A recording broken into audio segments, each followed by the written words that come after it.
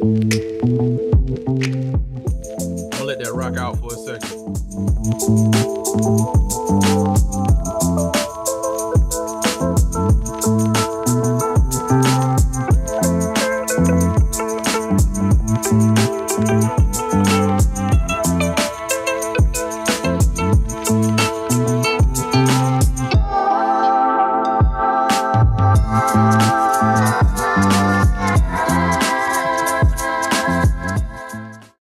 What's good? What's good?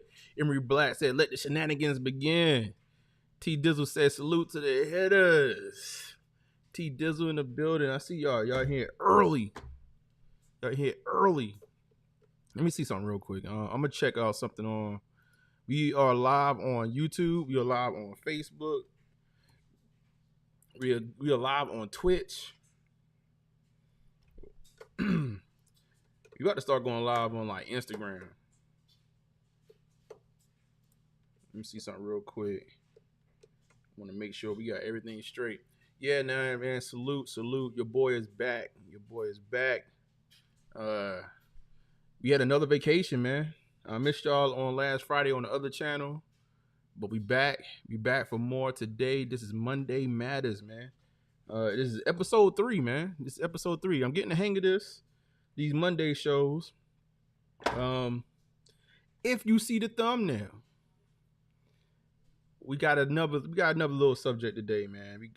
I'm calling it, I got American hate.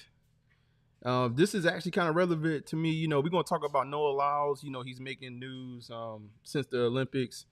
He got a lot to say, but I think there's a deeper conversation there, man. When you're talking about, Generation Z, younger folks, millennials, when it comes to this quote unquote thing called patriotism in America.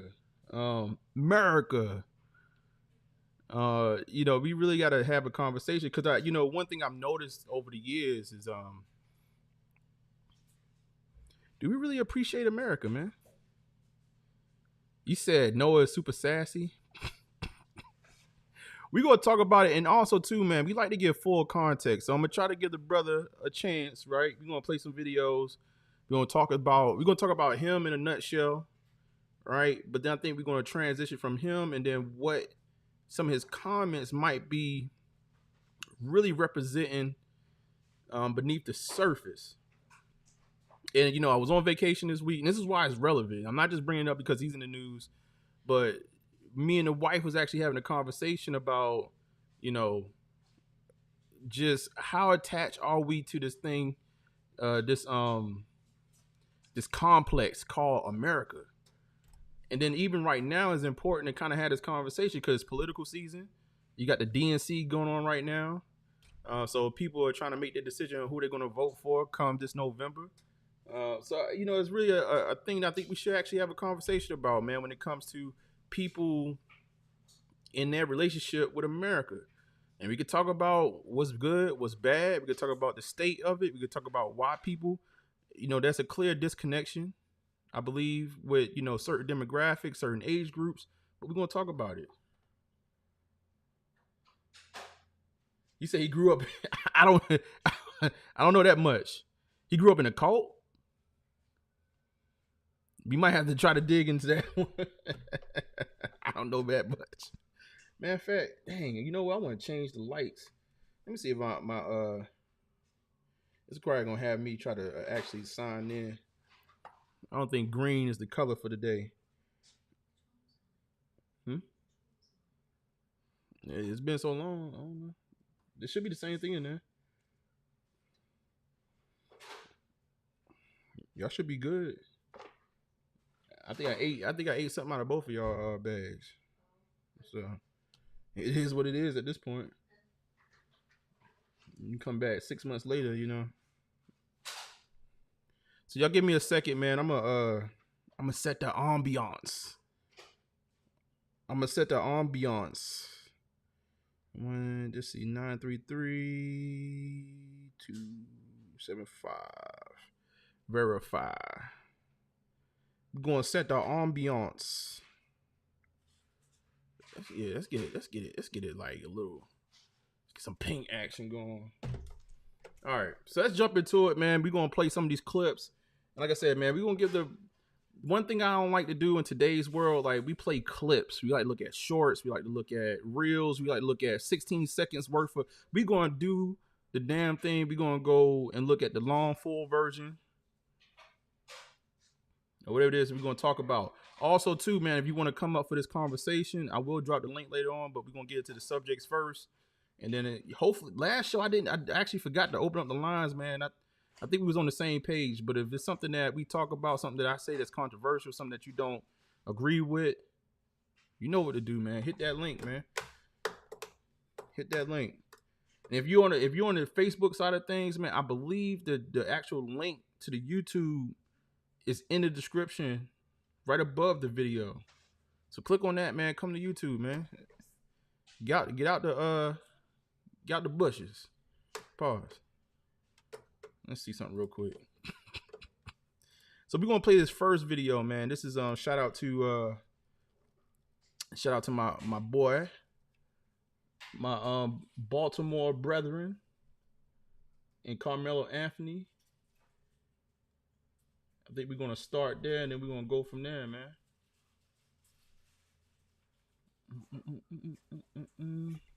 And like again, man, shout out to everybody that's pulling up, man. Shout out to everybody that's pulling up. Let me see. All right, here we go.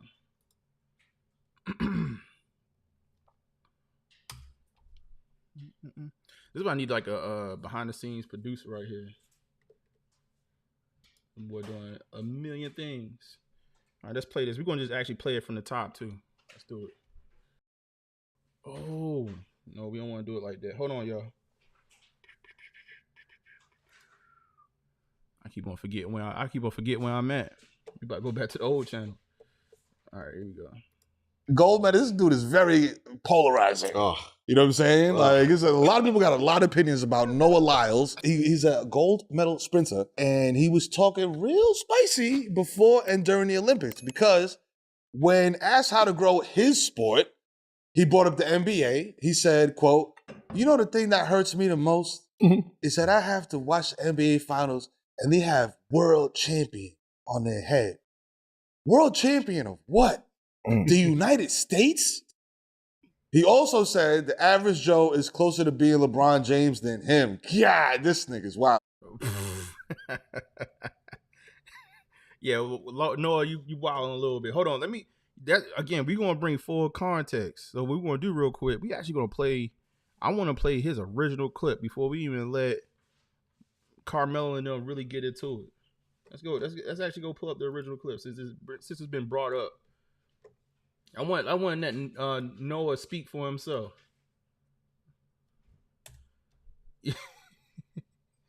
Y'all going in on this, man? No, we're not going to go in, man. This is a wider conversation. I swear I'm going to take it away from Noah in a second, but we're going to talk about it, though, because it represents something.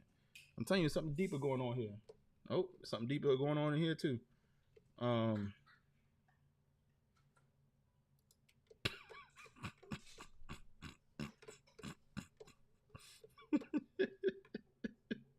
The thing that hurts me the most is that I have to watch the NBA finals and they have world champion on their head.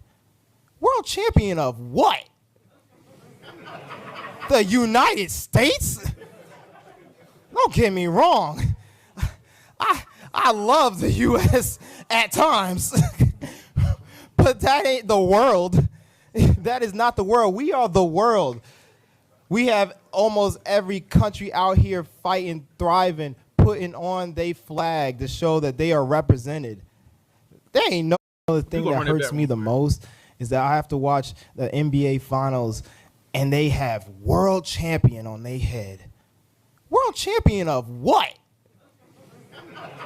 The United States? Emery, what's wrong with you, man? Don't get me wrong.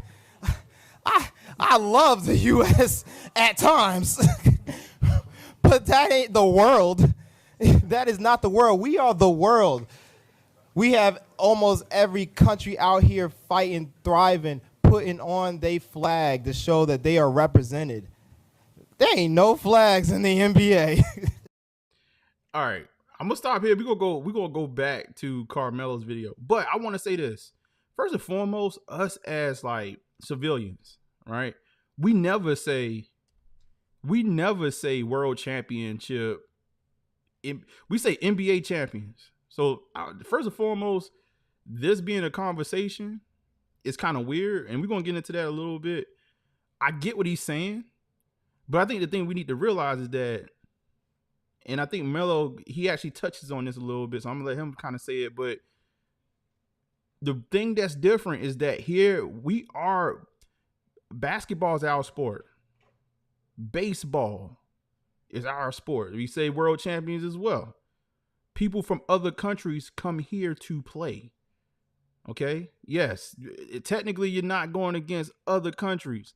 But again, like, there's a deeper conversation here, man. We're gonna get to it. Because it is a piece of that video that he was like, that I think that's very pertinent. Remember we talked about Woody last week from YSL, and it was like very pertinent. And he was talking to one of the investigators. He was like, "Ma'am, you know, everything I said up to this point has been true, right?" And she was like, "Yes." That's called that you've been certified snitch. Now you're trying to play like he ain't a snitch. One of the things that he said here that I thought was very pertinent, like he's joking around and like all the other stuff, but he was like, America is very good at times. That's the part. That's the part that we're going to probably get into. So we're going to go back. That is the part, man. That is the part. And we're gonna go back to Melo. Man, listen, actually, you know what? Let's do it this way. Come on, let Melo get in his bag a little bit about the subject. And we actually gonna fast forward.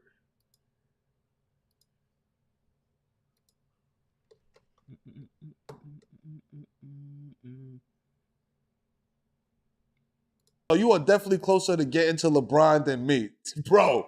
Wow. Woo! What they have? They had that 2C in France. Lyles denied the comment about Ant and his Adidas shoe. Fuck with her, fuck out of here. You ain't a world champ unless you do it at the Olympic level. Nope.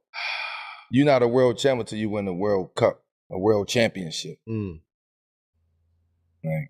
The reason why we call ourselves world champs over here is because shout out to the hitters, man. Y'all see them kicks on the feet? Y'all see the kicks on the feet? One of them kicks I might be put in rotation.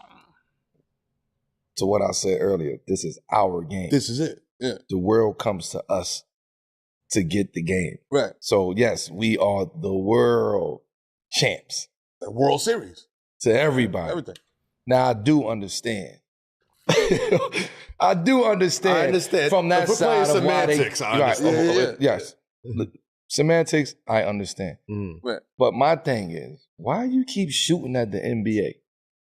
Why that league in particular? That was my only issue with what he said, shooting at the bro. NBA. Like, yeah. if you want to shoot at the fact that Emery said, I go back to Africa and visit.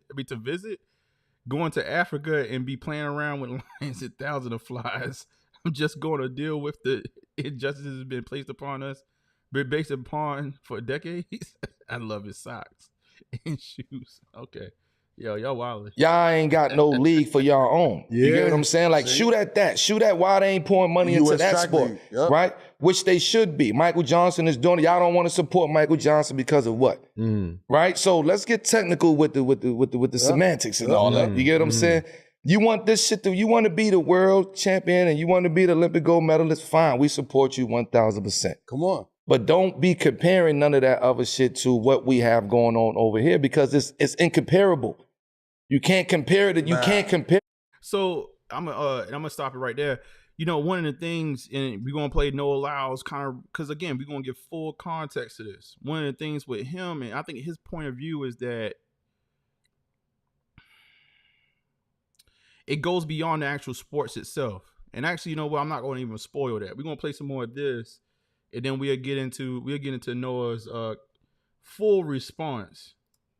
I'd rather you just be like, Yo, we need more attention on U.S. Track and Field Association, whatever it is. We need more attention on that. We need more resources. We need to figure out how we can monetize this sport, how we can bring our own leagues to this sport, how we can own our own ownership, TV rights, business. That's what the fuck you supposed to be worried about. Don't be worried about some NBA niggas that.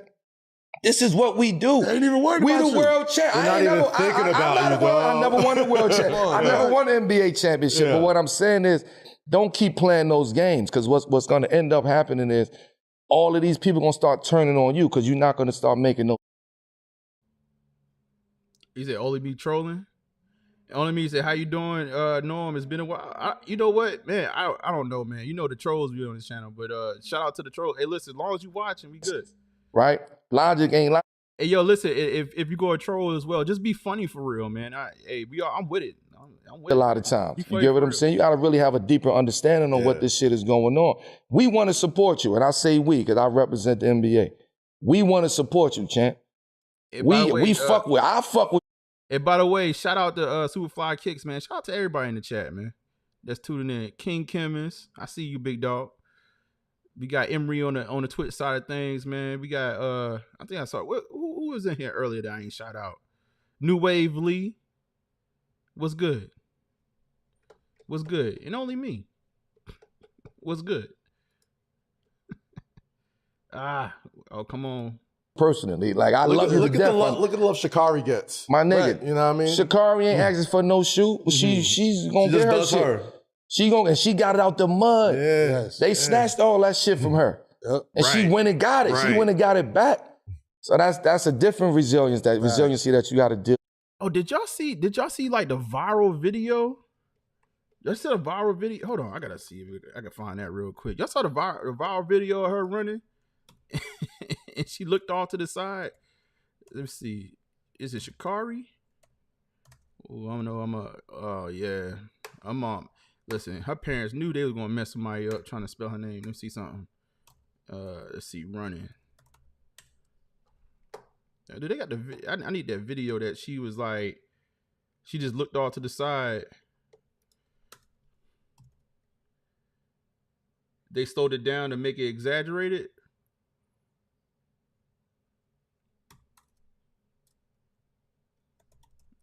Let me see if I can find it. Is this it right here? This is 1 month ago, 5 days. It's evolution. I think this is it right here. I think this is it.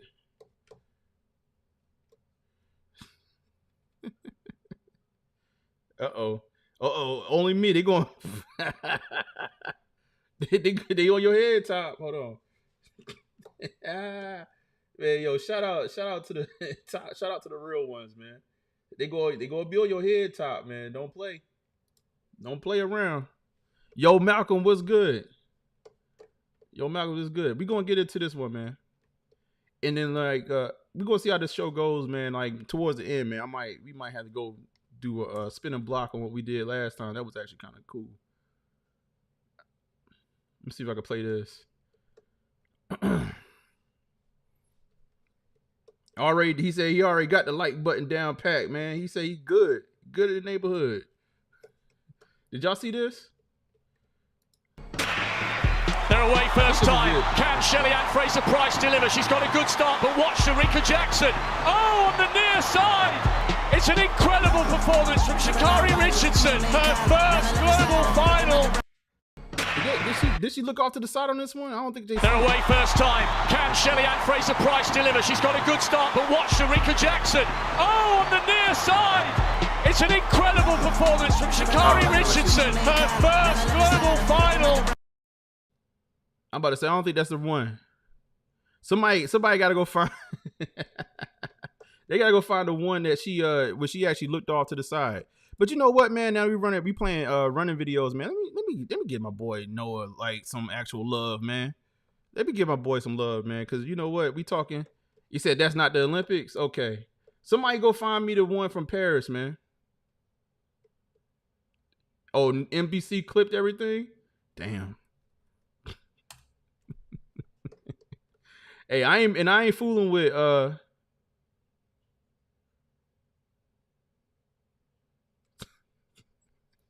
I ain't fooled. Lyles fought from the left-hand side. I'm surprised they could hear the gun. There was a massive roar in the stadium. Tobogo's gone very, very hard. Man, fact. Let's get that. Let's mute that one.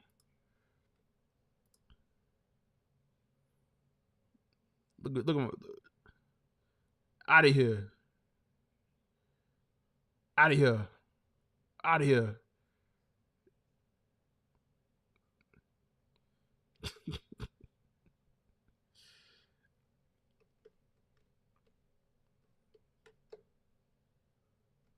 All right, let's jump back. Let's jump back to the New Wave. You got the clip? Oh no, I ain't play. You say play at your own risk. I ain't doing it. Don't even. We ain't gonna even set it up on this channel. Don't worry about it. If it's the Olympics, I ain't gonna worry about it like that. That was actually we just played what we played just now. I'm not gonna fool with it though. I'm gonna have to do what 0.5 second playback. No, we good on that. We gonna leave them alone. All right, so I'm gonna let Carmelo rock out, and then we'll jump into it.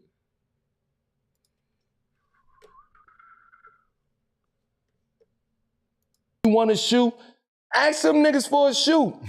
Don't keep saying Anthony Edwards is a whole different brand. Leave that nigga alone. That part. Focus on your own self, champ. I want to support you. I'm going to continue to support you.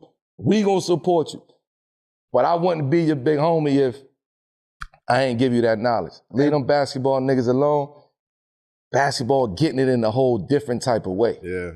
And we want to support track and field to get to that. So let me know personally what I can do to help that. Because I'm always trying to figure it out. But don't burn those bridges, champ, because once you burn those bridges, it's hard to get over that. It's hard to come back, though. You won't get that selfie with Brian at the podium. That's you know what I'm saying? Keep fucking around. Nah, leave it alone. You know don't. So that was one thing that I did see. They was talking about how he wasn't being shown love at the Olympics. And then after the fact, even athletes, now a bunch of NBA athletes was like, man, I hope he lose. And I ain't gonna hold you. Like, even the way his decorum after his bronze, he got bronze, and then they say he had COVID or whatnot, and then he passed out. He was gasping for air. I think he had asthma as a child, and then he was just doing too much. But just all the spectacle, right? Again, it's going to all circle back to something. It's all going to circle back. But now we gotta give Noah. His just due, right? Because he was on Nightcap. He was on Nightcap with Shannon Sharp and Ocho. And we're going to give him his just due, man. Oh my God. iPad. We're going to give him his just due. We're going to play this Nightcap video, and then we're going to get into it.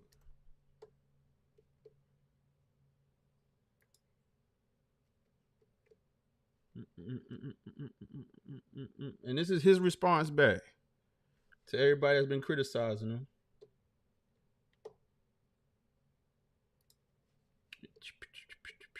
Oh my God! I keep on y'all gonna have to forgive me today. Well, I went on vacation, man. Forgot how to operate. Hey guys, it's your favorite Dunk here. Go ahead and click that subscribe button below so you don't miss a single. You said you see these hats, and it. All right, we're gonna call the basketball players. We've always called the NBA, the NFL, the Super Bowl champ. We've always called MLB. We've always called them world champs.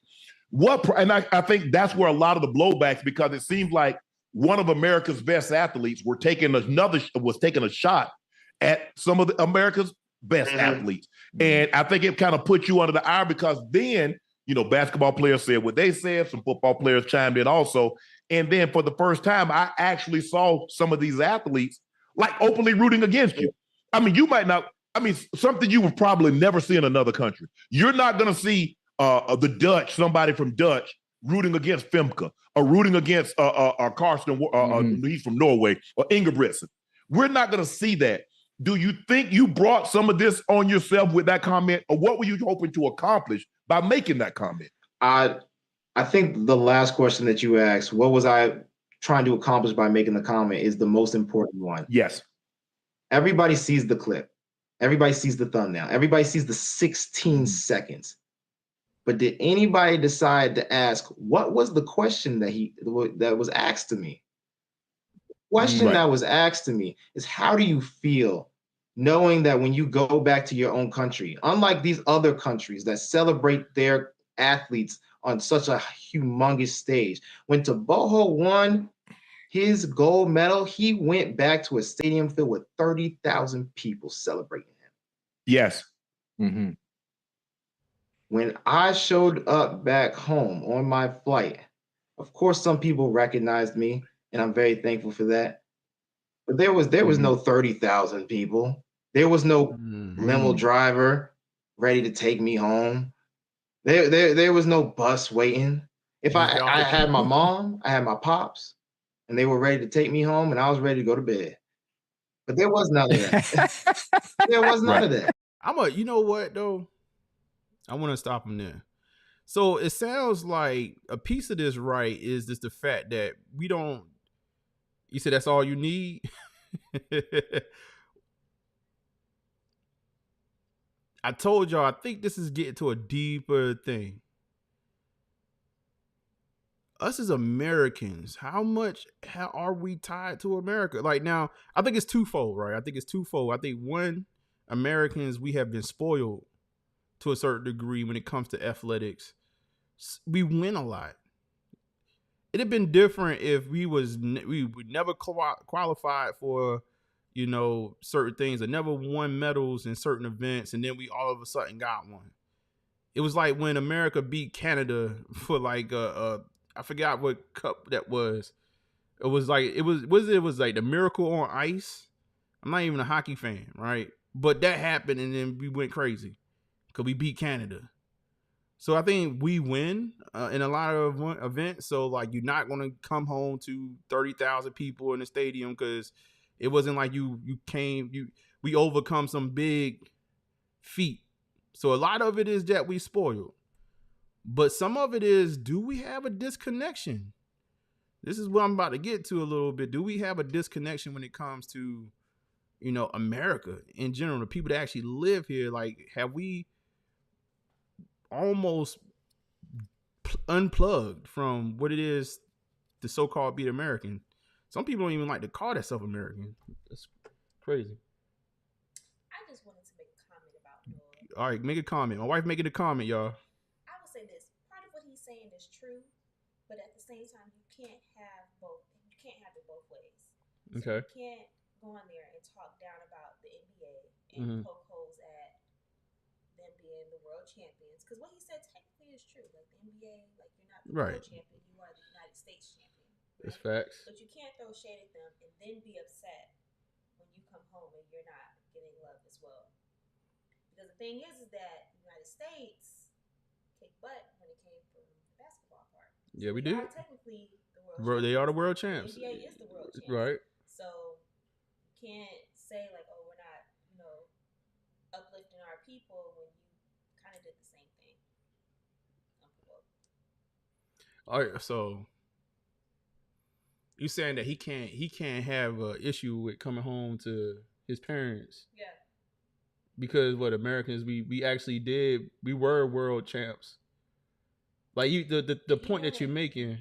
I think the country that he was talking about, he's like, oh, there's 30,000 people there. I'm pretty sure the person they were celebrating never said anything negative. Oh, okay. The guy. All right. So from the foreign country, they never said anything negative about their athletes. Right. Okay. Never said anything negative. You went up there. You said something. Where's negative. her mic? You went up there. You said something negative, and then got upset when nobody showed you love. You can't have it both ways. All right, I got you. So let me relay the message. So the wife basically said, that's a great point. So basically, you can't be mad that you wasn't celebrated when you got home, when you are the same athlete that's throwing shade on your own country, basically, or your own athletes from your own country. Yep. Now, but then he kind of said that in response to like it happened before he said something. Is there anything valid to that? Like, you get what I'm saying? Like, so he said it like, I came home. It's almost like he came home to his parents. Right. Instead of 30,000 people. Mm-hmm.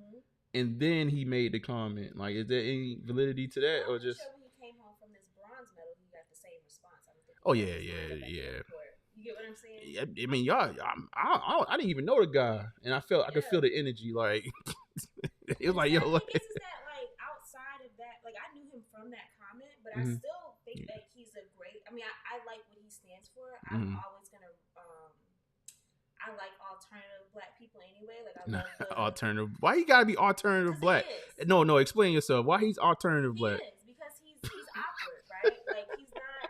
Like think about when we were watching the track portion specifically, right? And the Black American men, like they had a specific demeanor. They want to hear your take. Hold on, let me see if I can.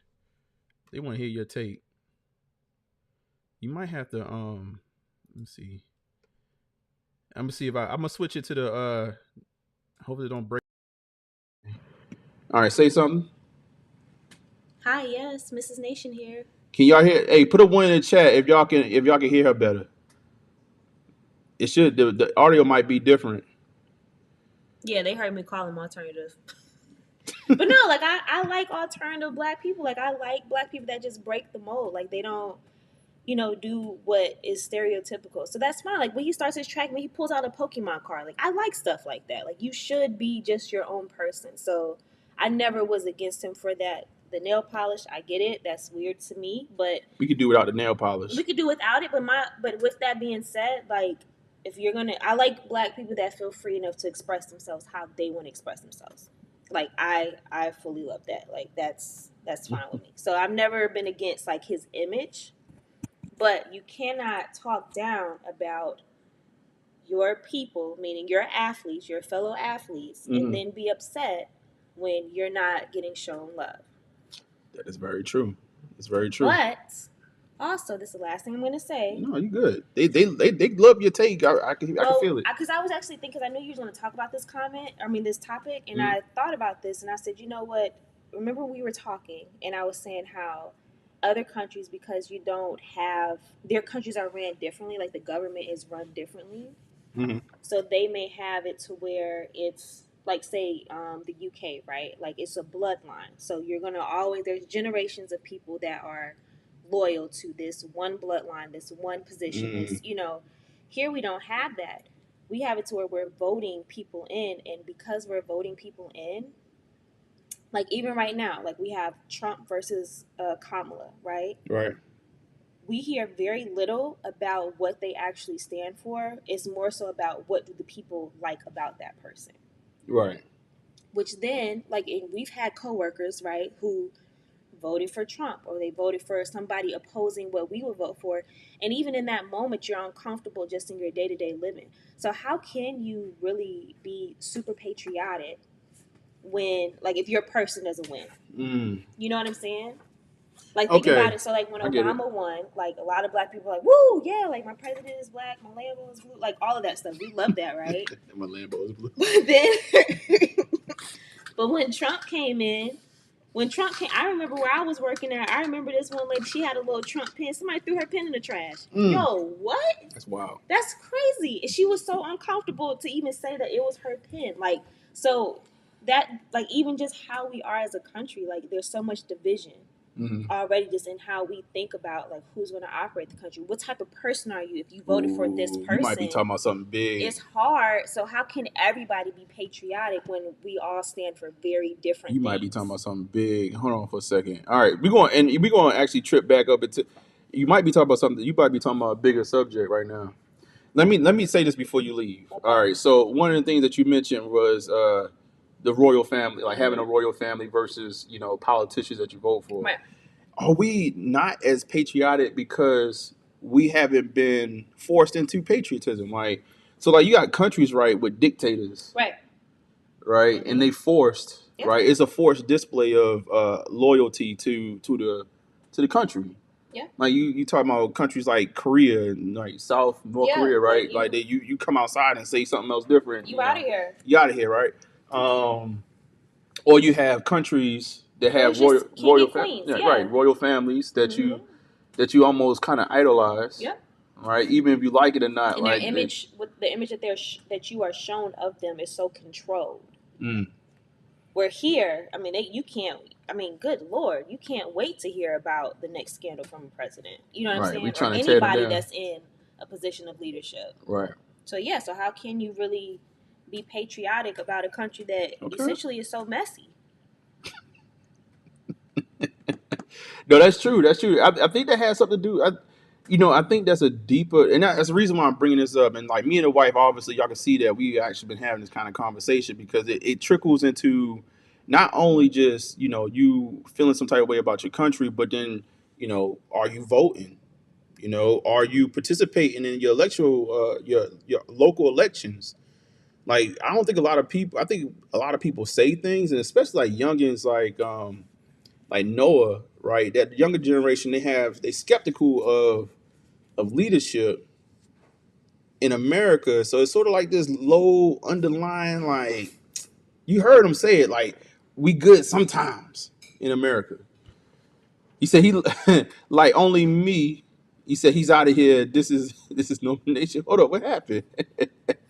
You said be like a god in other country pride strong for sure. Great take. Yeah, the wife came over here and broke it down. She actually got it. She actually got into the real meat and potatoes of this. Now let me do this real quick. Yeah, I had to. I might need to do that sometime. Switch over the computer mic. That was pretty cool. All right, we're gonna let Noah rock for a second. Then we're gonna try to bring it back full circle. But that Just want to give him I want to give him a shot to explain himself. The difference. I can understand the difference because we have a different way in America of seeing our sports. The problem that I had was you were given the title of a world champion to people who weren't facing the world. That's where I drew the line and said that's hurtful because you already have those, but you're giving the title to people who aren't doing that. Nothing wrong with being a national champion. But let me ask you this. They are great champions. They just didn't have the title. Is Nikola Jokic one of the best players in the world?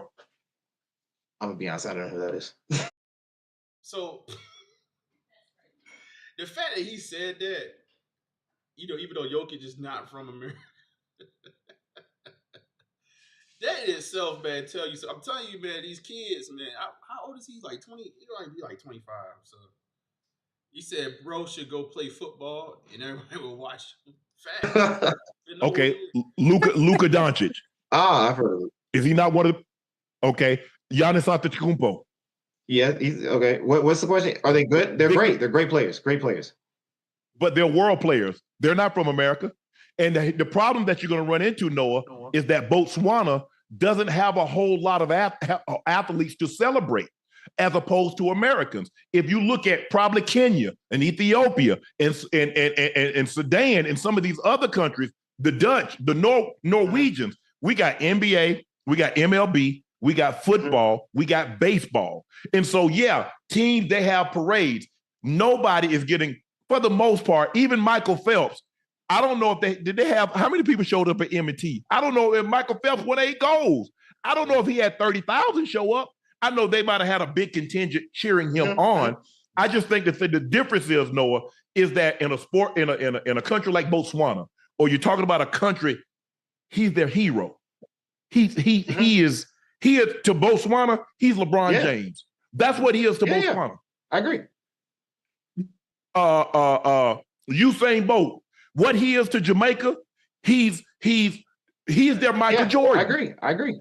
And when Michael Jordan was in Chicago, they showed out for the parade, but probably when he went back to Wilmington, where he was from, ain't no 30,000 show up for him. No, I agree. 100%. I'm not expecting that. I'm not expecting the parade. I'm just showing that the difference of how our sport is shown because the question that was asked again was, how does it feel knowing that when I go back home, it's not with somebody like Taboho is getting when he goes home. And again, I know what it is. I know we have, football and basketball, baseball, golf. Those are all above my sport. I know that. I'm cool with that. Of course, I want to make that better, but I understand that. Again, wife about to come back with a good take. No, this is the problem too, because we don't. This our generation of entertainment, the sports people, they don't have PR people.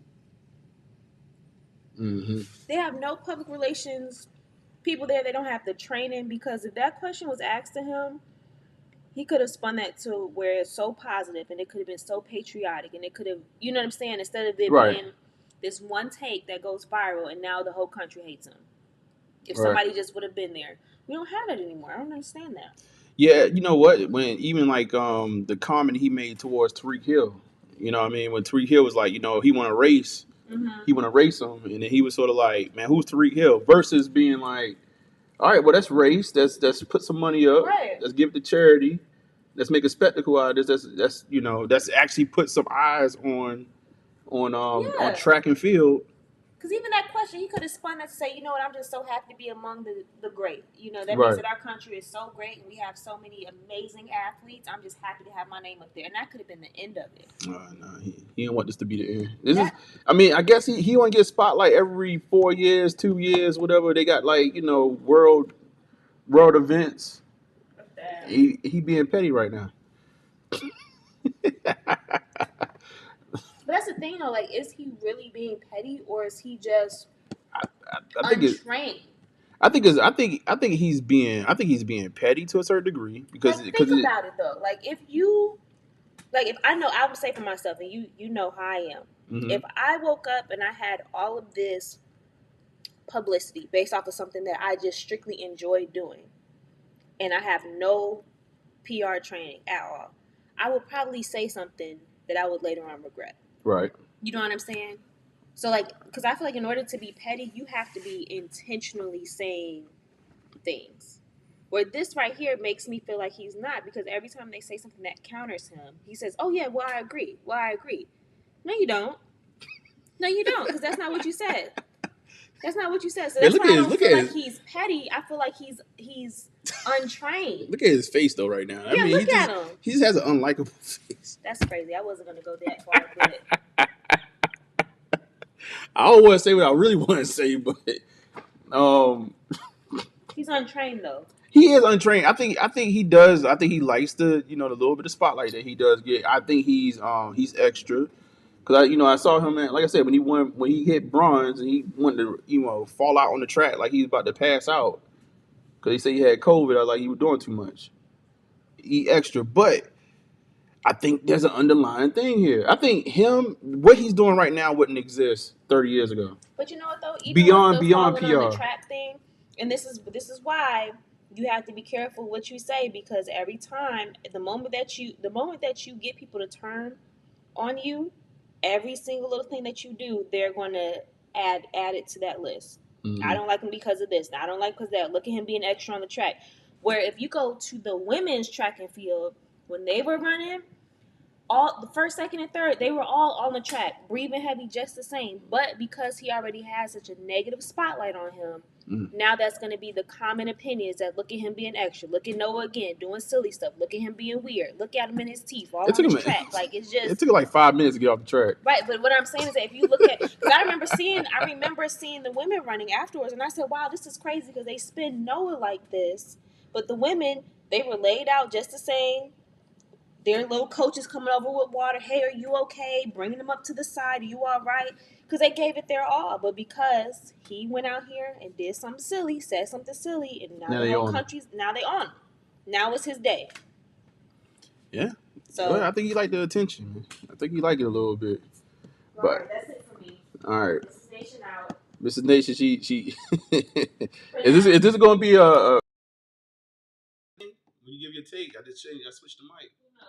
We'll see how it goes. All right, we'll see how it goes. The problem I had was you have world champions, but you're giving the title to people who aren't facing the world. But they are facing the world. That's the all right. So one thing here, and I think this was Shannon trying to say. First and foremost, let's be frank. They are facing the world because if Japan had a basketball league, which China does have a basketball, they do have basketball leagues. We're not checking for them.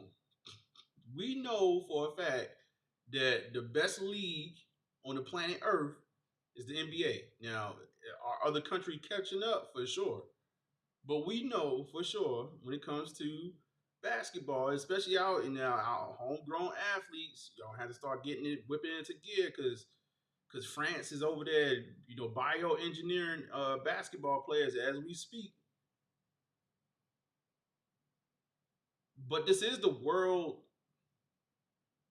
Now it's definitely changing. It's definitely changing, but by far we've been the most dominant league in the world when it comes to basketball. Football as well. Football is an American sport.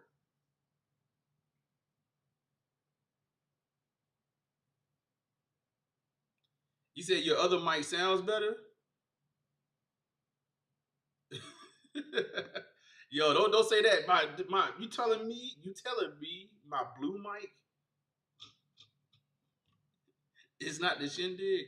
I'm gonna have to play with the sound quality, the sound settings now. And you're giving them the title of world champion. That's the only thing. World champion, yeah. That's the only thing. Me personally, Noah, I think your two biggest meets are the Olympics and the World Championships.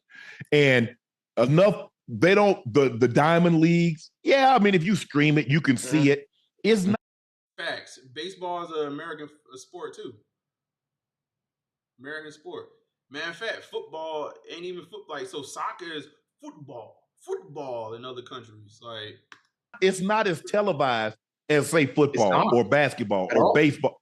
And so it's hard for the cash person. Everybody has a favorite team. Whether, the Cowboys fans, they're all over the place. The Steelers fans, the Packers, whomever. And so it's hard when I only really get a chance to see Noah Lyles maybe 3-4 times in a 4-year span, in a 4-year cycle. I agree, 100%. It's something that I talk to World Athletics, USATF, the Diamond Leagues constantly about. I mean, you know what the hardest pill is going to be for us to swallow as a sport? Sprint just came out. It's successful around the world. It's successful in the US. They're about to come out with another season, and it's going to do great. The hard part is that we as a sport are not ready for the popularity that is going to come. Everybody's going to say, I want to be a track and field fan. I want to follow Fred. I want to follow Noah. I want to follow Arion. Guess what? We don't even have a place to tell them to go to watch the track, because it's in every other different country, a different place. And you got to get a VPN, and you got to find your own website. You got to go on these back alley places to just watch regular TV in a different language. We ourselves are not ready infrastructurally wise to say, hey, world, come on. We got something amazing for you. And that's the hard part. We just, the rights just for the Diamond Leagues just got dropped by NBC and moved the flow track. Now we're putting it behind a paywall and making it even harder for fans to become new fans. Yeah, to watch, enjoy it. Okay, it hurts because I knew this was going to happen. I knew that that sprint was going to be successful because we have great athletes, great stories. The sucky part is we are not ready for it yet. We need to get ready, and we need to do it fast because it's coming to LA. Is the event you're talking about is Michael Johnson? What he just launched? I think he got Sid McLaughlin. I think he had a couple Grand Slam track. Grand Slam track. Yes. Have they approached you about being an active participant in this? I've been in talks between me, Michael, and my agent. We've been in talks since the day I heard about it. Trying to get as much information, trying to get as much, a feed on it, a feel for what's going on. There's a lot that I like that he's doing. There's a few things that I think could be a little better, but the thing that's stopping me at the heart of it is I have yet to hear a TV provider. Again, what good? You know what? Like, so he said Jerry Jones and them said ain't no money in track and field. Track and field is interesting. You know what? Like, even when you think about it from a high school athletics standpoint, I mean, you can kind of almost watch it from a high school level and see how it trends else places. That's not to say that it can't be bigger, but track and field, I mean, it's always kind of been secondary thing, like to your main team sports like basketball, football, baseball, soccer. You know what I mean? I mean, it is what it is. It's an individual sport. It's one of those things though. They could definitely put it in prime time though. I could definitely see them amping it up. And if they got to get the infrastructure right though, like he's saying. is it if we're producing these great times, these great shows, these great rivalries, and we have nobody sees it? And because now we get to the problem. We're in the same problem with the Diamond Leagues and with World Championships. But the one thing I will, and I think they're going to keep on kind of talking about just the state of track and field, but it's one thing about really trying to create awareness about what's going on with your sport, but you can't knock the next person down. Like, to be honest with you, the NBA is the players that you want to embrace. They're the most popular ones. The one thing I will say about the NBA is that what's kind of interesting is that the NBA at one point was struggling with ratings. I don't know if y'all remember early 2000s, post MJ, before you had LeBron and big threes and stuff like that. Like that early era when they ran into Malice in the Palace and all that good stuff. Those were not like great years when you're talking about NBA entertainment. Now, one thing that NBA figured out over time is a way to make their sport a year-round 24/7, 365 event. Even though right now we are in the NBA offseason, you have been talking about NBA players all offseason. I mean, this year is kind of a given with the Olympics, but you got the Olympics. You still got the WNBA kind of going on right now because the Olympics extended the season, which actually might be bad for them because now they're running into the beginning of football season. But even now, like, we about to go into it's August, September. We about to start talking about training camp with NBA. That's going to go into the preseason, and the season's going to be right back up and running at the end of October. So, like, the NBA has figured out a way to make their sport something that you talk about year round, which I think there's a reason why Noah's kind of like targeting them. But hey, shout out to David Stern. Shout out, what's the new commissioner? Like, it actually got the league where it is. Shout out to MJ. Shout out to the Dream Team. Noah, you're going to have to do something. But like I said, I think even with track and field being what it's been this forever. And we've had, tons of athletes come out of track and field for America. We never had this issue of, some semi like kind of cutting back at your own country. And I do believe it is due to some of the rhetoric that we hear now today. Like, if you talk to a kid, you ask them about America, a lot of kids don't even like America. Like, it's the funniest thing. It's like we live here, but we don't have ties. He said Bronny rise to stardom. He said Texas relays used to jump. But y'all been out there, y'all was out there with the band and everything, track and field, getting it on. And I just think it's a sign of the times. I think he's a little younger, and I think it's a sign of the times. He said they better go over into those other countries where it's popular and get money and quit crying about a career they pick. Yo. Facts. You chose it. You chose track and field. You knew what it was. You knew what it was. You know where the glory comes to. People want to see team competitions. I tell you what, though, my favorite sporting event I've ever been to, it's gonna sound crazy to y'all, but was a golfing tournament. Like, I went to the Wells Fargo tournament. I believe Truist owns that tournament now, but it was a Wells Fargo tournament back in the day, and I went to the Wells Fargo tournament, hands down the best sporting event that I've ever been to. It's a golfing tournament. It's the most amazing thing. Mainly because it's an all-day event. I think most sporting events are like too short. Like I don't even want to go to basketball games like that no more. Just because like they last for like an hour and a half. It's like boom, boom, wham, bam, thank you, ma'am. Like, you try to figure out how you even got there when it's about time to leave.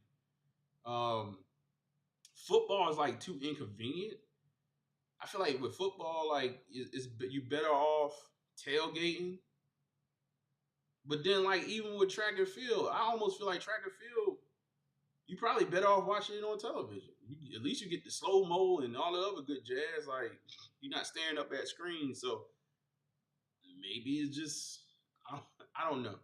But I do believe that what we're seeing with Noah, man, is a symptom of something else. Like, I think there's a deeper thing going. And, y'all know I got to turn it political to a certain degree. And I just think that when you talk about America to younger folks, man, it's not that same tie. I think even though he's talking about his sport, it's still like with some energy there. Again, like I go back to his video. He said, "Oh yeah, it's cool over there at times." I'm like, what is that supposed to mean, right? And I think even some of y'all in the chat maybe have some feelings around that. So I'm gonna change gears a little bit on y'all. I want to play this. This is a news clip. It's talking about patriotism in America. America.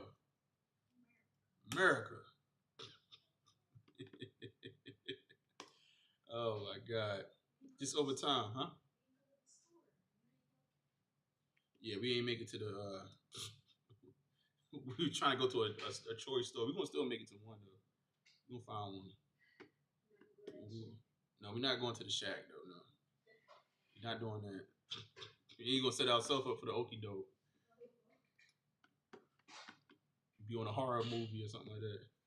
He said, I wonder, do those track and field folks or any other those other not so popular even met the president? Wow.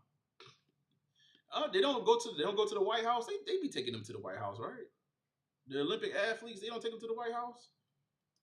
Well, several events, such as September 11th, the financial crisis of 2008, and the pandemic, have shifted American core values in the past 25 years. According to a new Wall Street Journal NORC poll, Americans are pulling back from values that once defined the U.S. Priorities, such as patriotism and religion, have fallen compared to those who were interviewed back in 1998. There are the numbers for you. The only priority that has grown in importance is... I'm about to say, I think there are the numbers for you. So I'm playing this. You ask it. I'm assuming they get the. I'm assuming Superfly that they go see the president. We don't just like their sport though. We don't be paying attention.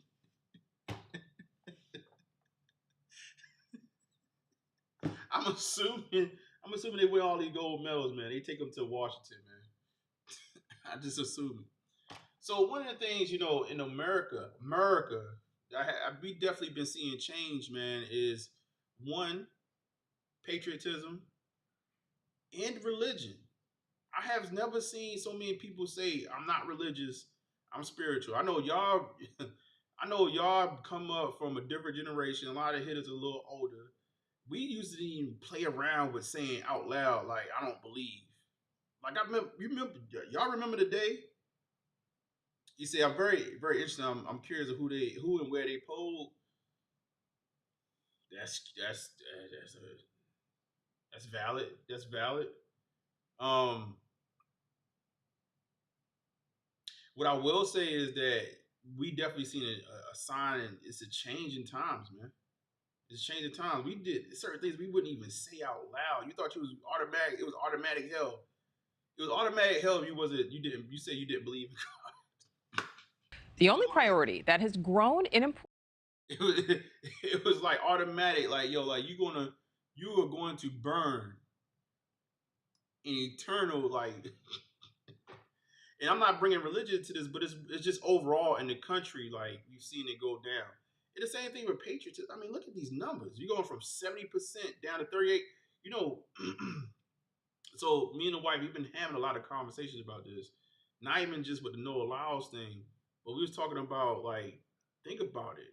Remember back in the day, you go to the grocery store, they had the athlete on the front of the Wheaties box, and that was a big thing.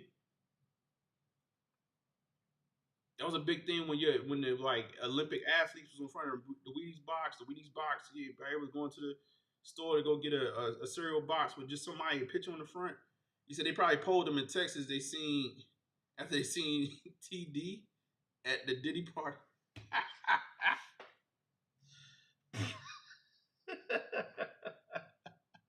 Yo, y'all gotta stop. Y'all gotta stop.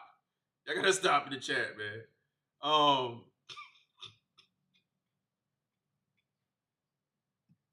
I think religion that day lost about 2 more points. When we saw TD at the Diddy party, I think religion lost 2 points that day. I done lost train of thought, man. Oh my God, I was trying to be serious just now. But like, no, for serious though, like religion has gone down. And I think again, I'll tie to America. Oh, this is what it was. Me and the wife who was talking about have us going into, like, we live in a different day and age of like social media and all that good jazz. We live almost like in a global economy at this point. Have the globalization of the way we communicate on a daily basis, has it removed us away, like a step away from America a little bit? That's one part. Now, obviously, I know a lot of people going to bring up social issues, but I think one of the things that we see on a daily basis is just the way we actually communicate with the outside world is different. Like, you could just talk to somebody across seas at this point like it's nothing. You said Americans are opening their eyes and ears, and they're seeing what's going on with politics and religion. Oh, see, Emory, you're gonna have to dial up, man. You're gonna have to dial up in a second, because when we say that, what do we mean? What do we mean when we say that? I think a lot. 98. There are the numbers for you.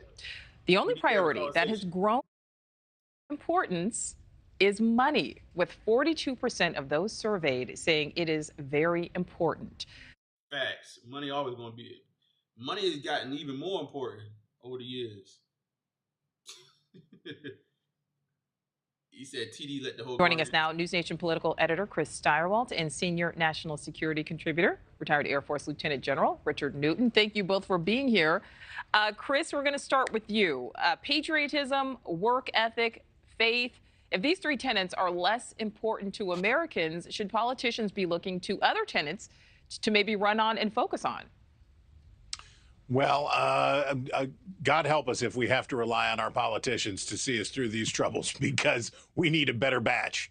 The reality, when you see stories like the one that leads the news today, when you see institutions that fail, when you see human behavior at its worst, and very often Americans unable to respond to those moments with the love and compassion that they need, the loss of belief in these structures is sad but understandable. And we have a political class that is way better at exploiting these problems than trying to remedy them. All right, General Newton, I'm going to kick it over to you now. The importance of patriotism dropped nearly 50%, 70% back in 98. It's now down to 38%. What is your reaction to that? And do you think that that's reflected in some of the trouble all the branches seem to be having with recruitment? Well, it sure does. And I certainly echo Chris's sentiments. It's a dour sentiment, but it's fact. It's almost as if we were becoming a nation no longer united, but a nation divided. And it's now, working its way into the military in terms of, as you mentioned, Nicole, recruiting and so forth. Right now, we are at about 75% of being able to meet our recruiting goals. That's based on 2022. That's unheard of. When I was Deputy Chief of Staff of the Air Force, I would testify in Congress, and really our recruit. This is interesting right here. This is the first time I looked at this video. Emory, you might can speak to this one a little bit with the recruit. So recruitment is down as well. Wow. And frankly, our retention was very high. We had people standing in line, and so did the other services. The other factor here is that where we can recruit from in terms of the base of Americans from 17 to 35 years old and so forth. Emory said, drop the link. Uh-oh. I'm gonna drop the link now, man. Hold on. I'm gonna drop the link for you. Hold on. Let me pin it as well. At the top of the chat. Go ahead, just drop it now. Let me stop being cute with the link. Let me stop being all cutie patootie with the link. Hold on. What y'all there laughing about?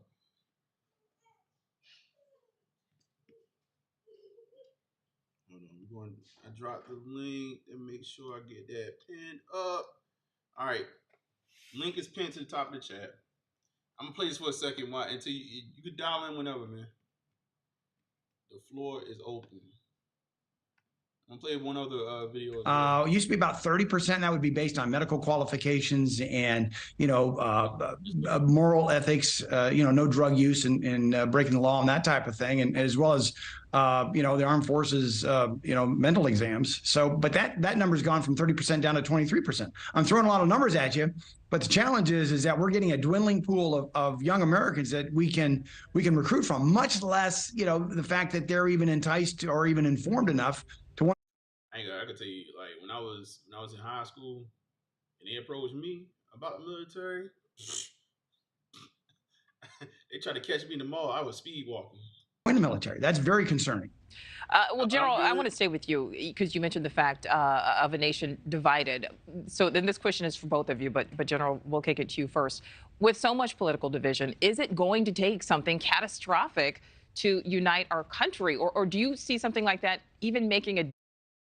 All right, let's bring in Emery. Let's bring in Emery real quick. Let's see what Emery got. We're gonna liven up this conversation a little bit. We're gonna liven up the conversation. Let's go, man.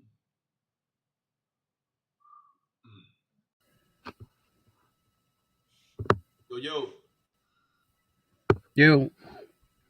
What you got for me, big dog? Man, listen. You have people like me. I'm not even though I did 20 years, I'm not an advocate of the armed forces. Because number one, there is no mission. There is no mission. Whenever I went to Iraq, I'm an inquisitive person. I was asking, like, yo, what are we coming over here for? They say peacekeeping. It was nothing going on in 2010. So, like, and with what I was saying before, people are just waking up. Like I said, with religion, we got more Catholic preachers touching little boys than doctors. And like I said, even in the black community, the Baptist churches, I don't know my man's name, but he had the Jerry curl. You know what I'm talking about. And he passed away. So, yeah, he was I forgot his name, man. He was a pastor, had a big, huge church. And he was down low gay. So, how are you going to lead people and you're just as foul as we are? So we all one and the same. And I understand, whenever they said, listen to the word, but not the man. But you can't listen to you can't really separate it. You have to show that you are a person of God or whoever you believe in. You can't be going around sleeping with prostitutes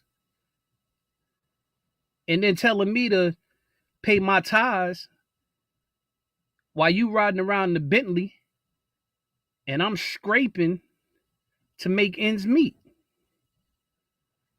Okay. Yeah, so, go ahead. And like I said, recruiting is down is because of it's just the times that we're in. And people are not patriotic because they see what's going on. It's a smear campaign between the Democrats and the Republicans. And that's all that it is. And then we look at it, it's not benefiting the common man to even vote. We need to vote inside of our like the mayor, our councilmen and stuff like that. But in the scheme of the big picture, we're just gonna keep on getting taxed. So you said a lot, man. First and foremost, with the military, I'm gonna try to stomp through, like, I'll try to walk through everything you brought up. Like with the military, first and foremost, like my man said, thank you for your service. 20 years, and I think, if anybody could talk about that and just, actually having a purpose, right?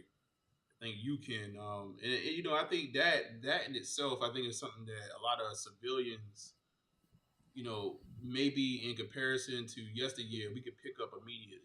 I knew even, when I was young, I was like, no, I'm not about to go fight somebody else's war that I don't believe in. And I had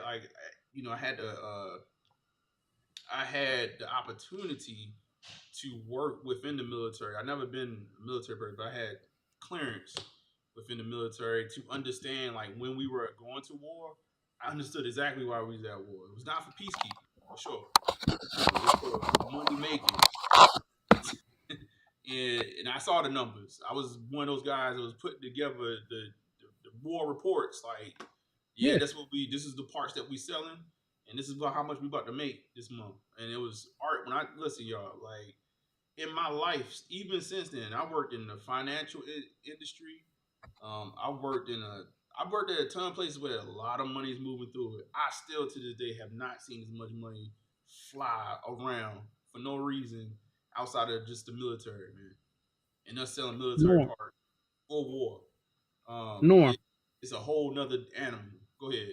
Norm, check this out. Go ahead. Explain to them how much of the businesses here in America made so much money. Like you said, with parts. Yep. I mean, weapons. We were basically selling weapons and then getting half of them back. Bro, making money hand over fist. Right. And just to go sell them back again. Yeah. like people don't understand, like, the thing, I think the one movie, if y'all ever want to, like, take a deep dive into this, the one movie that y'all could take a look at that was actually kind of interesting. It was almost kind of set like it almost going to be a comedy, but it's telling a lot of truths. It's War Dogs. Go check that out. War Dogs definitely tell you a lot about just gun sale, or like just military parts, selling weapons and all that good stuff, and all the money that's actually tied up into that. But it was over fist. And I'm talking about, I might forget the military complex. I'm talking about entrepreneur. I'm talking about you as a minority owner stepping out and getting a military contract and making buku bucks. I'm talking about you, the individual. It was a ton of money on the table for folks out there. If you just wanted to get your hands dirty and sell some parts, you could have. Woman owned, minority owned, blind. Like, man, listen, we could talk about it. New Wave, hold on, I'm gonna bring you in. Yeah, it's not even the black market. This is the official market. I'm not talking about nothing illegal. I'm talking about legal money that was made off of war. Then another thing too, that I forgot to bring up. It's a psychological toll that people's brothers, uncles, fathers, that's prevalent. You know what I'm saying? Like me, where I was at, we was getting water rounds. And to put your body through an adrenaline dump for 90 days, 60 days, 120, 365 days of the year, your body is going through an adrenaline dump because you're there. You're on somebody else's turf. It's like you're playing a basketball game and you're always away. You're never home. No matter how much things that we try to make it like it's home, like the music and little clubs and stuff like that, is not home. And there's a toll mentally that goes on. Like I said, for me, I can't sleep. I don't sleep. I may per day I may get 4 hours of sleep a day. On a good day, 6. Never 8 or anything over that. And then plus, there's other things where the military and has destroyed homes. It has destroyed homes because psychologically, there's a time difference. If you call your wife right now and want to see how the kids are doing, and she doesn't pick up, the first thing your mind is jumping to, even if y'all had a secure marriage and relationship, if she don't pick up, you like, oh, she out with somebody. But there's just it's a lot of things that people now, like I said, as far as myself, that I tell people about. I said it's good for small monetary things as far as with the military, education, home ownership. Those are some of the trade-offs. But then the trade-offs, like I said, you have depression. I fight with that. I never had it. I mean, I grew up in the projects in New Jersey with dope fiends, crackheads, pissy elevators, and that didn't even affect me on how much the military did. And I got to deal with ailments. I found out I had degenerative disc disorder. No cartilage in my knee, blew out my Achilles tendon. So there's a whole bunch of things that I tell everybody. I mean, they think everything is good with me whenever they see me, but I tell them the actual truth. It's not for the weak. If I had a chance to do it all over again, would I do it all over again? Yes, I would, but I wouldn't go inside the Army. I'd go inside the Air Force, where it's more mental than what it is physical. All right, so you bring an interesting perspective on this though.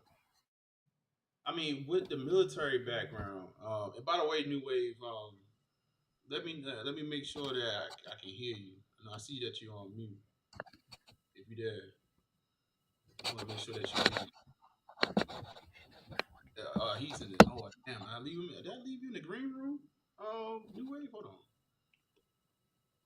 Yeah, I ain't never bring you in, did I? My bad. No, I think my audio messed up. I thought I brought you in. Can you hear me now? Yeah, I can hear you. All right. Yeah, I do have a question later on, but I think from the era that we grew up, I really think it was really only like kind of two ways. Like you either went to the military or you got an education, and both of those like basically give you the same thing. Like they give you a network to be able to do stuff. Like I had a friend, he joined the military because he had no other option, and that's what he grew up knowing because his uncle did it.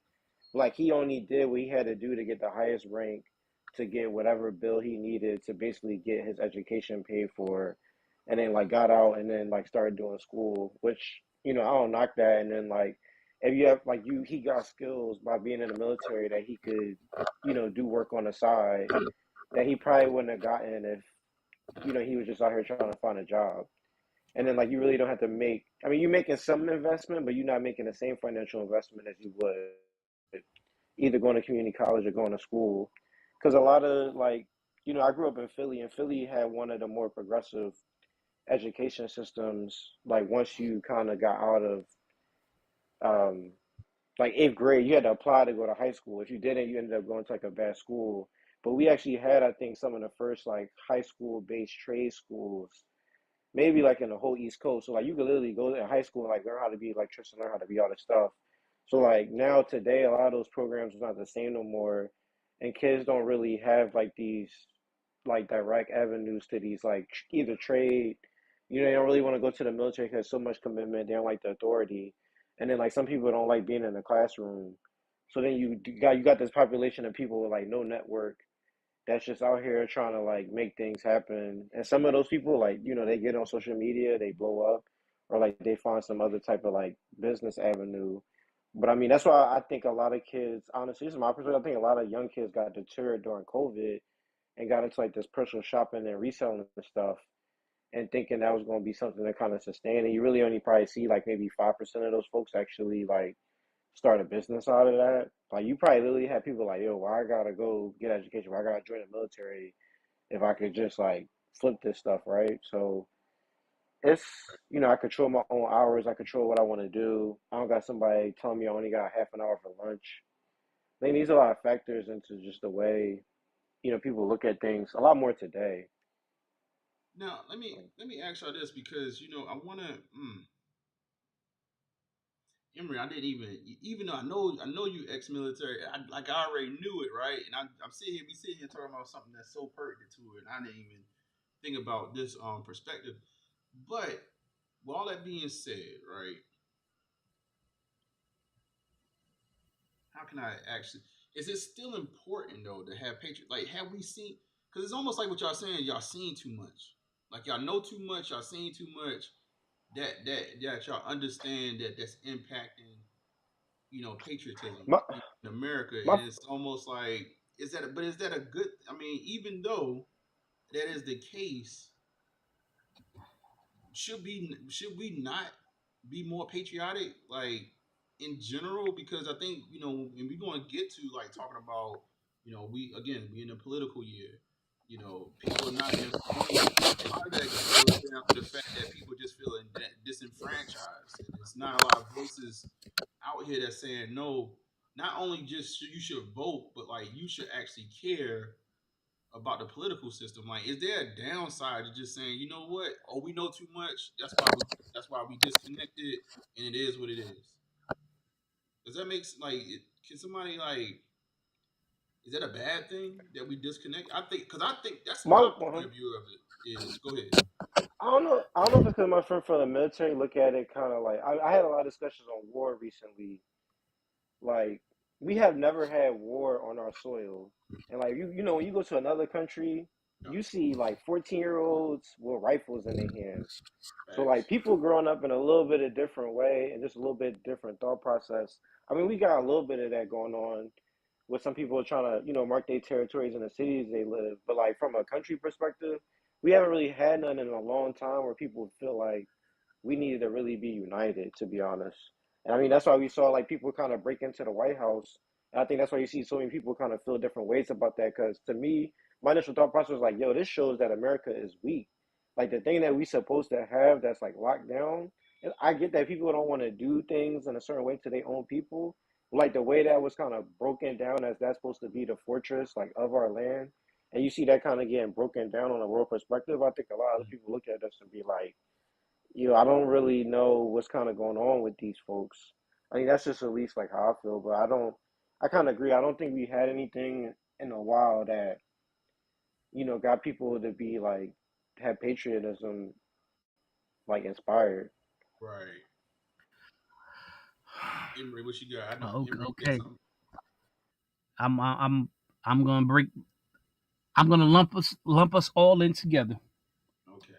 For me, number one, I'll be right back. Okay.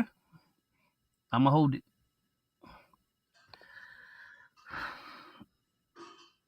Go ahead, Emory. Okay.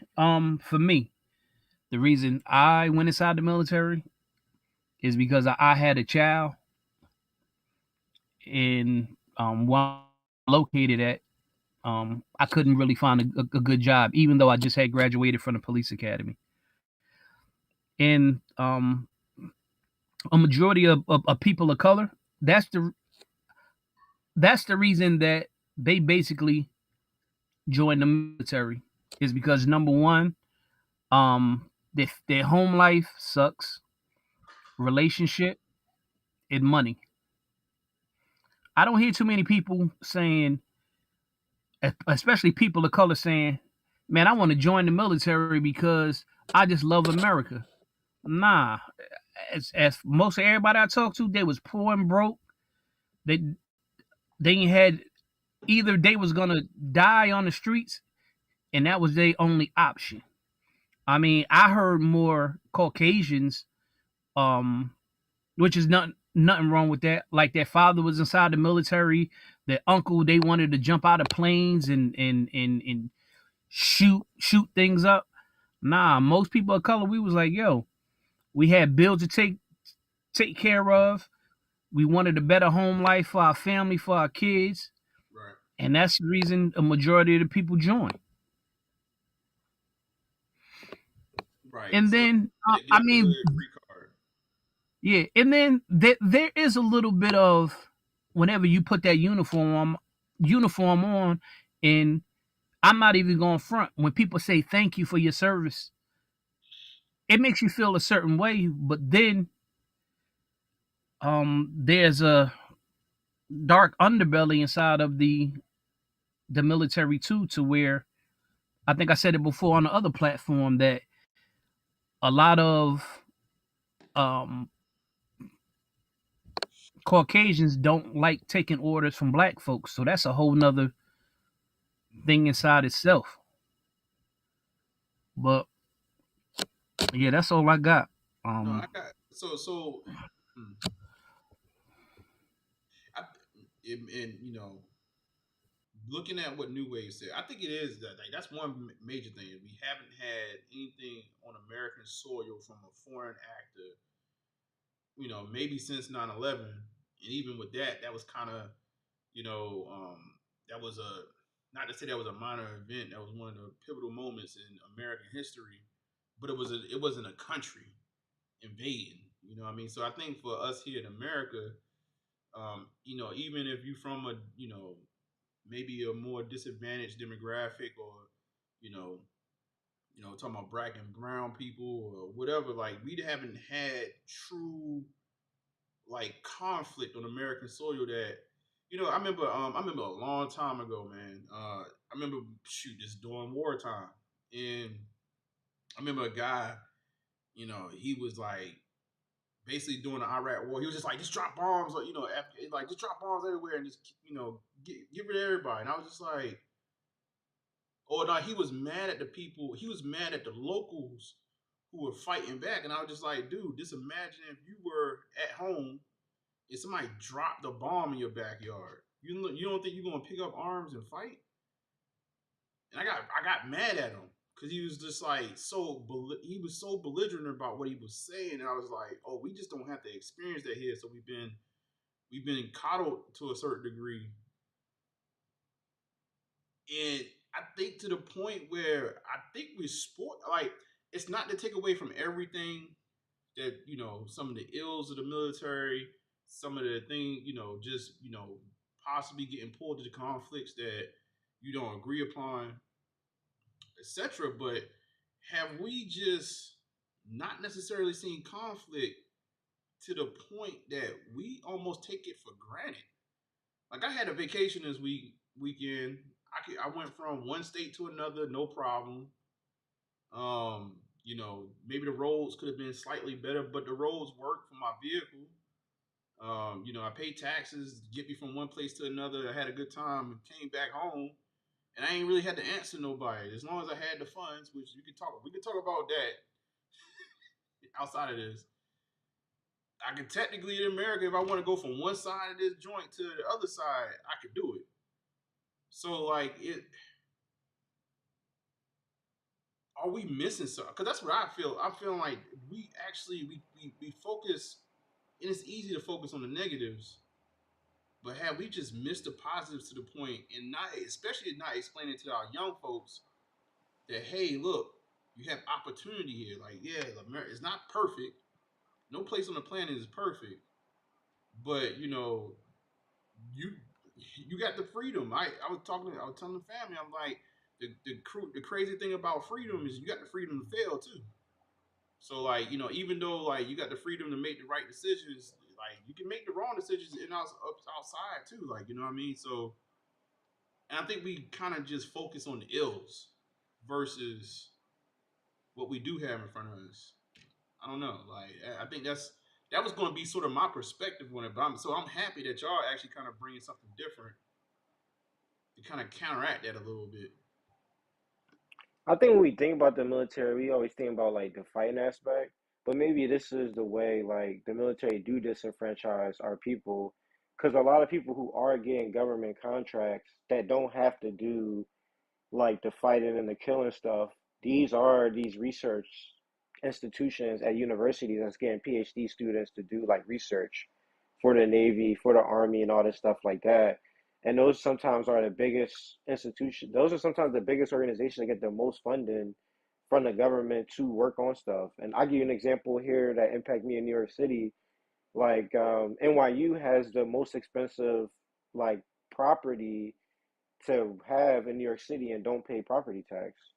But like, you know, I can't really argue probably what about NYU giving back to the city in terms of like whatever resources and the students they bring and stuff provide. Maybe it balances out, but like there's definitely stuff that's happening between government institutions. And I just think the generations that we've had today, they haven't had to like fight, right? Like when they have conflict, the first thing they think of is not going to be war. And because people in the military look at us as civilians, they're not really telling us why, you know, like I give you an example, like the whole thing, the DMZ between North Korea and South Korea. To our thought process, like when that North Korean guy would try to run across to South Korea, there were Americans there to help, and like Americans don't really know why Americans are still over there between that South and North Korea thing. And if you try to ask them why, they're not gonna really give you a straight answer. But like we know why if you really sit back and think about it.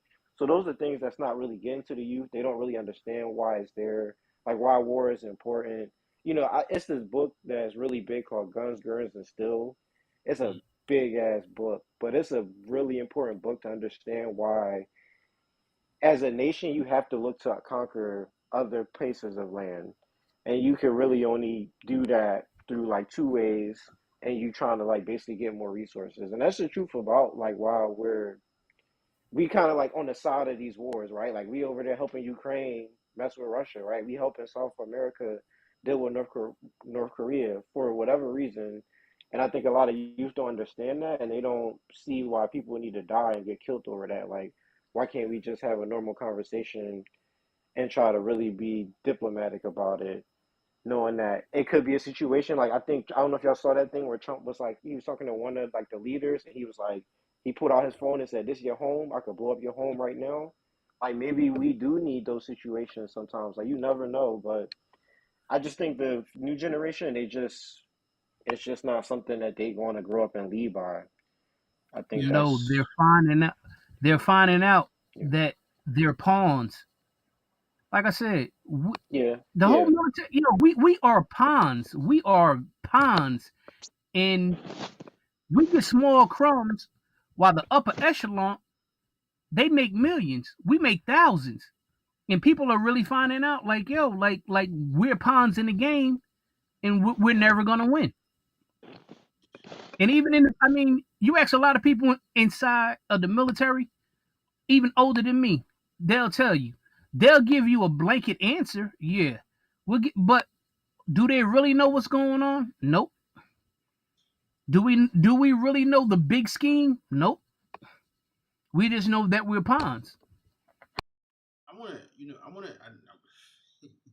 I want to add this, like the threat of violence creates peace, right? Is up that's just that's the way to the land. Like threat of violence or violence itself creates peace.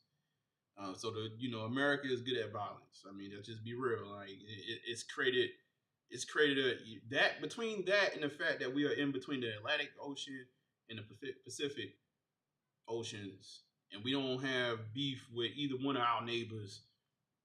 We cool over here for the most part. We've been cool over here for the most part of our existence as a country on this planet Earth. To Emery point, I do want to say, like, you're right. Most people are going to be pawns. Most people are pawns. I mean, I think the one thing that I think we have to all come to grips with, like this land. I was listening to Kamala speak a little bit about her plans and what she sees for a future America, and she's like, I want to have an America where nobody going to have to, struggle for X, Y, and Z. It's never going to be a reality. The reality of the fact is that there's going to be winners and losers, no matter what. I don't care whatever way you want to plan it out, and it's going to be more losers than winners. It's always been like that. It's always the first person in line that wins. Maybe second person. Like this is just the first loser. And I think one of the things that when you talk about this corporation called America, right? I think it gives you the illusion that everybody can get it, right? And that's sort of the beauty of America. But at the same time, like, yeah, like most people are not gonna be able to get over the humps and actually get to the next level. That's just the nature of the game. That's just nature of life. So like I guess to me, when you say pawn, like there's always gonna be a few people controlling things. Like I don't never think we're gonna live in a society where I think it was like a Star Trek movie, if I'm not mistaken, where I believe like even like is it like Puerto Rico? They kind of like they give you a house, give you a car. It's some country like that, but it was like a Star Trek movie, and like everybody got the same thing. It was like you get the same house as this person. Everybody gets transportation. Everybody gets food every day, and we all can just live good. And it never ends good because always is going to be somebody that thinks I'm supposed to get more than the next person because I did more. And I'm not saying that it's right or wrong. I just say like I guess when I hear pawn thing, I'm like, that's just it's always going to be more pawns than king and the queen on the board. But go ahead. I want you to respond to that. Now, Norm, look at this right here. Tell me, how do we have a commander in chief and they never served? That's what I was going to bring. So, like, is that something? Because they talked about this, right? Like, what is it like Turkey, right? You got to do at least like 2 years. Everybody has to do 2 years of service when they come up of age, right? If I'm not mistaken, I think that Turkey does that. Is that something that I think here in America, like, are we skipping steps? And those actual same steps allow you, give you your voting rights. It's like you got some skin in the game. Are we just giving away things for free, and people are taking it for granted? Because No, you see it with the borders. You see it with the borders. the president actually don't run anything.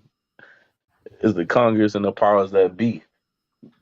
Just like if there's no war, there's no reason for the military. So every time they have a war, best believe the United States making bread, like you explained. And it's all about power and resources. And if you look, United States plays the game as we're the savior, but we ain't trying to give up no power. And if you got resources and we want them, we gonna come take them, regardless. And as far as what New Wave said, people don't know about North and South Korea.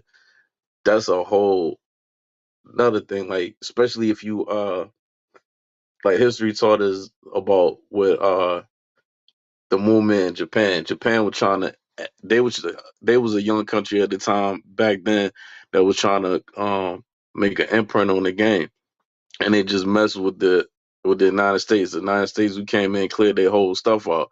Now they are damn near our best friend, right? We move all the bases in there, and every land that we touch, that we never leave. It's a base there regardless. Now, as far as the battle right now, when they're throwing out the World War III or whatever, the Ukraine joint is messed up to me because we benefiting off of that. Whether people know we backed on that war, and Biden and all that other stuff, we getting money off of that because we sending missiles and all that other stuff. As far as China, United States, and Taiwan, it's about microchips. Because whoever controlled the United States controlled the technology in the microchips, and we send it to Taiwan. We got the technology, but we sending it them for the cheap labor. Just like on the sneaker thing, what we do, Apple sneakers, we send that to China, and now we beefing with China, so we take that out of their country to go get people cheaper labor to get it. It's all about power. So I'll say this on the microchips, because I know specifically. Basically, we made some chips that has got it to the point where it's easier to make like undetectable nuclear missiles. Yep. So basically, what the government is trying to do is restrict selling to certain countries that would do business with certain areas of China or North Korea to like get them chips to be able to like almost essentially have a very close chance of like sending a missile somewhere without it being detected. And New Wave, did you hear about that new submarine that we got that's undetectable, the Stingray? Yeah, supposedly, yeah. I mean, like water is an interesting spot, but yeah, go ahead. want to hit it. No, I want to hit an interesting spot because it goes back to the main point. When I hear people and I'm picking on you a little bit, G Fish. When I hear people say, "Oh, the president don't have any power. He's a figurehead, right? He actually just brings to the table whatever, and then the Congress has to vote on it. They don't want to pass the bill." But ultimately, it's supposed to. And goes back to the reason why I'm kind of on this subject, and I was kind of talking to my wife about it. Is ultimately we don't participate in the elections to actually put the people in place that actually supposed to pass the bills. You want to get 10% voter, participation when it comes to the positions that actually matters, right? And I think it all boils back down to the same point where like people are not invested in the same country, right? That allows you to live for free. We haven't had any conflict on our homeland, and can't hear me. You can hear. Oh, okay. He probably want me to turn the MacBook mic back on.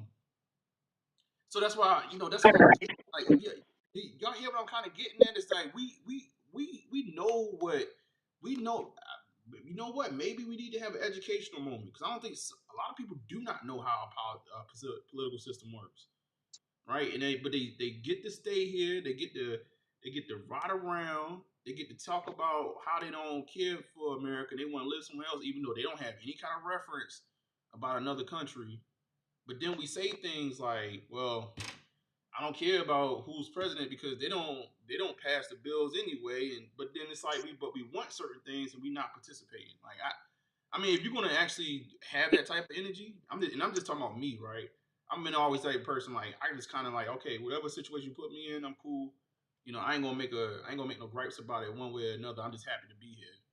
But I hear like a lot of people have opinions, but then like don't even understand the system that they live under, and they have a right to it. I feel like you got more effect if you want to make. All right, so the presidential campaign, you had to go off the policies or whatever, right? Can you hear me? Yeah, I had to change my mic. Y'all can hear me better now? Yeah. Okay, cool. Damn. Yeah, I feel like where it more affects you is if you participate in local more than national. Because every president got their policies and what they want to do, and we just said about Congress or whatever, but they just gonna say whatever they gonna say just to get in that position. But like I said, the powers that be, which is bankers and billionaires and Congress, you might have a plan and you get inaugurated, and then when the doors get closed, they gonna tell you what they want you to do. Right. When I say powers that be, that's billionaires, meaning they got more power. They got more power than the president, and that's who. And that's what I was saying about resources and war and conquering and doing all that. And the only reason I be feeling, well, I'm not saying this right or wrong. Well, I ain't gonna say that. I'll put it this way: I don't understand the dictatorship because I live in a country that's totally different with different set of rules. But the reason when they paint the picture about a dictator with their country, a dictator is fighting against our way of the West on some like you not gonna tell us what we gonna do with our country. I ain't gonna hold you, man. I'm gonna say something, man. It sound like you sound like a Trump voter, man. Listen, you want to give it back. I'm not sound like no Trump voter. I'm just not with the bullshit. Hold up. I'm just not with the bullshit. No, hold up. Your points because we be trying to act like America. Like when I be going through the rabbit hole and shit, as far as watching like CNN and all that other stuff, I don't be watching none of that. I watch the Australian, I watch the Al Jazeera and all that because our TV and all that shit be painting politics to want you to see it a different way. Right. If you ever watch the Australian news, they don't be having no bias in that shit. They be clowning us. Well, the funny thing. Do. The funny thing is that we've been asking for, if we're going to talk about politics, we've been asking for political outsiders. That's what we've been asking for. We've been asking for political outsiders since Bush. Let's be real. That's what Obama represented. That's what Trump represented. I think we went back to a little bit of trying to go back to a little bit of sanity with Biden. But to be honest with you, what you're talking about is getting rid of lobbyists, which when you're talking about lifetime politicians, they don't make a ton of money. So who they got to align themselves with people that make a ton of money. You know, even down here in the Carolinas, we got our girl down here in South Carolina aligning herself with Boeing, you know, on private jets and stuff like that. I'm not going to say people names and stuff like that, but you know, the thing when it comes down to it is most politicians, lifetime politicians, they're going to be bought off. It's just inevitable. Like, you know, you run, somebody just come and throw a check in your pocket, you know, in your hand and say, hey, look, I need you to do certain things. I need you to say certain things. Like, who going to turn it down when, I mean, what the president get paid? What, $400,000? They make their bread as far as Democrats. They make their bread as far as now. They make their bread. They make their bread bailing out Wall Street and businesses. If I'm the and president, get the kickback. Right, but I would get $400,000 for my job, but then I got a lobbyist right outside the door. Like, yo, look, hey, Yeah, you ain't thinking Biden ain't getting no kickback. You think Biden ain't getting no kickback? He ain't getting no kickback off of that Ukraine war. Shoot, I you know what? I haven't really dug into it. I'm quite sure, right? I'm thinking about because these are the years I was really like into it and actually a part of stuff that was actually happening. But like during the Bush years, like the Carlyle Group, a lot of people know about the Carlyle Group, but they was making a ton of money. They completely tied to the Bushes, right? So like, you know, so once he stepped back out of presidency, like he came, you know, the family was making money. So that's part of the game. I found that weird too. I know I'm piggybacking. Look, I caught so much flack back then when all that happened. I'm like, yo, so they hit us with 9/11, right? Right. But the Bush family cool with the people that hit New York. And then when they jumped off, all the flights was canceled. But you let the Bin Laden family fly out of the United States. You ain't put nobody in interrogation. You ain't do none of that shit. And then when the war jumped off, we ain't go straight to Afghanistan. We went straight to Iraq. And they go back to what E Black was saying. People starting to wake up like, yo, wait a minute. Iraq didn't hit us. Afghanistan hit us. Why we go straight to Iraq? Because we want that oil and they wanted to get the dictatorship up out of there. And then when we went in Afghanistan, to me, I mean, people probably like, gee, you might be tripping. What's the most valuable resource in Afghanistan? Poppy seeds. You need poppy to make what? Percocet. Pills. Oh man.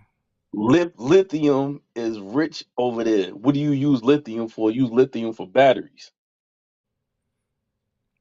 Yeah, it's all about resources. You kicked off of YouTube. No, seriously though. Like you're correct, right? Big business is always going to be a part of government. If we're going to sit here and act like it ain't, it is. It's always going to be like those people on Capitol Hill that, you know, that's politicians. They always going to have somebody going to be in their pockets, man. Like it's just what it is. So is that still enough for you to not have a level of patriotism about America? And I'm only facetiously asking that question because I always go back to the part where there's an alternative world, right? There's an alternative world where we live in a country that's getting invaded. That's an alternative world where you don't, I mean, maybe the system ain't the best, but you don't have a sound system to live under. And, you know, you're not in a village that's getting RMP'd. You know what I mean? You do have, even though the system is the system, in capitalism, you got the opportunity to build yourself up.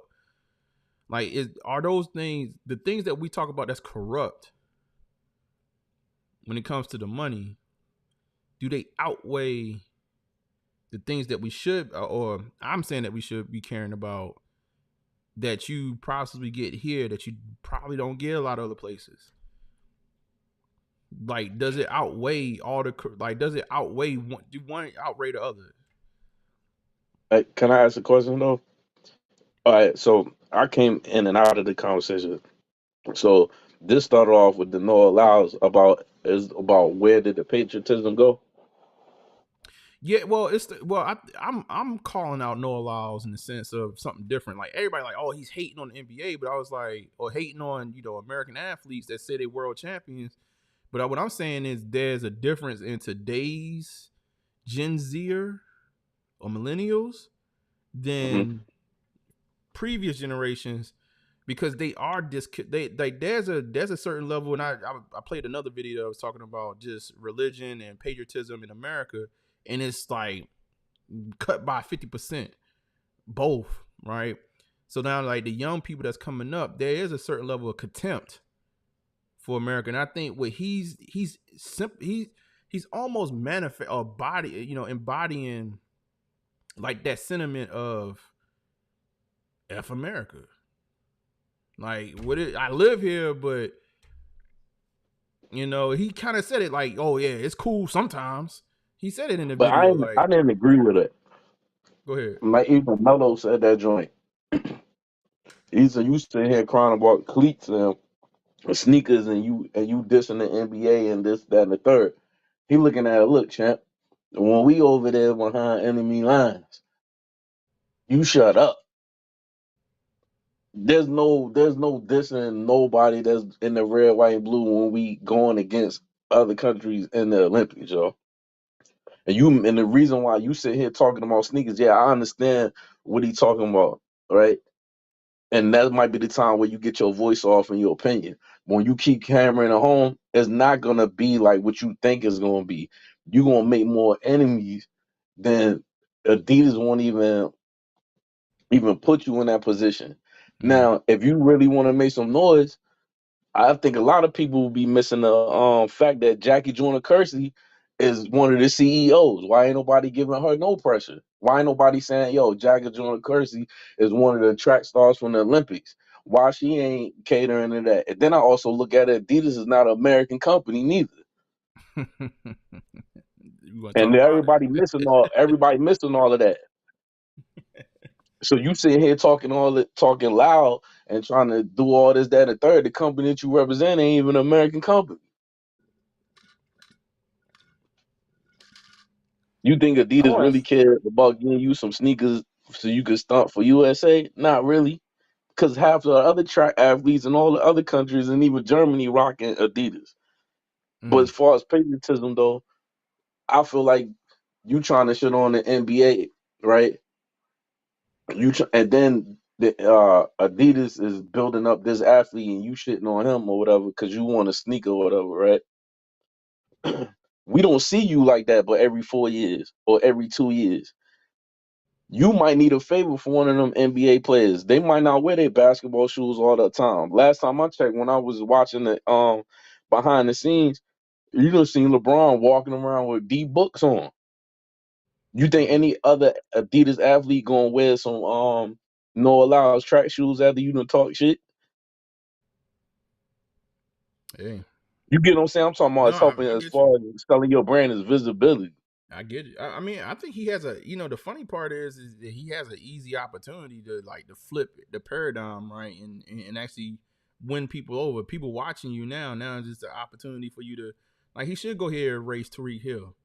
See, and then put the money up for charity.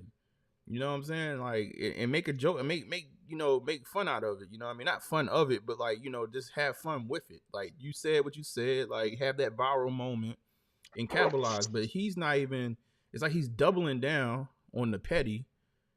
And then it's like, but like, what is does he really feel the type of way? That's why I'm like, I don't think he with the smoke. I don't think he with the smoke. I think he crying wolf because of Tyreek. All the trash you talked about in the NBA and the NFL. If Tyreek smoke your ass, it's not gonna kill. If Tyreek lose, it's not gonna hurt Tyreek. Tyreek is gonna be still one of the fastest dudes in the NFL. You the fastest man in the world. If you lose to Tyreek Hill, forget about selling sneakers. It's a wrap. All the checks you was cashing. It's a wrap on that. The only way Tyreek got a chance is if they run on turf. He just don't have a chance. Like he's trying to make it fair, but where I do agree with Noah, and I think I realized this by watching the Olympics, and even I don't know if y'all heard what Tom Brady said today. Half them dudes in the NBA on a nightly basis, they not playing as hard as them guys are for their country, and so I kind of get what Noah is saying because it's like I get you got the best talent dispersed across multiple teams, but like when you got like a few like a tournament base, and you got people like we talking about with that patriotism, like we saw. And this is the other part I want to talk about the economic aspect. We saw a team like Sudan. Most of them guys we never heard before. I agree. Most of the places they don't even have an environment where you could really play basketball because it's just so hot. And most places don't have indoor courts where you could bring everybody from the country together to come hoop. And they was going pretty much toe to toe for NBA because they played really hard. But like people not I gonna gotta. play like that when they get $1 million check. You got 82 games in a season, so like the intensity and level of it's not there. But then also like other countries can't necessarily be able to play basketball. So it's like Hey, not I necessarily gotta. a fair comparison. Like anybody can run. Like you're gonna need certain coaches, you're gonna need something that. But that's where I do agree. Like he is going against the best of the best in a lot of more countries 1-on-1 and don't have like any other external factors like but him when it goes. Now, do I think when he won, the adrenaline was too high? He got cocky and he probably shouldn't have said. Like, I agree with Miss Nation. Like, he probably do need some more coaching. But I do see it from a small perspective, like what he's saying. Like, it's not really world champions because like them people not going as hard as they would for the Olympics, like on a nightly basis, as you are in the NBA. These dudes is cool. Like Tom Brady was literally cursing for 4 hours today, like 40 minutes on Stephen A. Smith show talking about how whack NFL quarterbacking is today. Like these dudes don't care. Like people check out of these games and they don't like you think they nice, but like if you're not a Ray Lewis, a Ed Reed, a Jason Taylor, whatever, like Yeah. you really just an average person. You just born with some good genes.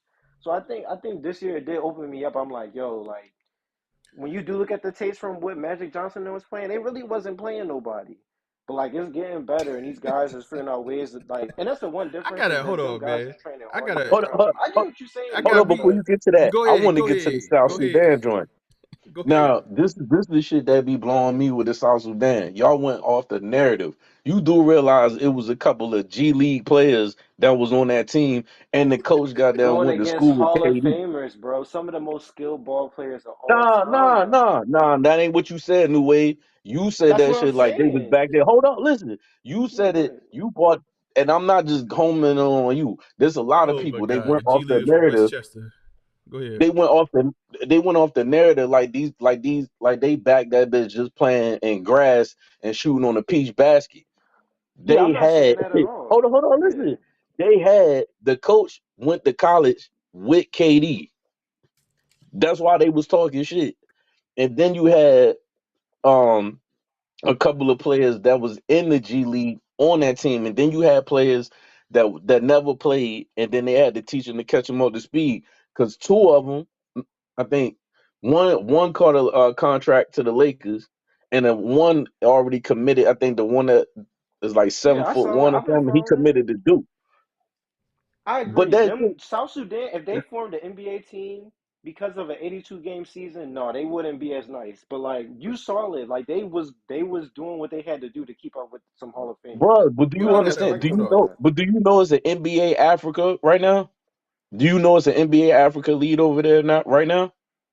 But to Norris' point, y'all got the best players in the NBA today, so like these guys shouldn't be going toe to toe on a 5-on-5 with straight Hall of Famers. And that's what Well, I'm just saying. People are I playing put a lot more harder for their country than just a I regular put like I want to say this. NBA game. The NBA has built a product. The NFL has built a product. And these are multi-billion-dollar, trillion-dollar entities.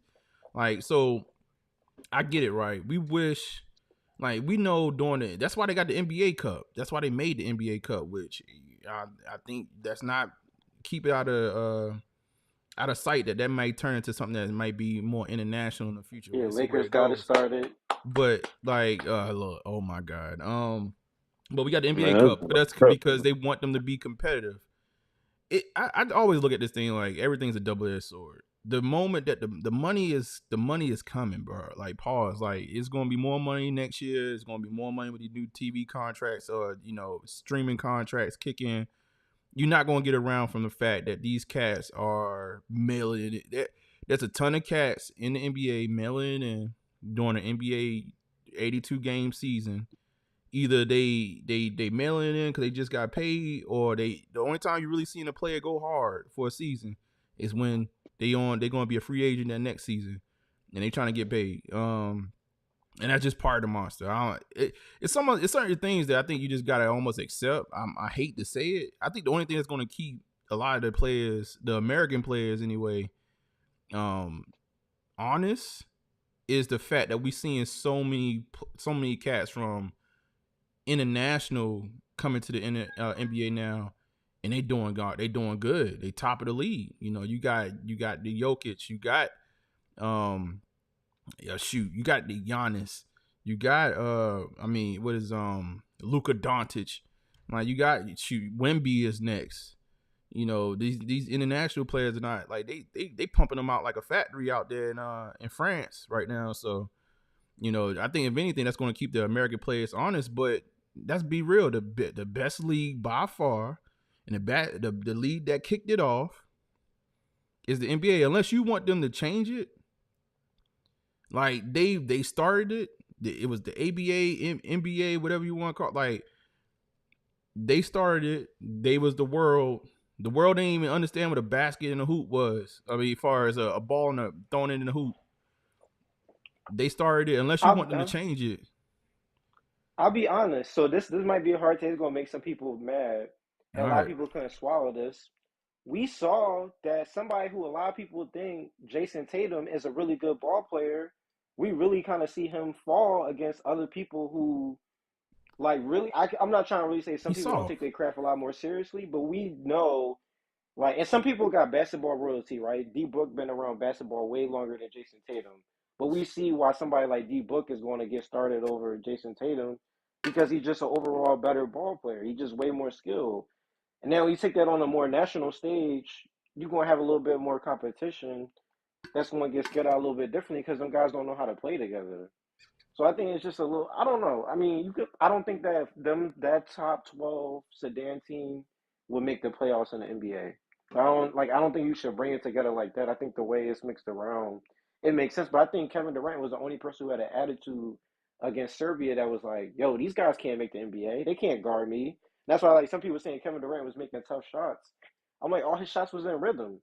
They wasn't doing nothing to really throw him off his game. He's going to make them shots regardless because he know that these are some scrubs. They can't guard him.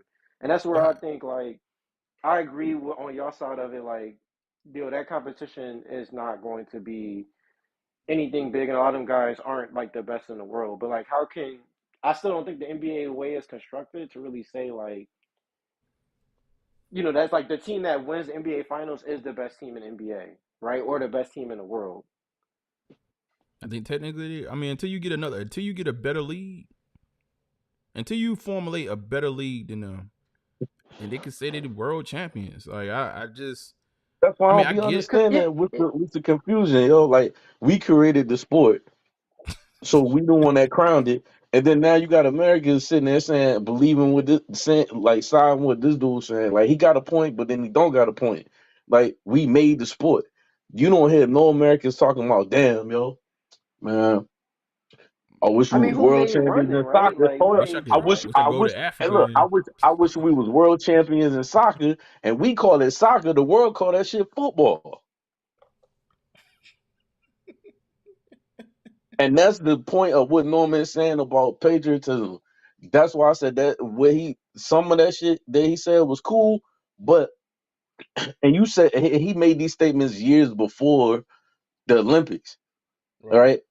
Where was his energy at when he was on the boat with LeBron and them? He ain't had that energy then. He was smiles and hand dabs. Now when they put the mic in your face, now you sitting there shitting. And just like what Jordan said, when she was like, he doing all this, that, and the third, mutton and jeffing, more people was more interested in the females running. For a lot of good reason. Like, what I'm saying is, when we on that side of the water, man, shut up, yo. I'm not that's patriotism to me. I'm not gonna clown nobody that's from the United States while we over in France, yo. And I don't know if y'all seen the 7 p.m. in Brooklyn, right? Melo came back and he telling his story, whatever. He said when they was going against Serbia, he said you had France cheering for the United States to lose. He said you had of course Serbia, you had Germany. He said you had so many countries in there, nobody was going for the United States. Yeah. The bullies. You know what though? What I say is that all he had to do was win. So like, if he keep winning, ain't nobody gonna say nothing. Cause like, you could be a bad guy, but if you winning, it's they're gonna gonna still say good. something. I think they're gonna still say something. Cause if he would have won that 200 meter, if he would have placed gold in that 200 meter, it would have been hard to say anything. Like you would have been like, he the fastest man really in the world. I think people want to give him. I think people gonna give him his props, but I think they still gonna say something because the people trying to figure out what that is, though, right? I think he didn't back up what he said, and I think that's why people kind of like had the reaction. But it's nothing to back up, though. That's what I'm saying. Like he can't really back up what he's saying because he's not out. It's not like he's. It's not like he's about to go find you It's not like he's about to find you some foreign team that can blow out an NBA team. Like that would be backing up what he's saying, right? Like y'all not the best league. Basically, what he's saying is you really need to be in competition with the world to really play the world's best and crown yourself as the world champions. But I think if we was to like take a vote, I don't think we can actually. If we took all the NBA players away and left them in the league, like right on the same teams that they've been, can you find me 20 players? I mean, actually a team of 15. 15 players, 12 real players, 3 reserves. Find me 15 players from around the world, drop them in the middle of NBA, and let's play ball. That's what they should do. Yeah. That's like if they could find 15 players from around the world and put them in the NBA, and they can actually win a championship, then he got a point. Then he could be. Hey, but did Noah Lyles, did he bring up the fact that they be training their kids since they was 8? Did they go to basketball schools, eat, sleep, shit for 10, 15 years and play together for 10, 15 years? Nobody bring that up. Like they trying to make camps of basketball stars, yo. The United States is not doing that. We got something called AAU. With some Joe Blow Schmo can have an AAU team as long as he got money. Facts. And I at this point, listening to this conversation, because I kind of stayed out of the Noah Lyles shit, because I'm like, yo, man, he just talking. At this point, I want Tyreek to beat the brakes off of him, because the pressure ain't on Tyreek. It's on him. You putting that, you doing all that talking. If Tyreek smoke your ass, ain't nobody definitely buying no sneakers. See, that's all people care about. If he would have backed up what he said, no one would have had anything to say against him. Because he basically won the 100 meter. He came out and said, I'm going to win gold again. And when he didn't win gold and he tried to say the COVID thing, that's when everybody laughed. And it kind of blew up. But the COVID thing was lame, though. The COVID thing was lame. What I'm saying is if you got COVID. But yeah. Nah, there ain't no benefit in the doubt. You got COVID and you still ran. All right. So now, last time I checked, when you got COVID, you supposed to do what? He said he ran last So year. look, hold on, Dewey, because you be getting on your soapbox. That's a double negative. You shouldn't have been running.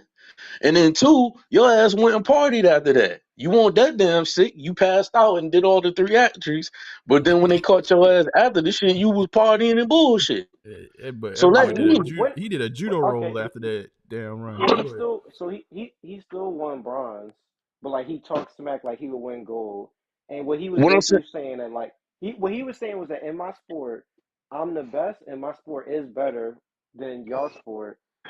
And but he felt at backing up what he needed to back up by saying that he was the best in his sport. That's basically what I'm trying to tell you is, what I'm trying to tell you is, he gonna make more people turn on him than mess with him.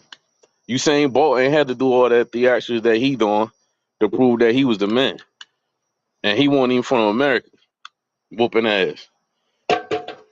I mean, he had theatrics, but it just was looked at a different way. It wasn't the theatrics that he got, and Usain Bolt had a sneaker and track spikes. Because of the theatrics, that showing the boat and leaning over and all the bullshit stuff. Man, you know what you trying to play, It man. Like works. we talking about the Lakers, bro. You know what theatrics I'm talking about, bro. Come on, So man. I mean, so You they can't said listen, LeBron bro. James Like, was they said LeBron James is the best Olympic athlete because I think he like the oldest athlete competing. I Who don't know. said I that? mean, hey, people, That's cap, everybody yo. was Who saying said the that? Olympics. That's why he That's was cap, staying in the yo. I'm gonna flag. tell you why that's cap. That's why I'm gonna he tell you staying in why the that's cap. flag. I'm Little gonna tell you Captain why that's cap, America. yo. I'm gonna tell you why that's cap. Cause do you know who the Mr. Olympian is of the United States for men's basketball? Do you know who that is? Anthony Davis. Mr. Olympic, huh? Anthony Davis. Yo, man, go ahead and log off, yo. It's Carmelo Anthony, yo. It's Carmelo Anthony. And now after this, KD done broke all their records with 4 gold medals. Now he is the best Olympian on the U.S. team. Well, they said LeBron was the best Olympian in the world. Like Man, being that 40 is years cap, old, sir. competing. I don't think there's another Olympian that was like really under 40, over 40 in like the same type of sport. Like He ain't maybe got no Erica records, man. or something like Bruh, that. But he has no Olympic records, yo. None. And how you gonna be the best if Carmelo Anthony got 4 gold medals and then KD got 4 gold medals and broke Lisa Leslie record and Carmelo Anthony record, and then LeBron hated on Steph Curry. Steph Curry needed 1 point to break Melo's single game record. So we getting away from we straying away from the point, man. I see what you're trying to do. Let's go back to patriotism, man. no, I mean, shoot. I mean, take it where you want to take it. I mean, we beat it on the head. I mean, my whole thing is that I just think he represents something like that's just it's a. I think he won't be the last athlete. I put it like that. Last American athlete that you're gonna hear some like. Cause we hear it in coach all the time. Like, you know, we hear about like, oh, I mean, it's a little energy towards America, man. I think to me, it's like, I guess me coming from a family of immigrants, like, and getting the, you know, understanding that the opportunity that my family got coming to America, and then I hear people talk about the country in a way that's like this, that, and the third. I'm like, well, you know, there's an alternative, right? Right. That's an alternative that don't look like this is. I prefer this. Like, I'm quite sure. Like, if you find a list of countries, best countries in the world, based on whatever metric, you could say GDP, you could say a bunch of other metrics. Like, you maybe can find somewhere, maybe Switzerland. I think it's like up there somewhere, but I don't think there's too many places I'd rather be. Like, I take the good with the bad, and I just think as we go into more culture or more generations of, you just got social media to kind of entertain you and educate you, and there's like a global, think about even like we you know, we sneakerheads and stuff like that coming from other channel. Like, think about even way we purchase sneakers. Like, it's not, it went from in your neighborhood, it went from a regional in your neighborhood thing to now it's like it's a global thing, to the point that now we don't even, you got cats in other countries that dress the same way you do here, you know, new wave, you in New York. Like, you get what I'm saying? So I think the further, like, do we continue to blur the lines and you lose that sense of that US pride? Go ahead. I've been trying to talk to my friend about this. I mean, this is some stuff I can't really say. It's kind of deep, but you know, we growing up in a less desegregated era now. So, you know, probably when we went to school, we probably had a few kids that probably had parents that was like not U.S. citizens, but now that's probably just a lot more common. So you got people that just kind of now have been kind of born from like having an immigrant parent and then a U.S. citizen parent now. And now the way that they think they should view certain things is going to be a lot more convoluted because they're not even really accepted by both sides. And so now it's like, who do I really kind of embrace more than the other or not embrace? Like, you see that with Kamala Harris, right? And that's why I think a lot of Gen Zers like Kamala, because they kind of living in a world now where like they seeing people, parents come over here because of what they're going through or whatever, their parents to that parents or whatever. So it's just they got a different understanding, and I think lines are just going to continue to be blurred because we're Nah. America. We still in the dream that you come over here and try to make the best that you can. So we advertising that, we allow people to do that, and it's just mixing it more in. I don't think it's really no going back. It's just going to be Nah, they expedited. chill about that Kamala Harris joint, man. Like when you said that, when you said what you said, the only thing I gripe about with that, don't, don't. This is the thing that I don't like. Everybody want to be black until it's time to be black, yo. You wasn't hollering that shit before you was trying to get a seat, the No, I higher got seat. to I'm kind of talking to defend her. No, I mean it is what it is, bro. cause It is yo, what she it was is, claiming but no. How can you defend? Like they ain't even no defending. Your dad said you ain't black. He said he ain't black. He said he Jamaican.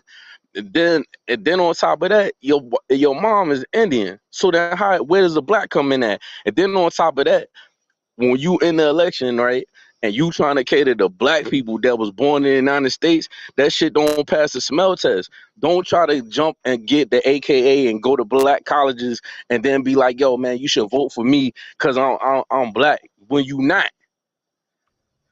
what you're doing is basically separating her. So it's like it's proving the Nah, point of cause like, yeah, I don't. Don't try to play the race card with me. If you already wasn't saying that, you wasn't saying that when you got in the White House as a vice president. You wasn't saying that when your ass was a prosecutor locking up black people. You wasn't saying, "Hey man, I'm black. I play spades, man. I eat fried chicken and all that." You wasn't saying none of Some that, of that, and you was yo. living in So Canada. a lot of that stuff. Nah, So I say this, nah. yo. A lot Look, of check stuff this is. out. Check this out. That's the same thing like Drake. People from Canada coming to the United States and evolve our culture. They make money, and then when they get to a higher position and shit, you think you gonna dictate what the hell American culture already started.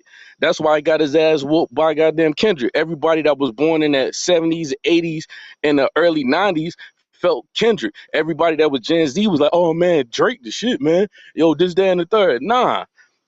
Even if we got a divide, we still, I'm talking about black people, no matter if you east, west, south, or north, we still got a common goal. I mean, a common thing that we all do in our families, even when we got different accents and from different coasts. Like, I hate that shit. Stop trying to be black when it's convenient. And I'm talking about even presidential candidates. Stop trying to be black when it's convenient for you. Because when it ain't convenient for you, you ain't hollering at us. Just like that breakdancing bullshit in the Olympics. But but you know what, G Fish, this is the part I will say.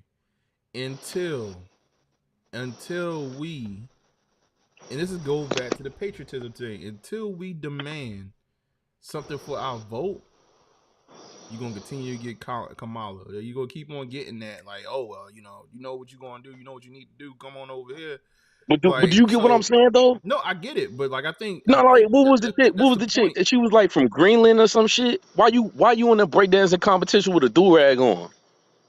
Well, listen, like our culture is our culture, man. Like I think Nah, you know what, I'm just painting. I I mean, get it, I'm painting the narrative. I get it. Like it's on some. You doing it Our when culture it's is infectious, cool. man. It's a cool. We got a cool culture. Like people like to imitate our culture. But I will say, and when it comes to politics, they like to utilize us. They like to weaponize us, right? Us as a community, because for one, they know that they got our vote, and they know they can get sympathetic votes based on getting our base on board. They can get sympathetic votes from other demographics I get what because you said, but I think go ahead. Kamala could have went that shit a different way without being I'm the black woman in the White House.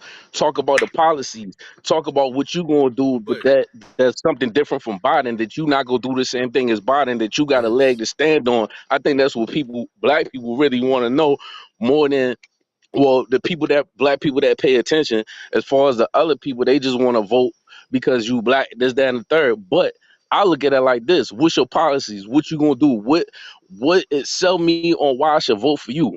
Don't well, sit here and try So to I say this. I imitate say me. this. Let me say this. Like some of we just gotta slow down a little bit because she just got started. DNC, yeah. So that's one. That's one of the reasons why she kind of got like, you got to think about it from a Democratic perspective. They was about to lose straight up. So this is their last shot at trying to have somebody come in like 2 months to try to really That's build up a cool. campaign. So like she don't really have nothing besides what she was working on to really kind of build a campaign in a short amount of time. So like by her kind of staying hidden, it gives less of Trump to really kind of attack because they don't know what she's going to stand on yet. So it's kind of good for her to if y'all really just want her to win, can we? The way she kind of slowly doing it is going to give her a better shot. Hey, what Because better? if you can't, What better way to do it than to do it live? Today. She's given us her economic plan.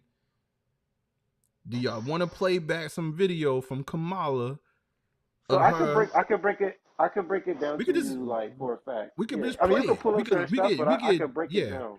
We can hear it from her mouth. If y'all want to do that, just do it. Like, because I think that I'm just saying. It's pertinent though. My bad. Like, no. I just want to say this real quick.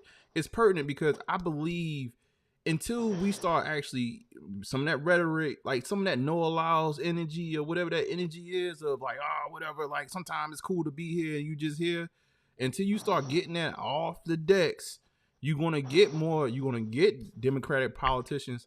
One thing, I'm gonna say this real quick, and I'm gonna let y'all roll. And I think I'm gonna try to play something. I'm trying to find a video for Kamala. But one of the things, if you actually think about Democrats in their history when it comes to voting, they are the only, like, if the one thing you will know is that you never see Republicans go out there and say rock the vote or I just need you to register to vote for me.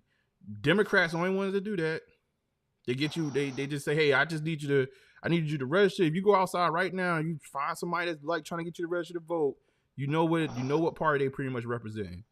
And they have an uneducated base. And until you force them to actually prove something to you, you always going to get the more rhetoric type of just them talking to you like they're going to do something for you. You don't need to quite understand how it's going to work. Like they just saying like, hey, look, we just want everybody to be prosperous. How you make that happen? You know what I'm saying? They don't even have to prove anything to you because their base, if you really think about it, a lot of times are like not necessarily people that stand on anything in particular. Is just they feel like you talking to them, the people, versus the other side is talking about big business. That's usually that's most people's understanding of the political parties. That's it. And until we actually have a level of investment into our country, I don't think that's ever going to change. So I think it's going to get even worse with the kids. That's just like, hey, well, whatever. I'm just here. They might most of the we talking about local elections turnout being bad. It's probably going to get to a point where national elections turnout is going to be even worse. Like at some point, if we don't try to figure out like how do you have people involved, like get the actual people that live in America to actually care about their country. We shouldn't have to wait for a nuclear bomb to drop for that to happen. But that joint is wild though. If a person didn't claim their ethnicity until they trying to get in the White House, and people just slide that shit under the table, like you wasn't claiming that, yo. You wasn't claiming that. We just trying to get votes. We just trying to get votes, man. But y'all only saying that. The only reason why I disagree, that's why I said like in the future they're not gonna really like respect their generation because the way we talking to them like that, it's gonna be more of them soon than it is us. So like you can worry about whether she tiptoeing or not. But that's what I'm saying. Like that wasn't the majority back then, so she always felt like a minority in her situation because she wasn't gonna be accepted by either side. So, but that's cool. What are you saying? Nah, that's what I'm cool. saying is that and I learned this. I learned this because I'll say this. I went to the same school as Kamala. That has nothing to do with it. But I almost fought a kid in the dorm because his parent was half white and half black, and I had my opinions on that. But until I had really talked to him about it and saw the way that he reacted to some of that, I noticed that someone like me that grew up in a way that it wasn't really a lot of that intersection going on, that was going to be the new way and the way that you got to handle them and the way they feel about the way that they was brought because they was brought by two different cultures that wasn't going to really accept them. the way we talk to them about certain things, they really get hurt about it and don't really understand their identity because But that like is two we different come things you from a talking side that about, bro. seem more full through it. So I'm just saying from a psychological standpoint for these people, they about to be the majority now because now there is no segregation like it used to be.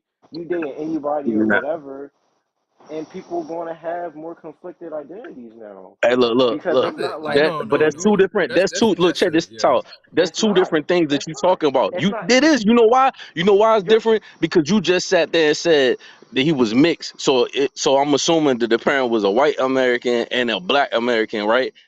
She don't. The two parents. One is from India. One's from Jamaica. You do know it's a difference of a black American versus somebody from over, right?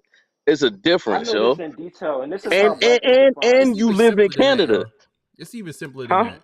It's even simpler than Black is that. defined by the slave Atlantic trade It's even. movement. So if you It's was a even. part of the slave Atlantic trade Oh, we're going movement, too far now. We're going too you far off the fought. rail. That's Look, what it is, though. no. It's even simpler than that, fellas. It's even simpler than that. If it wasn't popular for her to claim that as her demographic, she wouldn't She do it. wouldn't did it. Like that's just regardless. I don't care about what plight she been through as a child. I don't care about none of that. I don't care about her going to HU. I don't care about any of that. If it was not popular for her to claim that, we would never heard of it.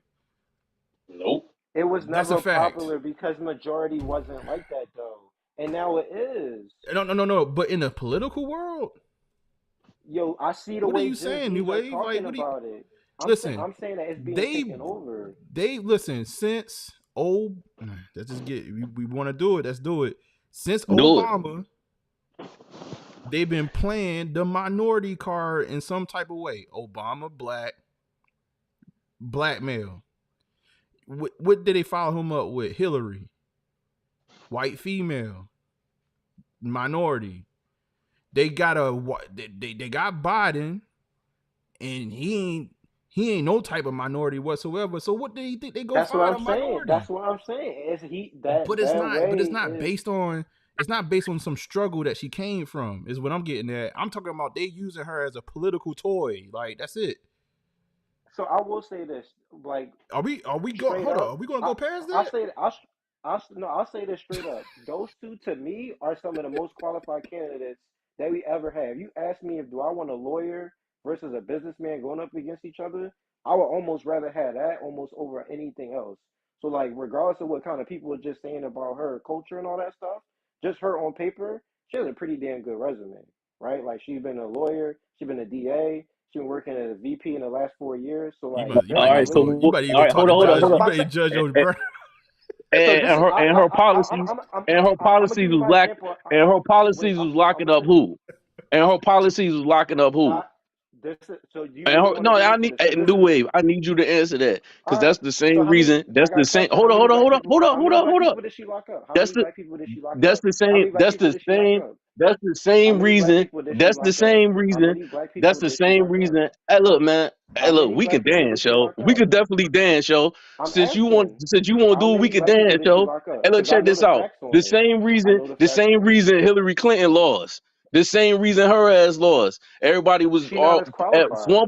at one point, black people put the Clintons up on a Come pedestal on, until they man. got Hillary wasn't them pulled the qualified. bones out her closet. Until they pulled the bones out her closet because her and Bill was fucking prosecutors and lawyers and shit. And then they looked at the policies like, damn, she got them the one that added help with the 3-strike rule and all that other shit.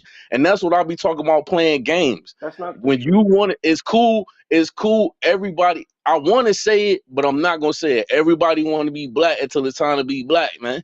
You want it when So it's I'm all popular. right. I'm When it past ain't that. I'm popular, past that. when I'm it past ain't that. popular, no, when it ain't popular, then don't nobody say nothing. That's just like even Trump be trying to play that shit, like with that streamer. Everybody want to try to add hip hop into their shit now. I remember 20 years ago, hip hop wasn't cool with the other side. Now everybody want to try to use that shit to sell their soda, to sell their I mean, music, to like sell they Donald's been goddamn down though. anything, Not, bruh. So my question That is, shit, I'm saying, yo, think New about Wave, this you as what's a your growing question, me, New manager Wave? bruh. on What's your paper. question, New Wave? You Go ahead. Think growing me, about this bruh. as a manager, and I get the same example about RDJ playing MF Doom. As an actor, how many people you really put enough for RDJ to do a role? So just think about hiring a president on paper. You got 2 people, they submit you your resumes. How many people really out there that got a better resume than both of these people? You got a former president going up against a person who was a vice president, who, when you look at their resumes on paper, you talking about Trump? You talking about Trump and Kamala? Yeah, I'm just saying on Yeah. paper, when you look at them, regardless of your opinion of them, all that stuff that y'all talking about is noise. A lot of it is misinformation. But I'm just saying, just on paper, what they've been able to accomplish with their careers, they both are pretty highly smart, intelligent people. You have to give them that. Nobody's saying that. I'm just saying you could have ran off the merit. You could have ran off the merit that you're a prosecutor, that your parents was immigrants, But and you can't. and you Nobody no, cares hold up. about that, She though. could have leaned into that. She could have No, leaned it into don't yeah, I'm a matter. minority. Hold up. She could have leaned into that on some my mom is this, my dad is that, but you didn't do that. You try to act like you live in Oakland, and they fact check that shit. You didn't live in Oakland, but maybe 5 years. You went to fucking grade school and high school in fucking Canada. Listen, like I think we talk about too. I think all right. So New Wave is talking about the credentials, right? I ain't debating him on the credentials. No. I got you. I just want to separate the conversation a little bit because I think he's talking about credentials now. I think me and you talking about, yo, you only utilize black because it was something to utilize. They wanted they wanted her to spark up a minority base, and this is what I'm getting. This is my point. This is my point. Yeah. And identity politics is only a representation of us being disengaged with the political process, in my opinion, which kind of goes back to this lack of patriotism and all this other stuff, because you couldn't get that by if people was fully invested in the political process, right? They couldn't throw just minorities at you and say, oh, well, just vote for this person because they black or whatever, or vote for this person because he's black and a woman. Like, they wouldn't be able to get by with that, because then you would have to talk about the policies. What I'm saying is that right now in America, we have a pocket of people that just not invested, so that stuff exists. Like, that's what I'm saying. Like, you know what I mean? Like, the only reason why it exists is because people are not invested. The only reason why I could just throw somebody in front of you and then say, vote for this person because you don't like that person, is because we don't even understand the policies. And like I said, I'm actually gonna try to pull up a video and we can just listen to her. And then, you know, if a New Wave want to run down the summary, he can. But I want us to actually. I got a better, like. Go ahead. I kind of want us to have videos. Like, this is what I kind of like to do with it. I like to watch the CNN and Fox. Like, I like to watch the different sides of it, talk about it. So the first thing Kamala talked about was the $25K given out for like first-time home buyers to buy that. And I do got a clip that's on YouTube where, you know, Grant Cardone, who is like a businessman in the real estate thing, he was like, that's stupid. And he twisted numbers in his way to kind of make it sound like giving $25K to a bunch of people to buy their first home wouldn't be helpful. One of the things he said was like the average home price in America is $400,000. That automatically make you think as an American, you can't even buy a home unless it was $400,000. And he started talking about you need $31,000 for the down payment of that, which like most people won't have. But that $25K does get you closer. And then he was saying that builders give you like a $25K if you move into a crib. But you talking about certain cribs where you got these big people like you that's building these massive cribs on these blocks, probably for people who, you know, might not be able to keep up with their mortgages to keep stuff going. Well, first of all, hold on. Let's back up a little bit on that one, New Wave. Grant Cardone, he don't even believe in buying houses. Don't he just want you to rent for the rest of your life? That's what I'm saying. And you got all right. So like let's take a step. Let's take a step back. Let's take a step back, because I think you're going down a road. Like, all right. So again, the only way the rhetoric starts, right? Because I know that about Grant. I don't even follow Grant Cardone, but I know that because even for myself, like, I kind of follow the lifestyle a little bit. If y'all haven't realized, like I could pretty much book up and live what I want to, right? And that's sort of like what he kind of advertises. Now, I'm not saying that's going to be forever, but at the same time, are you saying that he's misleading people, or is he just saying his version of? Because I think when you say that most the average household, he's trying to make the average household in America, I don't know what the average price is, but I'm quite sure most people that's not savvy, do not want to actually put any kind of investment into building the house or renovating.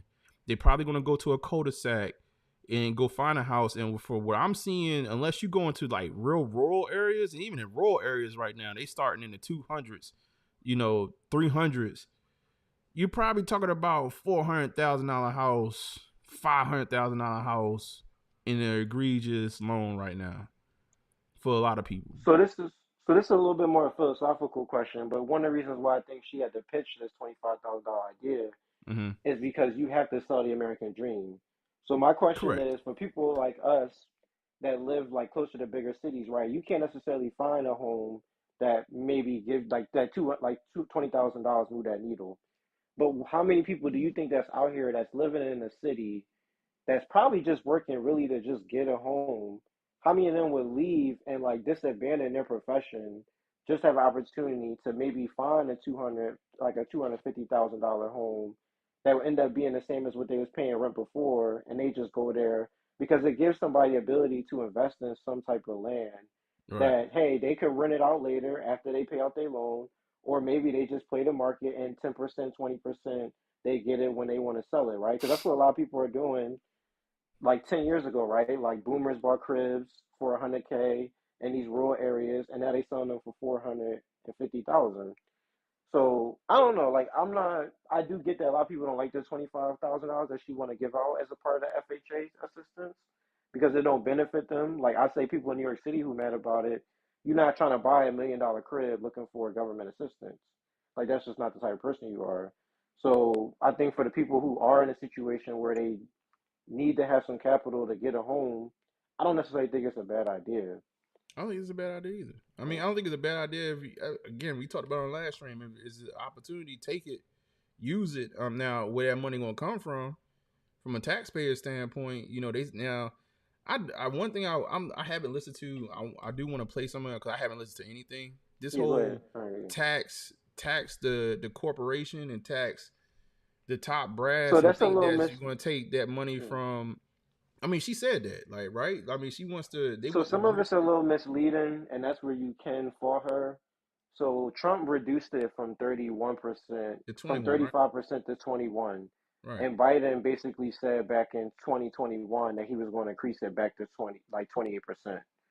So she's sticking to what Biden's original plan was for that.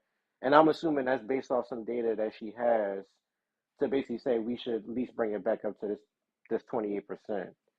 Right. But like, is that more sustain? I don't know, man. Like, and that's sort of like again the last show. I was like, to me, you give the breaks. You want to look at some you want to look at some graphs that I like? I'll show you some. Man, we could pull up graphs. I'm gonna play. Let's play some videos, man. Let's play a video real quick. I know you'll try. I'll try to look. But I got some stuff that got some good conversation. I'll see some graphs. Got you. Grab something and drop link in the chat or drop it in the Discord. Superfly said he said as soon as he get in the office on interview with Dr. Phil, Fanny he said Fanny and her boyfriend the first people going to jail. Who said that? Hold up. Trump said free Young Thug in an interview recently. Stupid. Fannie Mae going to jail. And think about this too. Trump gave Kamala Harris money to run for DA. So like this is the kind of funny thing about it is that they not really against each other. And I actually see a world where they would actually be great if they worked together. But it's just the way. That was a whole nother planet, man. Like how long ago was that donation? But it is what it is, right? Like you try to act like they don't go out and probably have coffee together still. Like you know what I'm saying? She was running. I mean, because she a prosecutor. What you think she do with the defense and the judge? Like nobody's debating that. Like she hanging out in Hollywood, man. We need to play. You know what we need to play? We need to play that Judge Joe Brown interview. Like just listen to him rattle off his stories about Kamala. Like it's hilarious. I don't know if y'all see. Yeah, I seen it. Let me see that real quick. Why? I seen it on two different I seen it on the first platform he did it on, and then he redid it again and proceeded to go in even more. Like the man went crazy. He went bonkers. So she's in Raleigh, North Carolina. Actually, let me see something real quick. The DNC is actually still going, isn't it? I think yeah. Yeah, they probably, that's I'm not sweating her about the policies and all the other stuff. That's the only thing I'm sweating on about that. Is what I said about the card, though. Yeah, she got just leave the card alone. I would say that. Just leave the card alone. Run on your own and tell us what time you're on, what type of time you're on, and just leave it at that. Because I think you got a blank canvas. Don't nobody know what you're gonna do yet. So why even bring that card up? But the people that's behind it, like, yo, man, we need to play this card. All right, cool. It sounds good.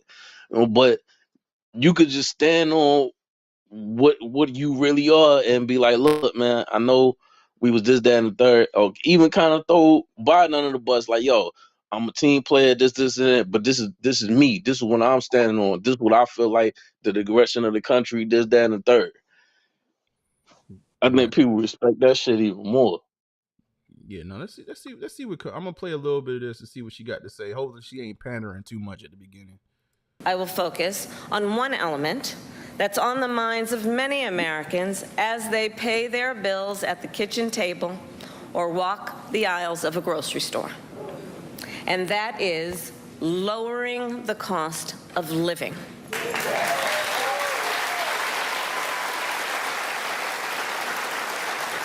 So every day across our nation, families talk about their plans for the future, their ambitions, their aspirations for themselves, for their children.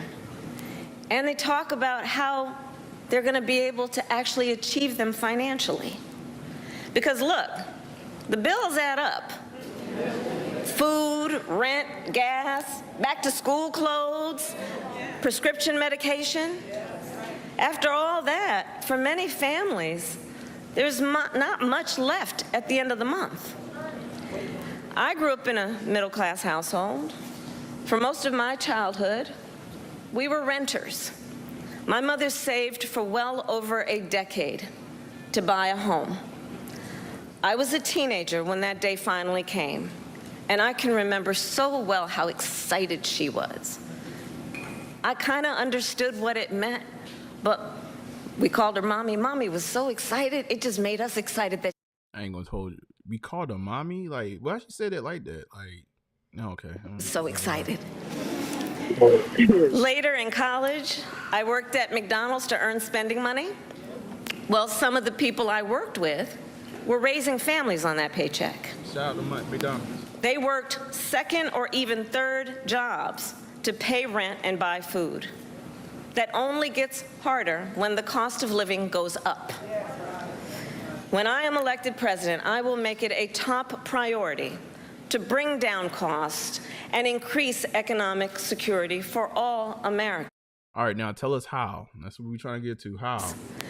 As president, I will take on the high costs that matter most to most Americans, like the cost of food.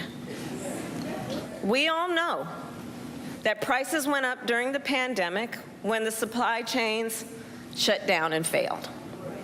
But our supply chains have now improved, and prices are still too high.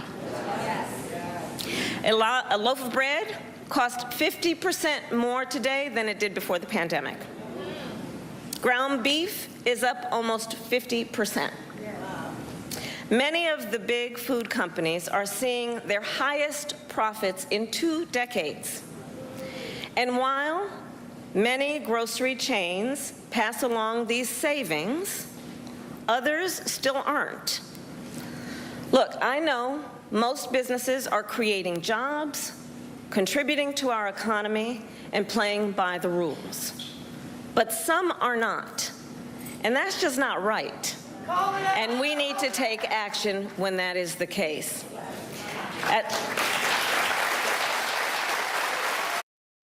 You know, one thing about that, real quick, I'm not educated when it comes to. He said, I'm not as educated when it comes to retail with groceries. But are grocery retailers are they not leveling up like she kind of making it out to be right now, are they? Hell Not yeah, too they are. bad. Yeah, they doing pretty good. Like a lot of them expanding, to be honest. Hell yeah. What with the big chains or what? They're Yeah, like giant, because like mom and giant pops, food, Harris Teeter, Safeway, all them type, the big giant. yeah, because the independent little mom and pops are resellers. out of here. Go ahead. Yeah. So yeah, basically what I'm understanding is that the profit margins at the bigger ones are better because they're in more wealthier neighborhoods, and so they have better cash to deal with like the insurance of like food stolen, things of that nature. Where like the mom and pops don't have the cash to have the same type of insurance for their stores, so they gotta have like more processed foods, things like that that don't really bring in certain customers that spend more money.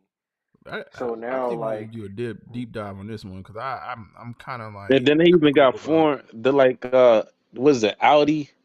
Mm-hmm. You got German based grocery stores moving over here. Well, they've been here, but it's an influx of them now, and they're like, it's kind of like like the sneaker game. It's baking soda.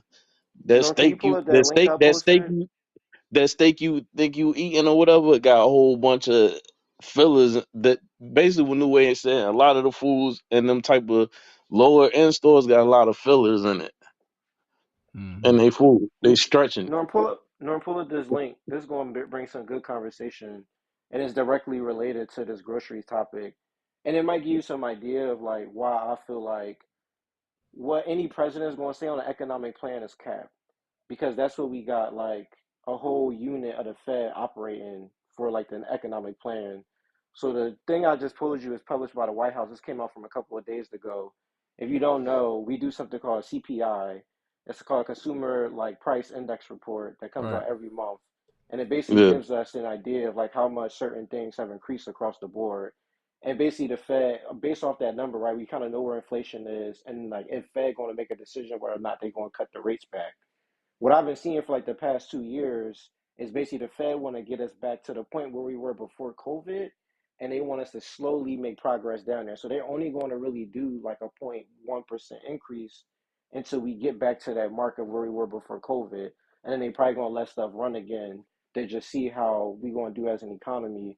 Because let's be honest, like even what Trump is trying to brag for, and what Biden and them is trying to say that they wasn't able to do, it's really because we just like had the whole like pandemic like relief fund that was just like a lot of money being spent in a lot of areas that wasn't as controlled as what the government would initially wanted it to be. So the graph I posted, it's a graph that shows you the minimum Oh, hours you put it on needed. Twitch. Yeah, can you You gotta see go to it? Twitch. I could repost it on the thing. I'll post it in the I could post it in this guest chat. Hold on. Yeah, put it in. I mean, I can get to it. I just have to go out to it.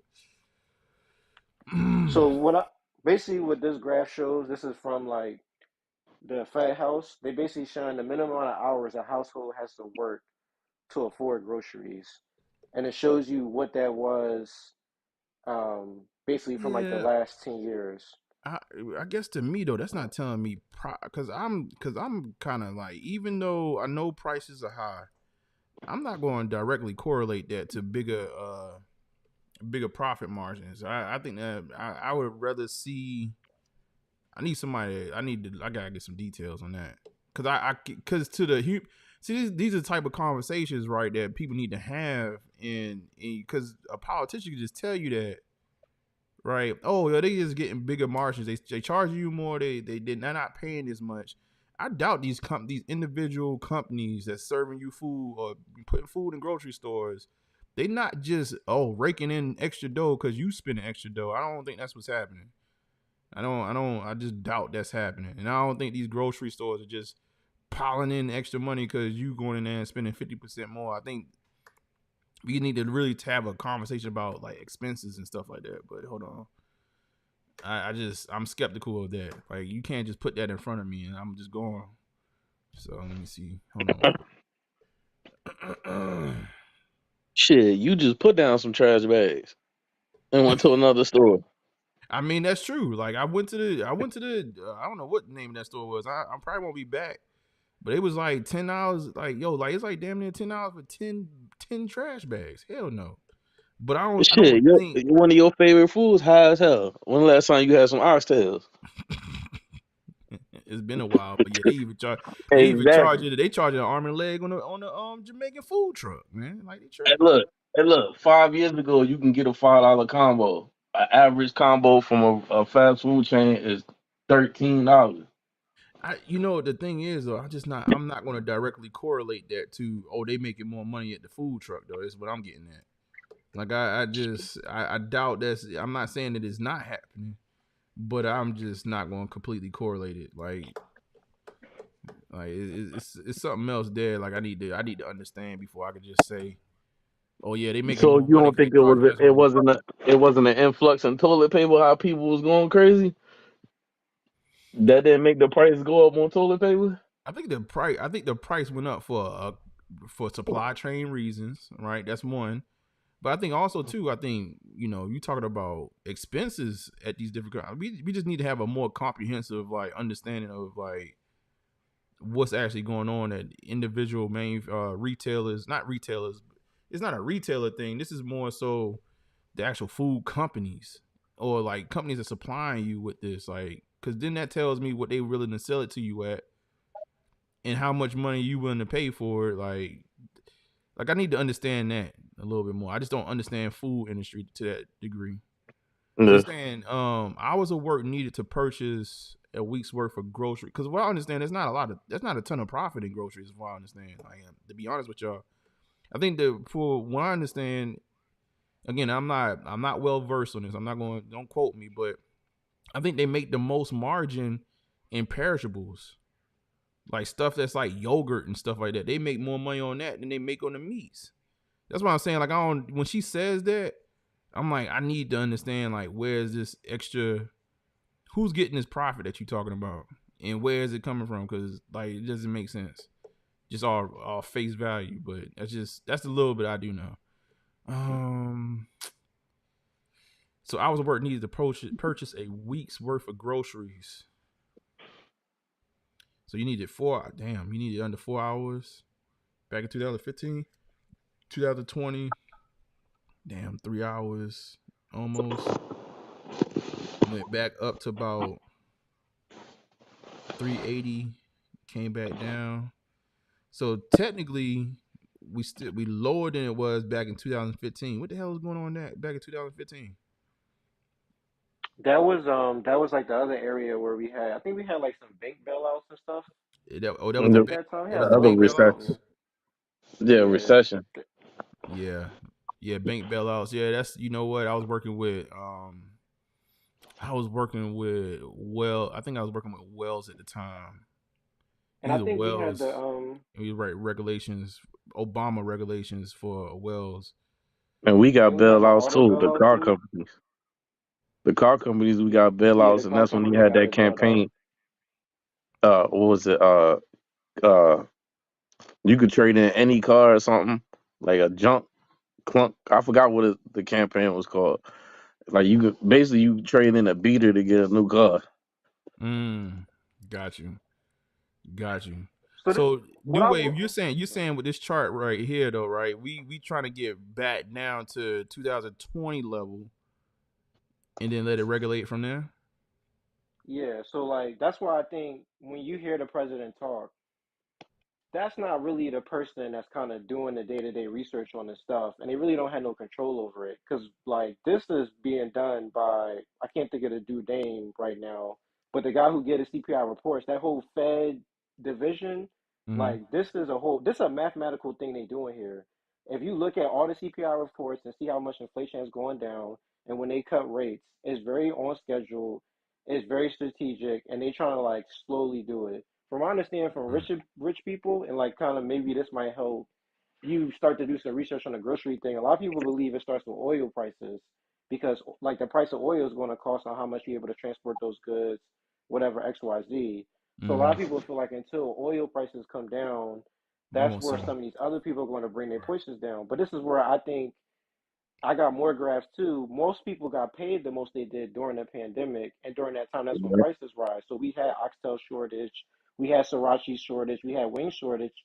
Those prices of those foods never really went down, even when the shortages had left and like the economy got a little bit better. So people are not coming down on their prices because you still got a lot of people in the market getting paid a lot more than probably what they was before.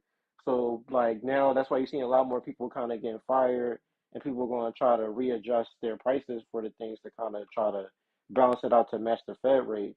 Now, if Feds do cut their rates more rapidly, right, that helps the businesses take out loans on things that they might be more willing to do because the rate from the Fed is not that high.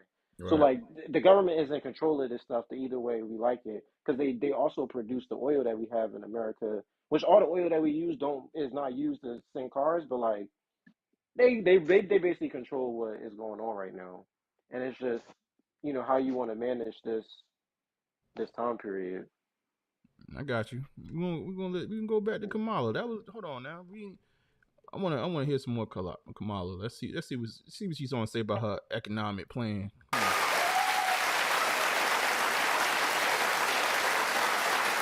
Oh, by the way, man, Curtis York, what's good, man? Curtis York, he actually dropped As some Attorney gems General in the chat. in California, I went after companies that illegally increased prices, including wholesalers that inflated the price of prescription medication, and companies that conspired with competitors to keep prices of electronics high. I won more than $1 billion for consumers.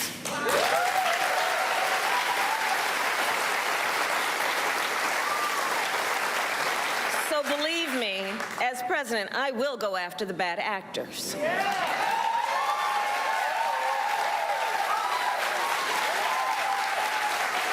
And I will work to pass the first ever federal ban on price gauging on food. My plan will include new penalties for opportunistic companies that exploit crises and break the rules, and we will support smaller food businesses that are trying to play by the rules and get ahead. Can you pause it real quick? You know what that's going to do, though? That's going to force them big companies. Because you already see it now. It's going to be more self-checkout and more job losses because they're going to have to pay that penalty, and they just going to get rid of employees, where it's going to be smaller employees just to watch people scan their food. And you already kind of seeing it now. No, I listen. We on the same page. Then this is an overall thought, and y'all can. And I want to let her rock because I want to hear more. I just have this thing, and I've been a part of regulation. Like I literally worked, like I said, within the financial industry. Like it's actually weird that I forgot all about 2015, 16. Right, I worked with the banks at the time, and actually writing up all the different reports that basically coming out the Obama years that they put on the big banks after bailing them out.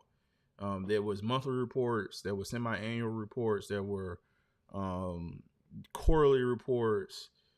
We actually had to, I'm talking about millions upon millions of dollars initiatives just to report out this information, just to make sure. Basically, what they want to do is make sure that the banks weren't giving out bad loans to people. And I actually asked this question back then, and it was talking about regulation. Regulation sounds cool in theory, because there are bad actors for sure. There's always going to be bad actors in business. But when you try to regulate the companies and all the money that actually goes into the them actually coming underneath whatever terms that you want to put them underneath, and honestly, that takes time as well. It don't just happen overnight. It's not like, oh, we just show up one day and say, if you do this, we're going to penalize you, and this is how it's going to work. They're going to have to come up with a whole system. Then that's just going to have to take time to actually get passed. And then once it's passed, it takes time for them to even actually put it in place for the companies to even come under it. But I always looked at regulation at that level, like you don't penalize, you don't go after the big companies and then try to give it to the small companies and think that people going to eat. Like where the, like G Fish is pointing out, like where the jobs going to come from? It's not going to come from mom and pops down the street. I'm sorry, they hiring their nephew. like you gotta, like I don't know. A lot of times I guess just go ahead. I guess my question is, you could play after this and y'all could think about this, but like, what if we just redirect it to the surges in prices of the food itself, right? So, like, let's say if we know the driving factor for the chicken wings costing much more is because like this milk can't get produced, and the government controls that milk. If they say, okay, we lowering prices on it in 3 months, you need to lower your prices in 3 months, right? Like, is Right. that a bad way of regulating like just the prices itself? I know you gotta make a whole system to do it, Right. but that's kind of like my question. Like, you I can mean, play the next part, but that's kind of like what I thought yeah. about it when she was saying it. That's basically the conversation we just had, right? Like, we can't get an oxtail meal under $22 now. Right. And it could be to the point of like people got used to spending it, right? And now they're not bringing it down. But I don't know how many cases that's really the case. And I would I almost give it 6 incentivize. I would Oh, almost it's the case. incentivize. I would almost I had to get used to deregulate. eating chicken wings now. I mean, I would almost deregulate I would incentivize, right? I would give companies incentive, like I would incentivize them in a different way, right? To actually look out for the consumer. Like I would probably pour more money into them, and then that actual access, right, gives them the ability to just lower the price, like versus trying to put regulations on them and get them to come fall underneath some mandate that we don't. Again, I need to do more research, but that may cause them to say, well, shoot, well, now I got to regulate how much even capital I can make or revenue I can make. Well, guess what? Oh, Johnny that was working at the cash wrap out. You know, Susie that was working at the cash wrap out. Cause I gotta figure out how I'm gonna get the money. Like that I was getting before. Before you tried to like they regulate everything I already was doing. they like, all right, so I get it on both sides of the fence. I get what New Wave saying. So it makes sense what she was saying, but I just the way she's saying it, and these businesses making billions, millions upon millions, they ain't trying to hear that shit. So once the government try to force you to do something, they be like, all right, word. Well, I'm about to go ahead and cut half of this workforce, and I'm about to start getting computers and bots and self checkout. So I ain't got to employ nobody. I just need maybe 4 or 5 people to look at, make sure ain't nobody stealing. And then the reason I'm bringing this up, because they did that before. I don't know if y'all know it. Some of y'all that own Dodges and Chevys or whatever, yeah, they made in America. It's final assembly in America. The last time they made rules and regulations, they outsourced. So if you look on the window sticker on the Dodge, it say your transmission is made in Canada. The engine is made in Mexico. And then when Trump was in, it was on some. He tried to incentivize Americans on something like, yo, if you build it here, this, that, and the third, and they added the tariffs. So then what Toyota doing, the only thing with Toyota, the only car that you getting that's from Japan now, because the Tundras, the Tacomas, and all that is made in Houston. And I think it's like Indiana for the Camrys now. None of the Toyotas is made overseas except for the Prius. Shoot, I think we're gonna have some some foreign companies come over here and buy out some of the But it's already foreign companies. It's already foreign companies. We started that Mexico stuff. China is in Mexico right now, building plants. Right, they're gonna be in Detroit next. No, I'm this just is saying, like actually. Go what ahead. New No, Way go was ahead. saying, right? I'm just saying, when you force corporations, Yeah. they gonna get that. They gonna get their bread from somewhere. So they Right. looking at her like, oh word, that's what's up. Watch this shit. Johnny, your ass No, gone. I mean, me and you agree. She basically saying what we were saying, because like we said, the smaller shops, they never gonna really get the actual resources to probably give people what they really need. So like what she's saying on that note, it's not gonna really, like, it's just the reality of it, right? Like Whole Foods, Target, they gonna expand. and the smaller shops is, going to close. And, I mean, small businesses do make up a large part of America. So it's kind of, you got to have somebody appeal to that side. But I still think a lot of businesses took advantage of the pandemic.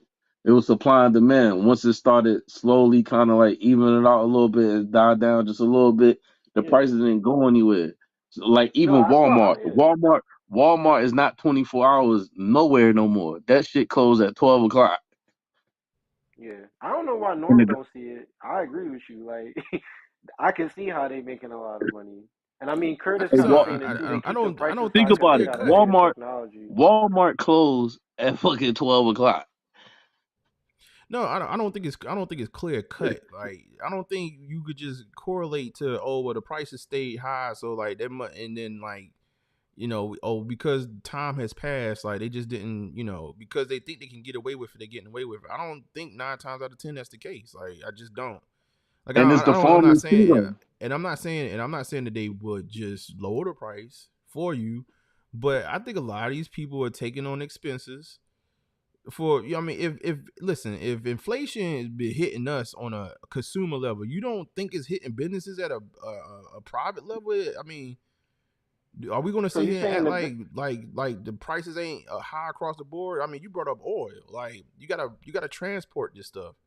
So to me, like, it's not like, I get it. I get the optics. And I think to the regular person that just hears it at face value, like, yeah, you just think because, they probably could have lowered the price and they just not doing it. I think there's a lot of expense involved that we just don't understand supply, even though the supply chain is not as tight as it was during the pandemic. You're right. Prices don't drop after that. Like, that's like, we can't correlate the two. I think the extra expense for companies is the transportation. And and that very well could be like, I think, when you say it at face level, I guess to me, right, when you say it at face level, I say I need to do more research because I'm not going to take it. And I would say the same thing if, anybody else would say this. Like, I'm not necessarily saying it to her, but I'm like, I need to understand that because I get the smoke and mirrors in that. That's something that you could play upon my heartstrings. Like, cause I just probably want to try to get some oxtail the other day, and it's still $30.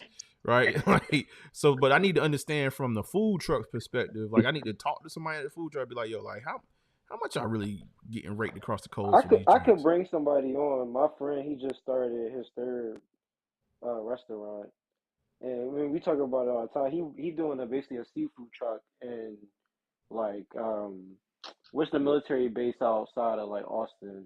And seafood is hard to deal with in Texas because when you're in Central Texas, you're not near no water. Right. So you basically getting your seafood from the south.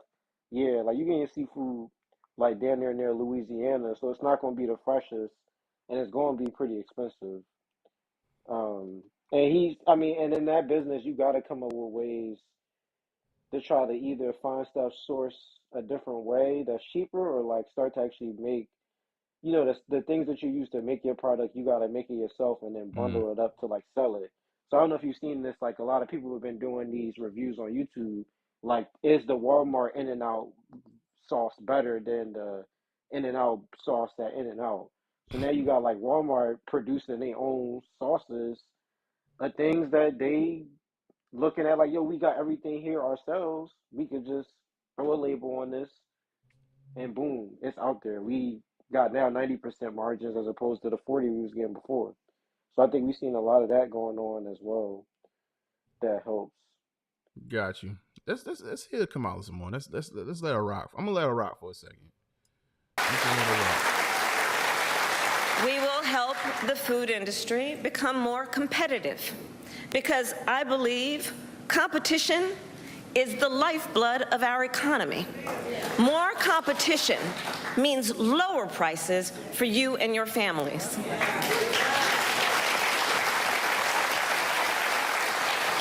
Now compare what Donald Trump plans to do. He wants to impose what is, in effect, a national sales tax on everyday products and basic necessities that we import from other countries. That will devastate Americans. It will mean higher prices on just about every one of your daily needs. A Trump. I do have to stop it there. I don't know if that's necessarily true because he had the terrorists. He had the terrorists on the when he was in here last time. I don't know why he complaining about it. He was trying to force corporations to invest in the United States. And if you foreign, cause we ain't nothing but a big import nation. So we a consumer nation. So he like shit. If you gonna send something to us, like you not about to charge us. He basically saying the world's not about to price gouge the United States. If you want to sell us some shit, you gonna pay a tax. Right. You're not gonna get rich out the United States. And he basically was sending that shot at China. And with Walmart is damn near what 67. I'm just taking a guess. You know what I'm saying? Like, don't quote me on it. But you know a lot of shit at Walmart says China made in China in that bitch. And that's what he was trying to goddamn force corporations to start making jobs here. And when I'm sounding like this, if somebody listening to me, I'm not a Trump supporter. I'm not a fucking Democrat. I'm just looking at what happened in the times or what was going on. I mean, theoretically, right? I mean, do we not want? I mean, we have outsourced so much, man, and like I've seen just I'm not going to talk about necessarily one industry or another, but I mean I've seen it in multiple industries I've been a part of. Is that when you start to outsource stuff, quality of the products go down, and obviously the cost goes down. But do we not want to be self-sufficient as a country? Like, I mean, that's just a question like I throw out there. Like, if somebody's incentivizing us to bring it back home, I look at a city like Detroit, right, that that's been devastated by like the auto industry of like outsourcing, and I saw them kind of bounce back, even during during that time. Like, now the city is kind of growing, but now we starting to hear like people about to get laid off again out there in Detroit because they just layoffs all over the place. Like, do we not want to incentivize? But you know why though, right? Because when Trump did them tariffs, remember when I just said it go back to when I said, but I'm just talking about Dodge because I had worked for Dodge at one point, so I seen the buyer's guide and all that. It tell you what part come from where, right? And it say final assembly in the United States. So when he put that, I'm assuming when he put that tariff on, Dodge is paying that shit because even though it's your shit, you exported it and now it's coming back in the United States. So Dodge had to pay for that. You got it as cheaper getting made in Mexico or Canada and shit, or wherever else you send something, you still gonna have to pay that tariff. Right. If you get what I'm saying? Right.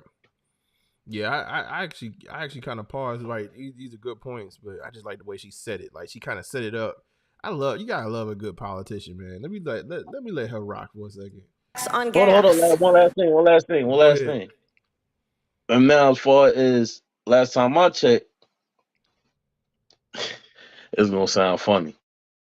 Telemarketing jobs. The United States sent. This was during the Democrats, during the Clinton years, through the Obama years. When you got something wrong with your phone provider, when you pick that phone up, where that call come from? Not the United States, it's India. And look at nation of India thriving. I'm just saying, we being real. We being real. I'm talking about how we outsource mad jobs. We do. Well, I mean, even add this. Don't Go even ahead. think about that though. Most of the doctors in America are not even U.S. citizens, and you think they spending their money here, or they taking that and spending it back home? They sending it back home. So it's not even a $10 jobs that we talking about now. We talking about literally like even the more high paying ones that money not really going back to the economy here. They paying that fee to send it back wherever. I mean, you can't blame them though, because the dollar amount, shit, they over there, they sending that bread back. That money doubling, tripling. Well, let's listen to another Indian kick game. Here we go. A Trump tax on food, a Trump tax on clothing, a Trump tax on over-the-counter medication. And you know, economists have done the math. Donald Trump's plan would cost a typical family $3,900 a year. At this moment, when everyday prices are too high, he will make them even higher. As president, I'll take on the issue of the cost of health care. As Attorney General, I took on insurance companies and Big Pharma and got them to lower their prices. And together with President Biden, we've gone even further. We capped the price of insulin at $35 a month, and the total cost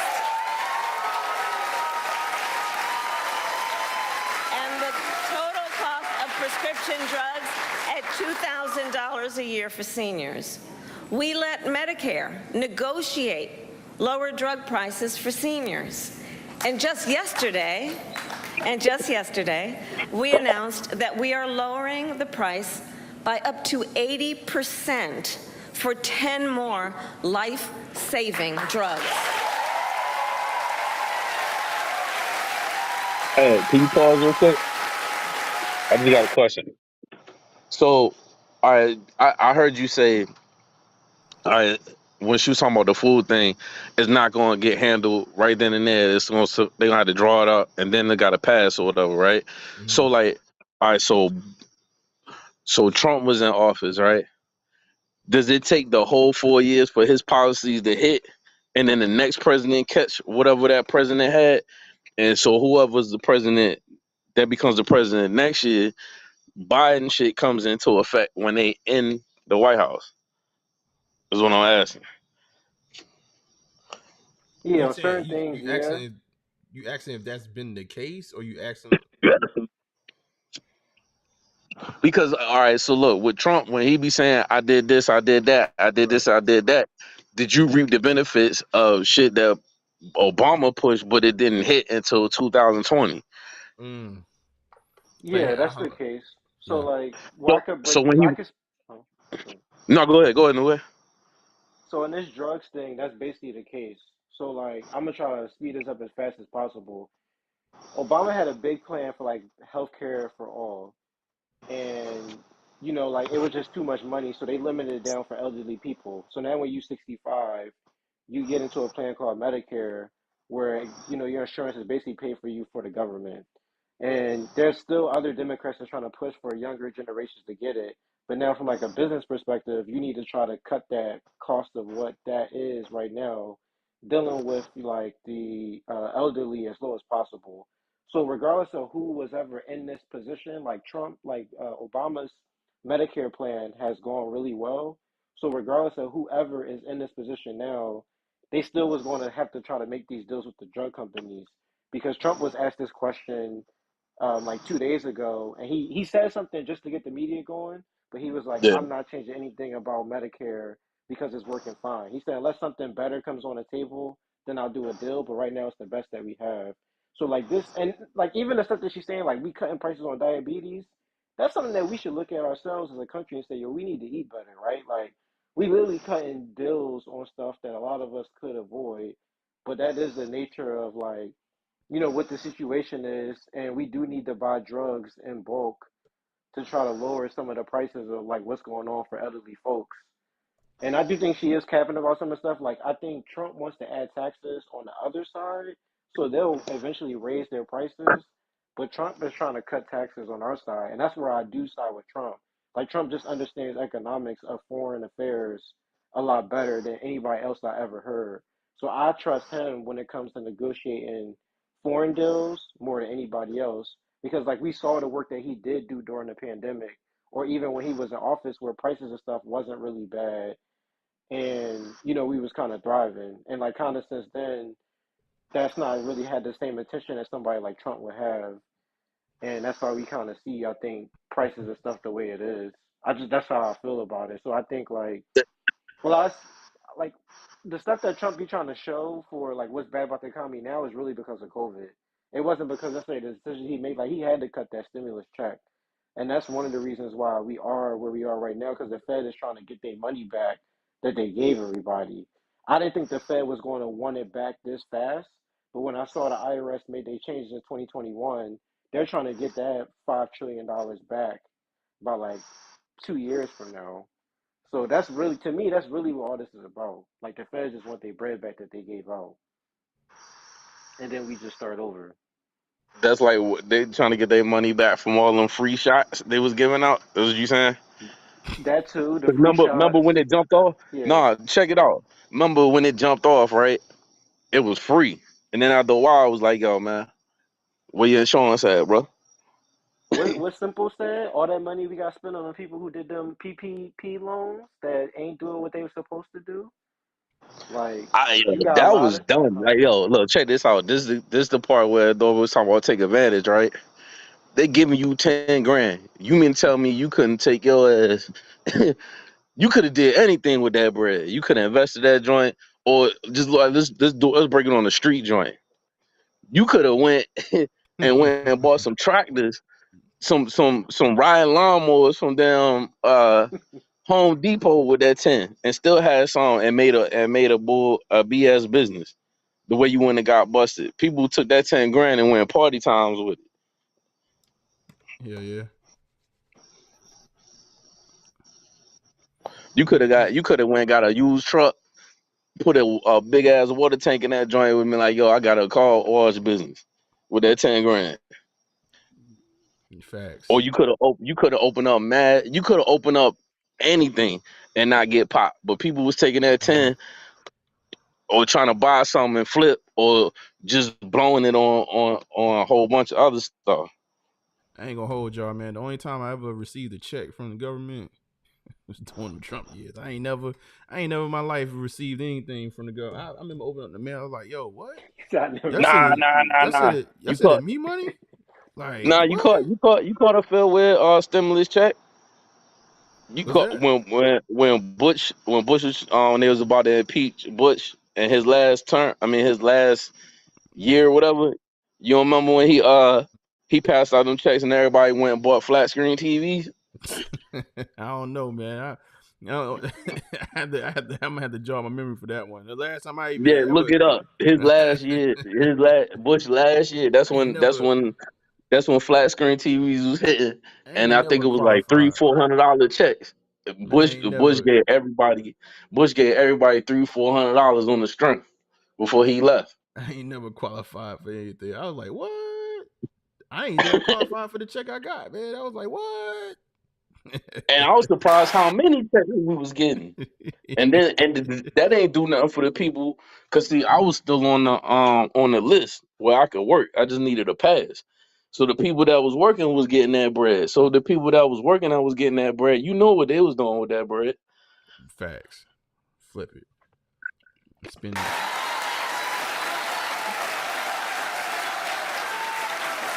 And I pledge to continue this progress. I'll lower the cost of insulin and prescription drugs for everyone with your support, not only our seniors. And demand transparency from the middlemen who operate between Big Pharma and the insurance companies who use opaque practices to raise your drug prices and profit off your need for medicine. 2 months ago, I announced that medical debt will no longer be used against your credit score.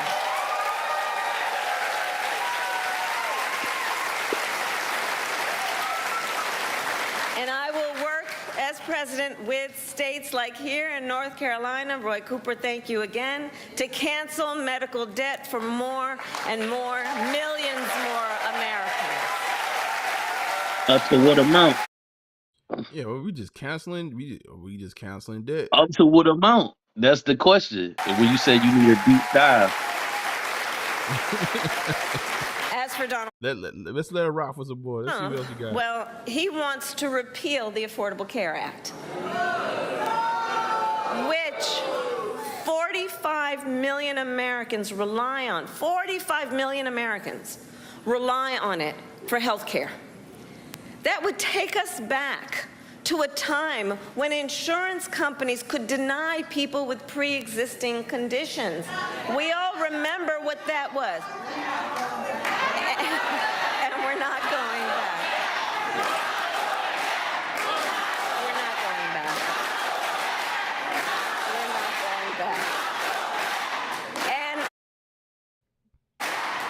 And remember, and this is why we're not going back, because we do remember, he tried to cut Medicare every year he was president, threatening a program that tens of millions of seniors count on. And according to his Project 2025 agenda, he intends to undo our work to bring down prescription drugs, the cost of prescription drugs, and insulin costs. Well, we've come too far to let that happen.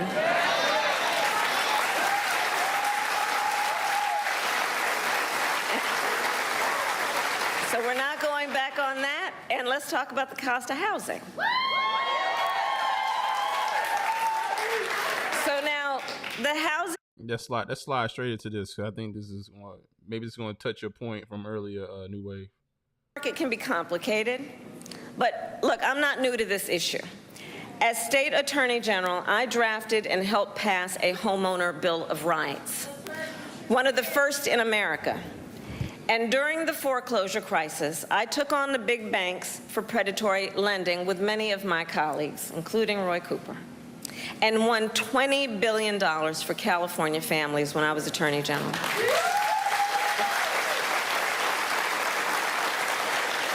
So I know how to fight for people who are being exploited in the housing market. And I know what home ownership means. It's more than a financial transaction. It's so much more than that. It's more than a house. Home ownership and what that means, it's a symbol of the pride that comes with hard work. It's financial security.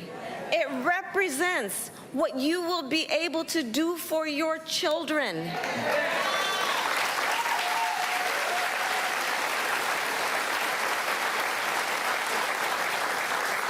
Sadly, right now, it is out of reach for far too many American families. There's a serious housing shortage. In many places, it's too difficult to build, and it's driving prices up.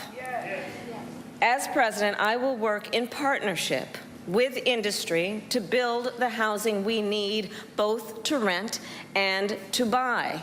We will take down barriers and cut red tape, including at the state and local levels.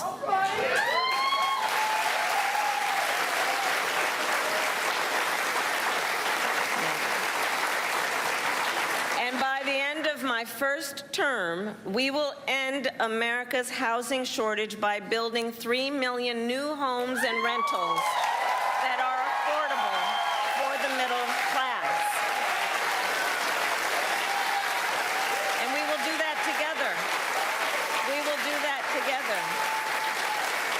Affordable housing? Is that what we talking about? I have a video of Trump's opinion on this if you want. You said what now? That one. I have a video on Trump's opinion on the housing stuff. Yeah, what you got? You got a link? Yeah, I'll post it. Yeah, that's let's see. Yeah, well, she said she was the first to do that. Maybe I don't know. I'm confused on that part. She said she was the first in her state. I could have sworn that Bill Clinton, that plan, the Clintons bought into the giving people first time buyers check, and then want that in the Obama campaign too. I'm quite sure. Like the first. So then, how you the first? Then if Clinton did it and Obama did it, how you the first? I just posted it. I disagree with her on the her plan is the same as Trump's, to kind of like Trump not trying to give out money, but he want to cut down some of the processes that's involved with getting a house, which should lower like the fees of like getting a house. But I disagree with what she said. Like, and I think at first when Trump first got into the office, he didn't understand healthcare because like that's not the side that he worked on. But I think that's why a lot of people say, oh, like Trump be switching sides. But I think once he saw that a lot of older people do need healthcare, I think he lightened up to that thing. And I don't think he's not trying to repeal the Healthcare Act. He's not. So I don't know why she be saying that. Well, you know why she's saying that. Yeah, I do. But I mean, it is what it Fear. is. Oh, yeah. Fear. Got a little bit of fear mongering going. Like, you got to. I mean, it's on both sides though. For sure. For sure. I mean, it's part of the game, right? Like, you know, it's very interesting. Like when you hear them talk, like it's the way they draw the play up, man. Is nasty work, man. You seen South Park, right? South Park, the cartoon. Yeah, I've seen it. You don't remember that episode? You don't remember that episode when it's like they trying to take our drugs? This is from that episode. They come over here. They trying to take our drugs. Yo, they make it sound real bleak when they talk about the other side, man. Hold on, let me see. Let's play Trump real quick. We'll play Trump one. So this is his version. He said, Trump, to young people, you will be able to buy a house again. Okay, let's see what Trump got for you. Sad fact. After 4 years of Biden and Harris, more Americans believe the American dream is no longer achievable. Donald Trump says he'll restore that, but how? You've mentioned getting rid of taxes on tips, 10% tariffs across the board, getting rid of most favored nation status for China. There will be a lot of pressure brought to bear against the tariffs question.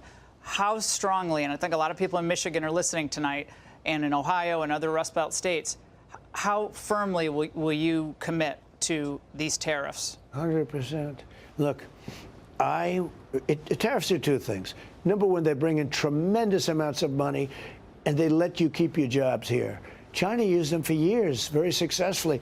They said if an American company wants to come and build a plant in China, there's no tariff. Same thing with me. If somebody wants to come build a plant and hire our auto workers, I like it, there's no tariff to be paid. But China charges us hundreds. I mean, they charge us so much. Other countries are charging us tremendous tariffs. It's a way. Look at India. They said to Harley Davidson, you have a 200% tariff on a motorcycle. But if you build your plant in India, there's no tariff. So they go and they build a plant in India and so many other things like that. Tariffs are good. They also are good for something else, power. When a country starts getting fresh, when they start saying we're going to attack another country and you don't want them to, and you say, I'm sorry, if you do that, we're going to put tariffs on you. And, we're going to put tariffs. Do you know how many wars I stopped? Do you know that I had no wars? We had no wars. Remember when Hillary Clinton said, look at him, just look at him.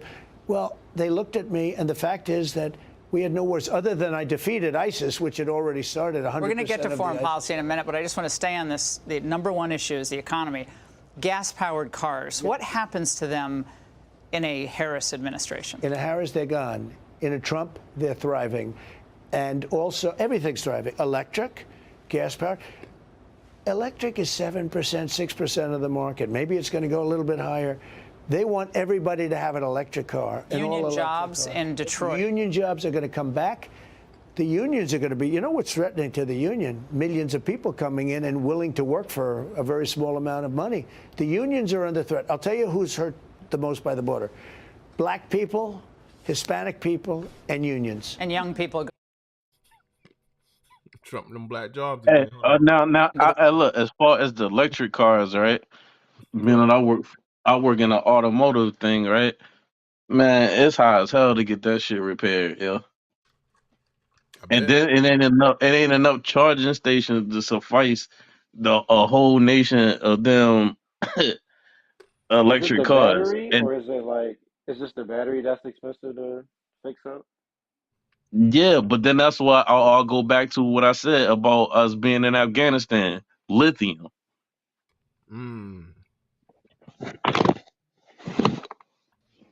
Best believe we don't just go to your country and just be like, hey, man, you ever taste Coca-Cola, man? Here you go. No, we always got a reason for why we knocking on your door. But in the automotive business, it's cheaper to buy gas power than it is an all electric car. Now, if you got electric and gas, it's different. But just straight electric, the battery big as, and some of these cars, the battery is big as your back seat. I'm trying to get me a cyber truck, so gonna be have a big, Yeah, big Ty ass asked if they battery. bring it back to projects. Yeah, I mean, you get what I'm saying? Like batteries, we ain't talking about, and car battery, the actual regular gas powered car battery, the prices done went up. And we talking about building, we talking about getting people to buy electric cars. It's some people that can't afford that shit. That's why they buy a used car. There ain't no such thing as a whole bunch of damn electric used cars, and not unless you about to do the same thing as Obama, you about to start giving people a check to Yeah, I help had a build it, and then if you try to put the pressure on the automotive people, they already going to rebel because my company already rebelling now. So, as a matter of fact, I was just talking to the E Black about this. So you go on the lot, the car say 45,000. So you think in your mind like shit. By the time I get tags and title and all this other shit, whatever bullshit stuff I gotta go through with the people at the desk, I'm probably gonna get out of here like 51,000 or something like that. Nah, the automotive companies is putting a $10,000 markup by the time you get into the finance office. It's just not on the car. Yeah, no, I don't even, man. I haven't even thought about a car for real. Like, Right and now, God knows, like how sneakers is a buyer's market. A house and cars right now is not a buyer's market.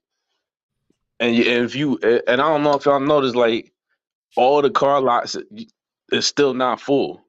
There's no car lots in America where you driving up on a lot and there's a whole bunch, and not it might be certain one besides like Mazda or something, but everybody else like Dodge and Toyota and Ford.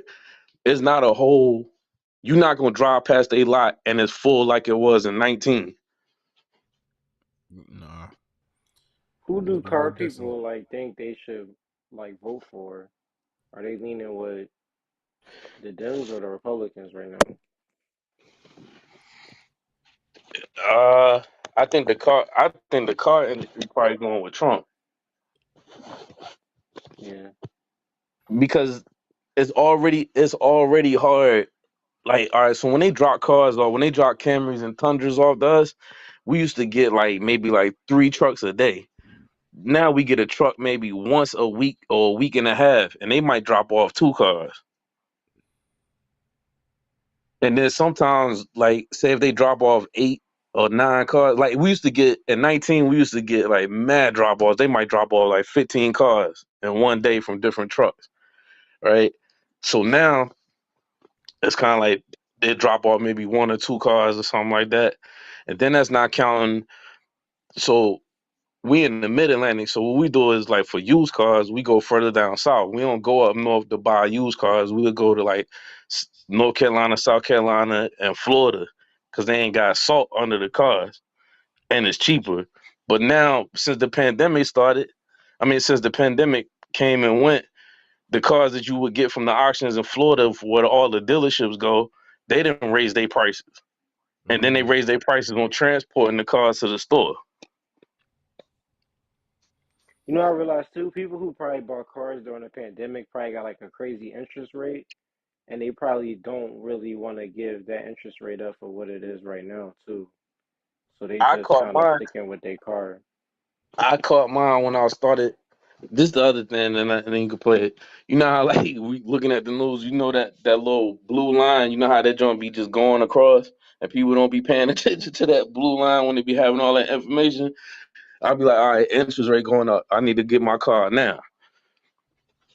So I had got it in the time before the interest rate started going up. It went up like twice in the auto business.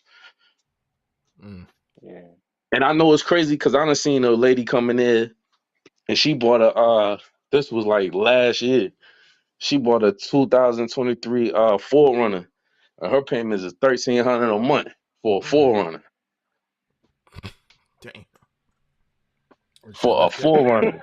Should have left All right, that so look, there. it's another thing too. This is You might as another well thing. get a So like a ton. Porsche. So look, so we got the Sequoia, right? So the Sequoia used to be an average of 60 or 70,000. You come on the lot now, the Sequoia is 120,000 for a Sequoia.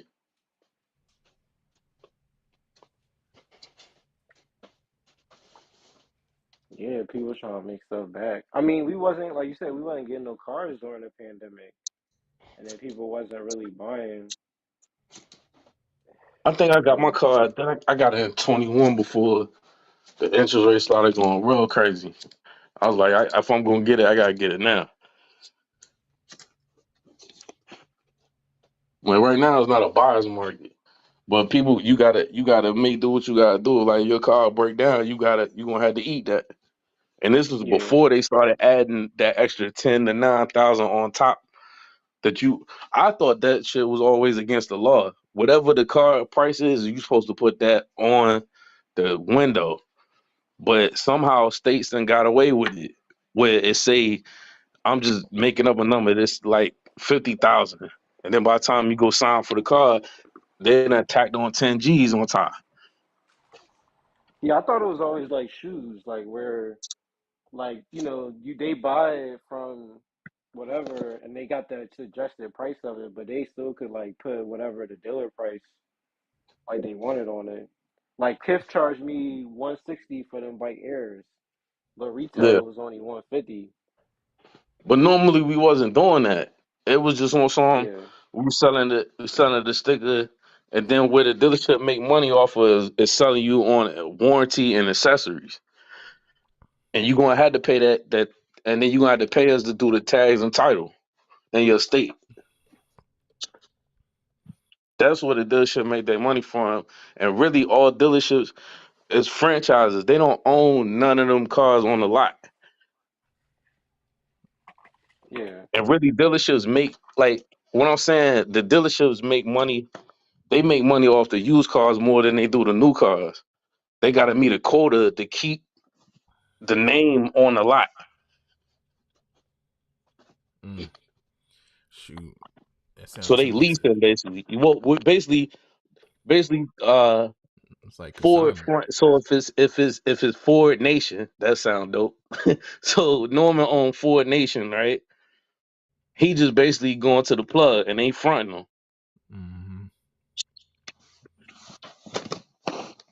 No, just move this brick for me. Yep. Let me play the rest of this real quick. You might need to get a dealership, yo. Ford Nation. Ford Nation. Young people too. Got a But ring to it. if you think about it, black people are losing jobs. They were doing so much better under Trump. People are coming in and undercutting them and taking their jobs. Hispanic people and also unions and young people. The real wages under your administration, even the Washington Post had to report this, that I believe the number is you had a 19% differential between wages and inflation. Right. And with Biden, it's just, it's basically barely keeping up. It's improved a little bit. It's barely keeping up with inflation. I think yours was 15.4%, but it's a big differential. So real wages were going up. So why is that the case? So people are trying to figure this out. Like, why? What you did it work? Why? So I had no inflation. Essentially, I had 1%. I had no inflation. Over the whole 4 years with that. Over the whole thing, though. I had very little inflation. Inflation is a country buster. It broke up Germany decades ago. Every country that has, and we have worse inflation than anybody, it is a country buster. Biden had inflation. They say it's 22%. It's much more than that. Prices they don't are add up average 19% under Biden. So to families that are watching this, it's actually much more than that, though. But on overall, they're using things that didn't go up that much. They don't talk about interest rates that went from 2% to 10%. And you can't Which goes to homes, Mr. President. Right. Young people are seeing the American dream disappear. So there's a youth differential right now. There's a youth gap in the polls. But what do you say to young people? Say, I'm just going to give up on buying a house. It's not. I'll rent for the rest of my life. I say very simply, vote for Trump. Interest rates are coming down. Energy's coming down. You're going to be able to buy a home again. You can't buy a home. You know, one of the things killing home building is regulation. There's so many regulations from the federal government on a home. It's a big percentage of the cost of the home itself. Young people are going to be able to buy again. They're going to be able to borrow again. They're going to be able Biden to says he's going to have rent control, cap it at 5% rents. And I imagine Harris would agree with that. Once you do that, you end up in a depression. We'll end up in a depression like in 1929.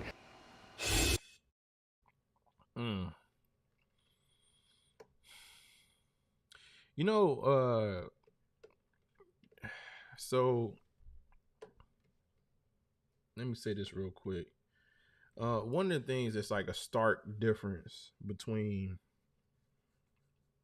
I think, the policies of the left versus the right, and I think we were talking about this the other day, is G-Fish. Hold on for a second. It's interesting. There's two approaches, right? One approach is kind of give the resource directly. It's like direct to consumer, right? Like, so one side is like, oh, we're gonna give a credit to you, right? And then you use it as you may. And then the other version of it is, well, that's actually remove regulation. It's incentivize these companies to actually sell you or put you in a situation where you can win.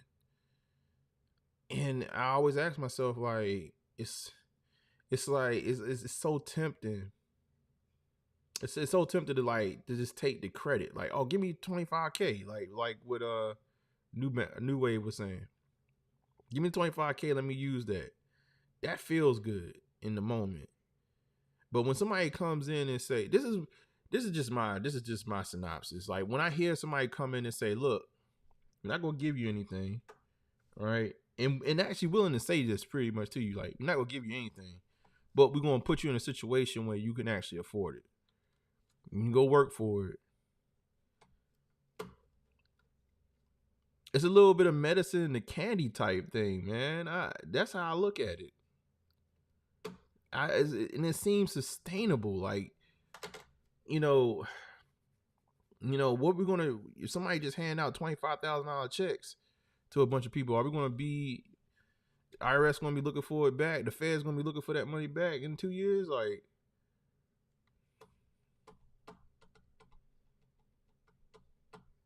he said, Todd says I have to get past the fact I don't like the way Trump talks. Not what he says, just the way he says it. Todd, you got to add some more. I want you to add some more context to it. Is it his dialect, or is it saying like just the way he talks? Like, or how he articulates himself. But that's always, I mean, that's the way I look at it. I feel like one side is like pulling at heartstrings. Oh, you're gonna take away from the people. I don't know.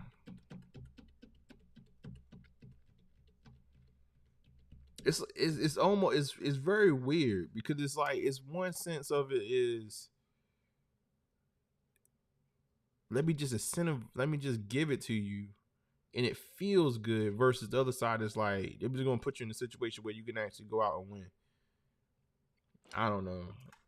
Democrats on some Robin Hood. I'm gonna take from the rich and give to the poor, but I'm gonna still make some bread on the back end. Yeah, but it just feels, one side is almost like, to me, like, I'd be weary of the person that's like, I'm just gonna give you some money, right? And you're gonna be all right. Like, and then the other side is telling me, they actually telling me to my face, like, I ain't gonna give you ish. I'm just gonna put you in a situation where you can actually win. Like, and I'm in my mind, like, if I was a smart person, I'm taking the situation where you just put me in a situation to win. Because, like, I feel like there's a trick bag that's going on here, and this is not sustainable long term. So, like, what are we doing? We doing this for a year? Like, how long are we gonna keep on? Like, it's weird, man. It's weird, and I think until you kind of, I'm not telling nobody which way to go, this is the way I pick up on things. I think when I was young, right, when I ain't had much to my name, I was, in a certain situation, a certain predicament. Like I had that mindset, like take from the rich, give. Like I used to do certain things, man. Like I used to, pick up certain things and take it with me, because I'm like, well, they ain't gonna miss it. You know what I mean? Like I didn't necessarily need it, but I couldn't afford it. But they could afford it. Let me just take from them. Like that's the energy. Like that's the energy that's a mindset that I've left, and I forget the quote. They was talking about when you go from like having a liberal approach versus like kind of reach, like you got to get old enough to become conservative. Like it's almost like, well, damn, like it feels very like young Norman. But I don't think everybody on both sides, like when people say they conservative and then people say they liberal, I think most Americans is conservative on some things and some people are liberal on things. I think it's a 50-50. I don't think you conservative on everything, and I don't think you liberal on everything. Yeah. But to me, when she said affordable apartments and stuff like that, to me, I'm thinking maybe I'm just tripping. It's like, yo, you trying to build some more projects. That's what Ty said. Ty was like, y'all trying to bring back the project? That's what it sounds like. Like, who you building affordable housing for? And I told you, and then we talked about this the other day. I was like, yo, when you have projects, like we did this before. We know the end result of this. We just know, like, when you make affordable housing plus cool, affordable housing, people are not leaving. Like, the whole idea was, the original idea of the PJs was to give you like a stepping stone to the real thing. Well, what would typically happen is like, well, shoot, I got this right here. I don't need nothing else. You know what I mean? Like, I don't know. We've done this experiment before in major metropolitan cities. Maybe we disguise it and put you out in the suburbs with some space and not just build towers and stuff like that. But I don't know, man. Like it don't feel right, man. Y'all with me? Am I tripping? Yeah, how he articulates and repeats mid sentence it's just a comedy. The way he talks, not the context, the delivery. Okay. By the way, I hit on the I'm years. They canceled, so I hit again on social status. Congratulations, man. I ain't gonna hold y'all, man. I didn't even take my entry, man. I hit. Well, I didn't know if it was going to cancel on me or not, but I didn't take it. I don't want that shoe like that. I got bigger fish to fry right now when it comes to sneakers. Ty, you there? I'm not Ty. Shoot, I'm sorry. New Wave, you there? I'm looking directly at Ty, like on my screen. New Wave, can you hear me? Why is it? He might be on mute. Well, he's in.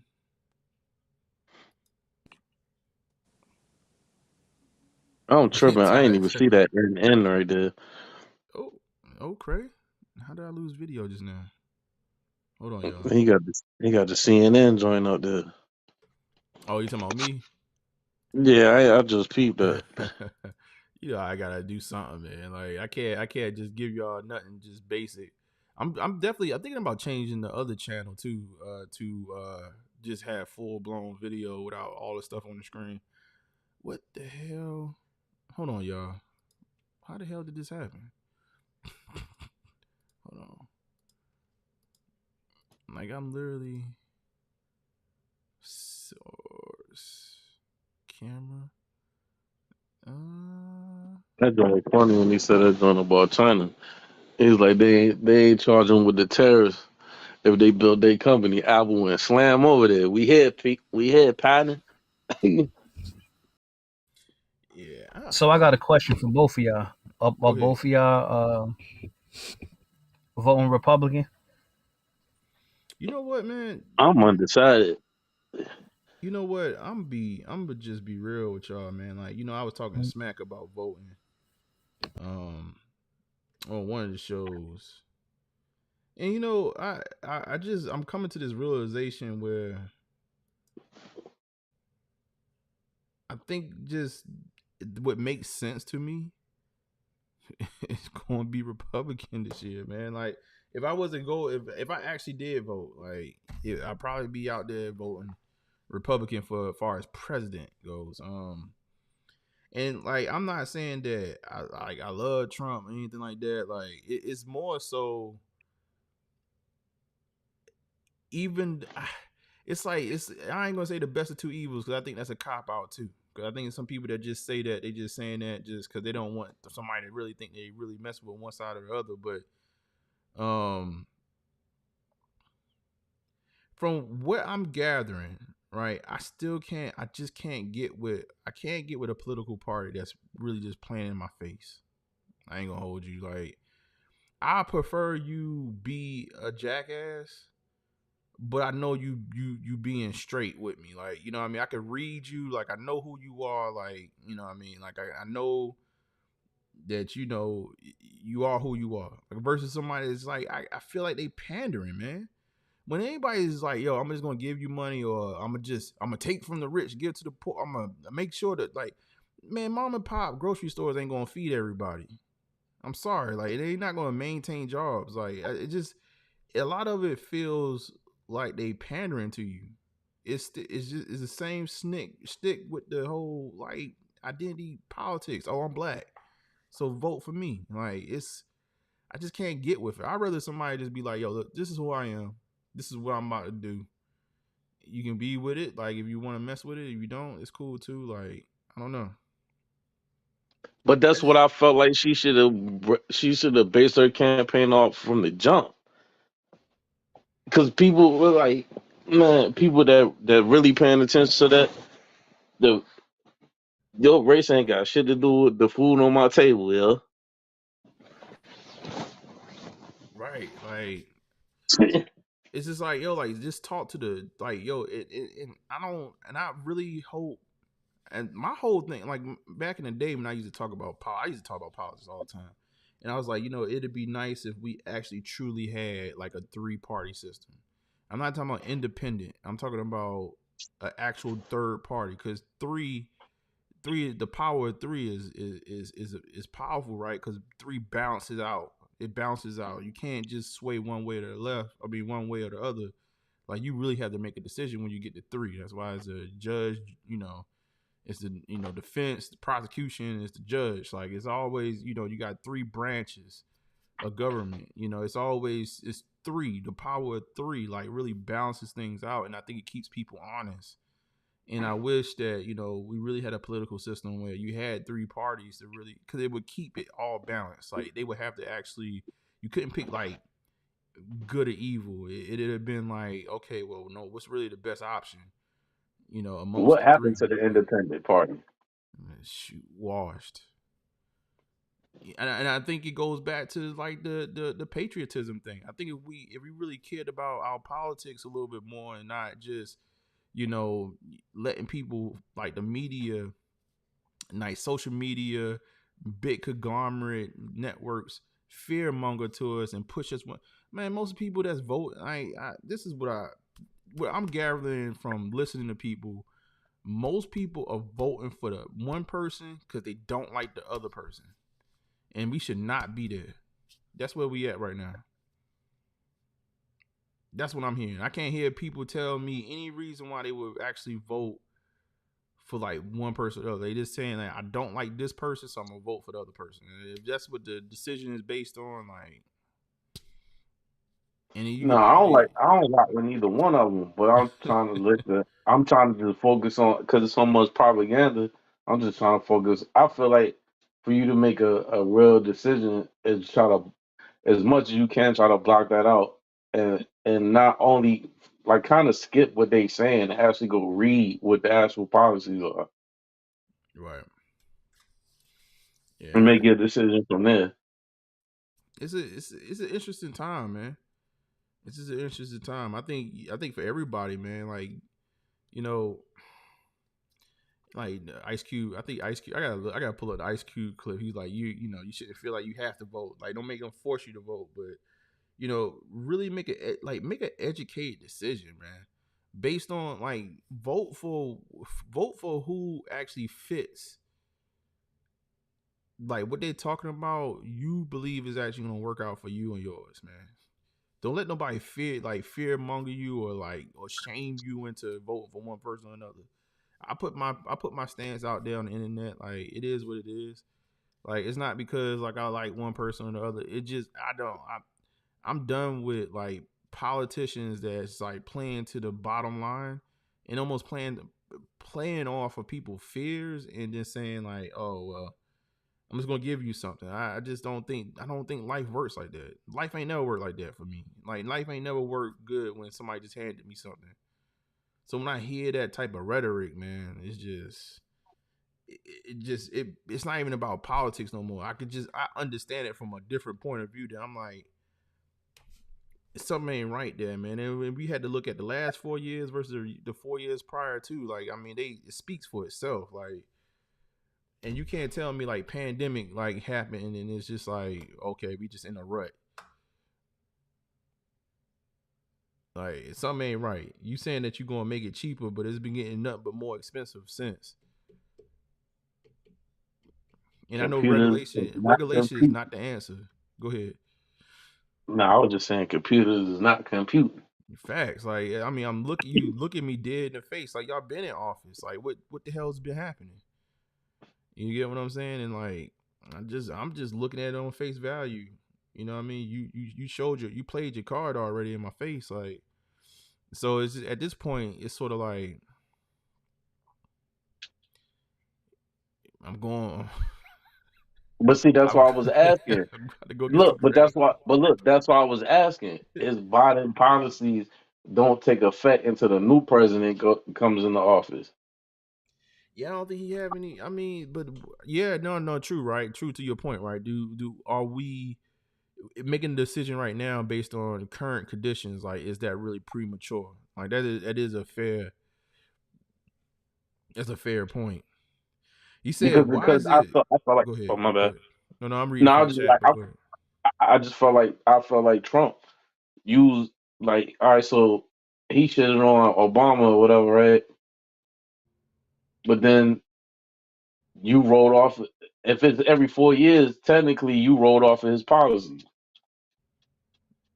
And that ain't just Trump. That's any other president. You know what I'm saying? When you campaign and be like, yo, I did this, that, and the third.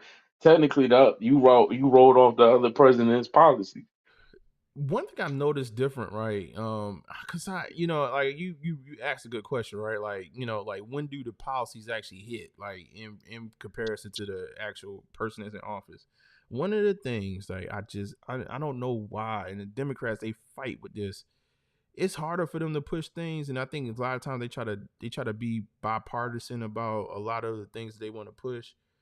And whereas though, like from a conservative standpoint, they have things they want to push, and if they got the House, they pushing that joint through. Like, they ain't worrying about what you think. Like, and a lot of stuff, you seem like they come in. I feel like, man, shoot, if y'all really kind of go back and think about it, like Trump kind of landed in the White House and he was just writing stuff off as soon as he got up in there. He didn't waste no time. He was like, yo, like, I want to do X, Y, like I want to do X, Y, and Z. Boom. Like, whatever I got to do. Like, I got the majority of the House, whatever. I don't care. Like, don't care what you think. And he ain't even the refrigerator in that bitch, bruh. Like, and I for whatever reason, it's like Democrats struggle with that, and I think it's a lot of it is just like they don't really stand strong on certain. It's like what are the principles, right, of what the party stands on, and I think that's what they struggle with that for some reason. Like, even though I think Obama probably was, as far as from a president, just being a stand-up president, no scandals, no craziness. Like, Obama was probably our best of our generation. But he tried to go the bipartisan route, and they and I think Emory even said it, like they pretty much threw his hand back in his face. Was like, they called him everything but but an N-word to his face while he was up there. When he had, I think he lost. Didn't he lose the House? He lost the House in the middle of his time as president. And I was like, when the time he had it, you should have shoved whatever things you down their throat. That's what he was waiting on. That's what Cats was waiting on.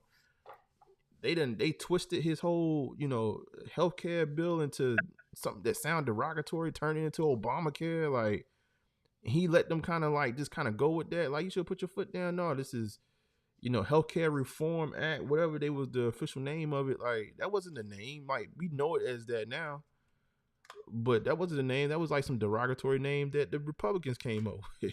Like, you know what I mean? They was filibustering him and stuff like. I don't know, man. It feels like wishy-washy, and it's like I want to try to appeal to the bottom of the bottom to get sympathy votes and get everybody else on board. Like, and it don't feel right. I mean, as I get older, I don't know, man. And y'all let me know if y'all how y'all feel about it. I mean, I'm open to hear.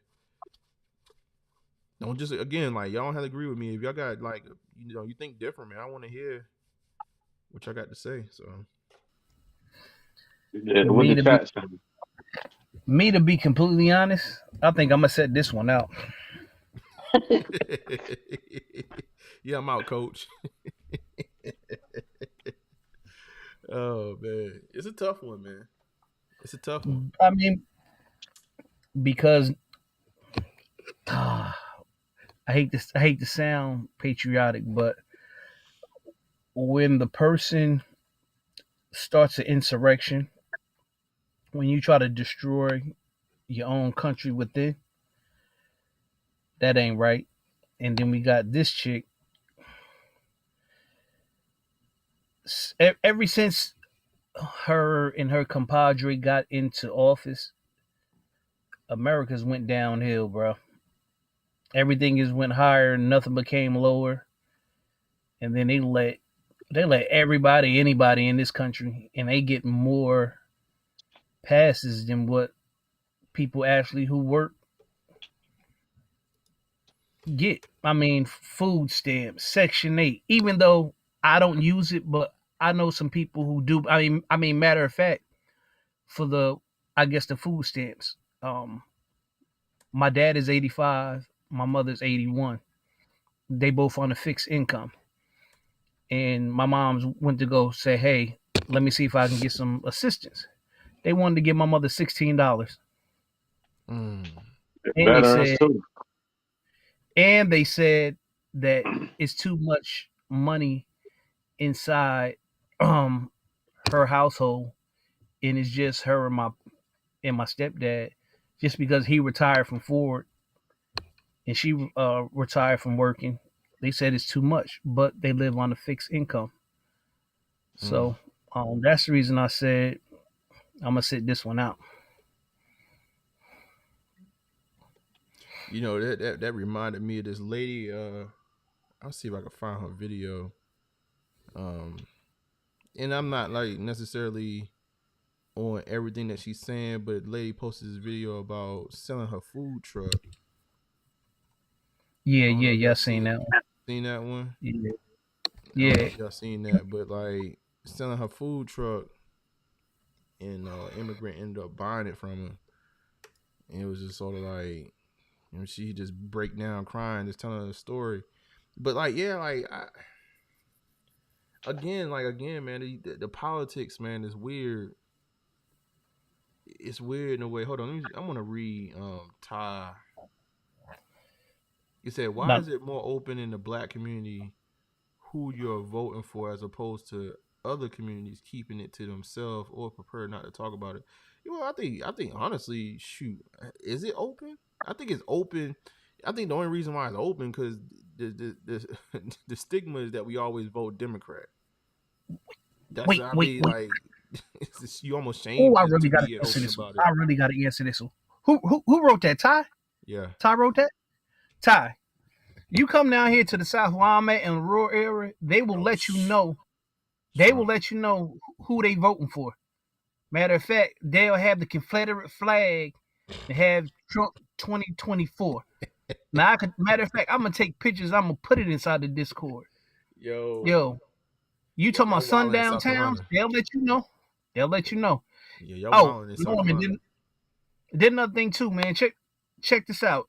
And it's a shame that older people have to make a decision of keeping their lights on or getting a diabetes medicine or blood pressure medicine than eating or having water.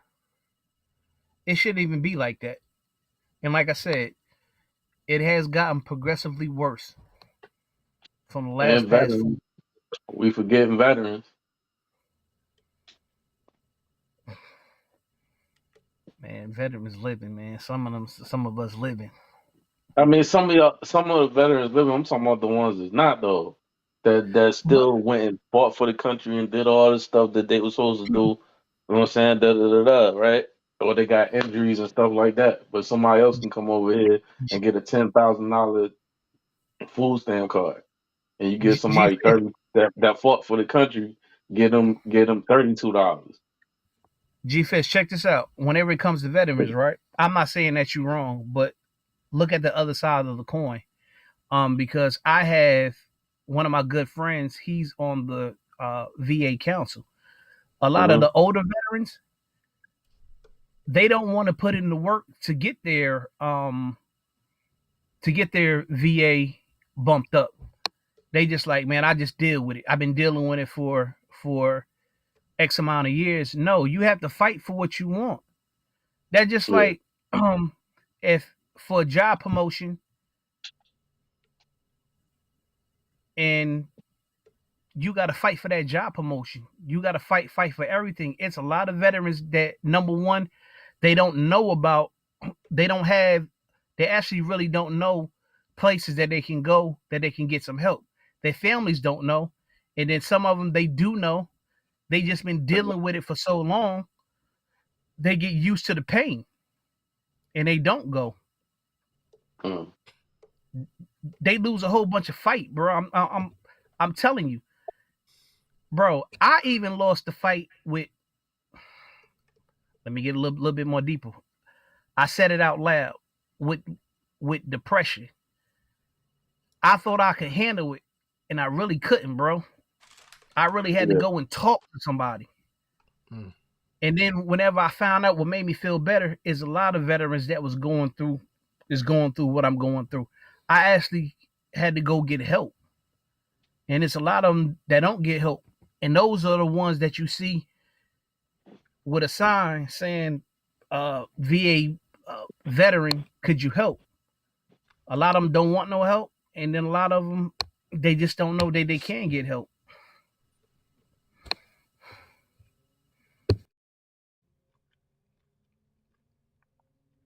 Man, that statement got real serious right there. That joint, it was on some let it soak in.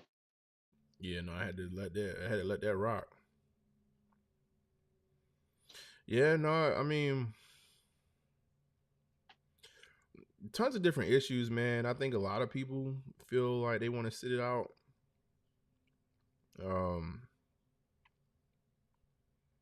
I think but I think that, it's weird, but I truly believe us actually giving a damn is what solved this problem. Like, I think too many people are just fear mongered into one position or another. And then they kind of know their base. They just try and get the swing states. They're trying to get the edge cases to get on their side so they can win. And until like we actually have a true sit down as Americans and actually care about our country to a certain degree, I think you're gonna have this sort of like political game of good versus evil. They could just make the other side look crazy, and then Bob's your uncle type thing. Like until we actually start to understand, policies at a wider level. That's why I'm talking about it tonight. It's not like this video going to change anything, but it's a real thing. He said, do you feel like the systems are good enough to get help? I think Emory hit it on the head though. It's like you gotta be willing to seek help and then actually, stay on top of it. Like even for my dad is a veteran. Like, I felt like for a lot with him getting the resources that he got now, like he had to really stay on top of it. I don't think some people are just willing to go through that process, man. I think it's a shoot. Might be some pride involved too. I don't know if you really hit that. Some people don't want the help. You know what I mean? Just from a pride standpoint. Oh, New Wave said, is she getting Social Security? Oh, on that front. Oh yeah. You just talking to Emory. There are certain things that the right are doing that I'm for. I'm with for sure. So I'm leaning that way right now. I'm telling y'all, man, it's a lot of folks. He said, no, man, I But do think you the hit the chat Dems. though? What's that? But you like the hitters. I don't think like you hear what everybody's saying. Like, all right, so they said they might be leaning towards the right? But they not true conservatives, though. Do you think I just think everybody's 50-50. You liberal about some things, and then you got traditional shit, which you grew up in your household that's what you believe. And some shit you might be liberal about it. I don't think everybody's 100% all the way, and not unless you just die hard. And usually the die hard is ending conservative, where they just die hard. But as if new people coming up, like at ages, like now you starting to get into the 90s and 80s, baby. Because now it's about in the next 10 years, our age group is gonna be starting to run for office. Right. Yeah, I think you're right. I think it's hard to find somebody that's extreme on both sides, right? I think even if you really supported Trump, you're not necessarily even really supporting extreme right, to be honest. Like you really voting in the middle, because he ain't even really a true representation of their extreme right. I mean, he's got his own like if somebody banging the concrete for him, like he kind of got his own people. So I think there's a mix. I could, speaking for myself, man. I'll be honest with y'all, man. The older I get, the more I think about life and the values that hold true, and I see that I think works for me and my family. Like it's conservative principles to a certain degree. I ain't gonna hold y'all, man. I'm just being completely transparent with y'all. If it sounds some type of way, but it's just the fact that I don't know. Like I think as I get older, man, I just kind of see things that actually work, and I noticed that like the older I get, man, the more things start to come through. Like I'm not even like a Bible beater like that. For example, like you asked me about religion, like I grew up, Christian, kind of strayed away from the church, but like even now, like at this point, like I have a different type of appreciation for like the word. To be honest with y'all, like I'm not sitting here thinking. I'm not gonna tell y'all like I'm sitting around here reading the Holy Bible at all. but at the same time, like I understand the principles, and I'm like, okay, that's how it translates. Like the older I get, the more experiences I have, the more I see like, oh, okay, this is what they were saying. Like even when because all of us go through that. I went through it where I challenged everything in religion, like coming up. Like if I went to church, I remember man, I ain't never these are the type of stories I ain't even really get into because the other channel, right? But like coming up, man, I had a female pastor. I had a female pastor at one point in my life, and I remember it's like, oh well, she don't belong in the pulpit and all this other stuff. But I was like, nah, man, Pastor Ray, she the dopest pastor I've ever, she always kicked good words, man. I actually felt like I was going to church and I learned something on Sunday. And then, I remember going to this like mega church, and it was like, Maybachs outside and all those stuff, old pastor. And he was talking about how women don't belong in the pulpit and all those other stuff, right? Now, this might sound some type of way. Like looking back at it, like I was like, that was the first thing that kind of I turned my lip up. I was like, hold up, man, what y'all saying? I don't understand a lot. And because you're it's hard to understand people's. Oh, you saying something? I'm about to. You saying something? Go ahead. I can finish it off though. I'll finish off my story. So like, hold on. And I want you to say something. I think you got something for me. So at the time, I kind of rebelled, and I tell y'all what, man, take it even deeper. Like so there was a pastor I was around, and I started asking him about the Book of Enoch and all this other stuff, like I'm the lost books and stuff like that. I want to dig. I'm trying to figure out the information, right? So I got into that.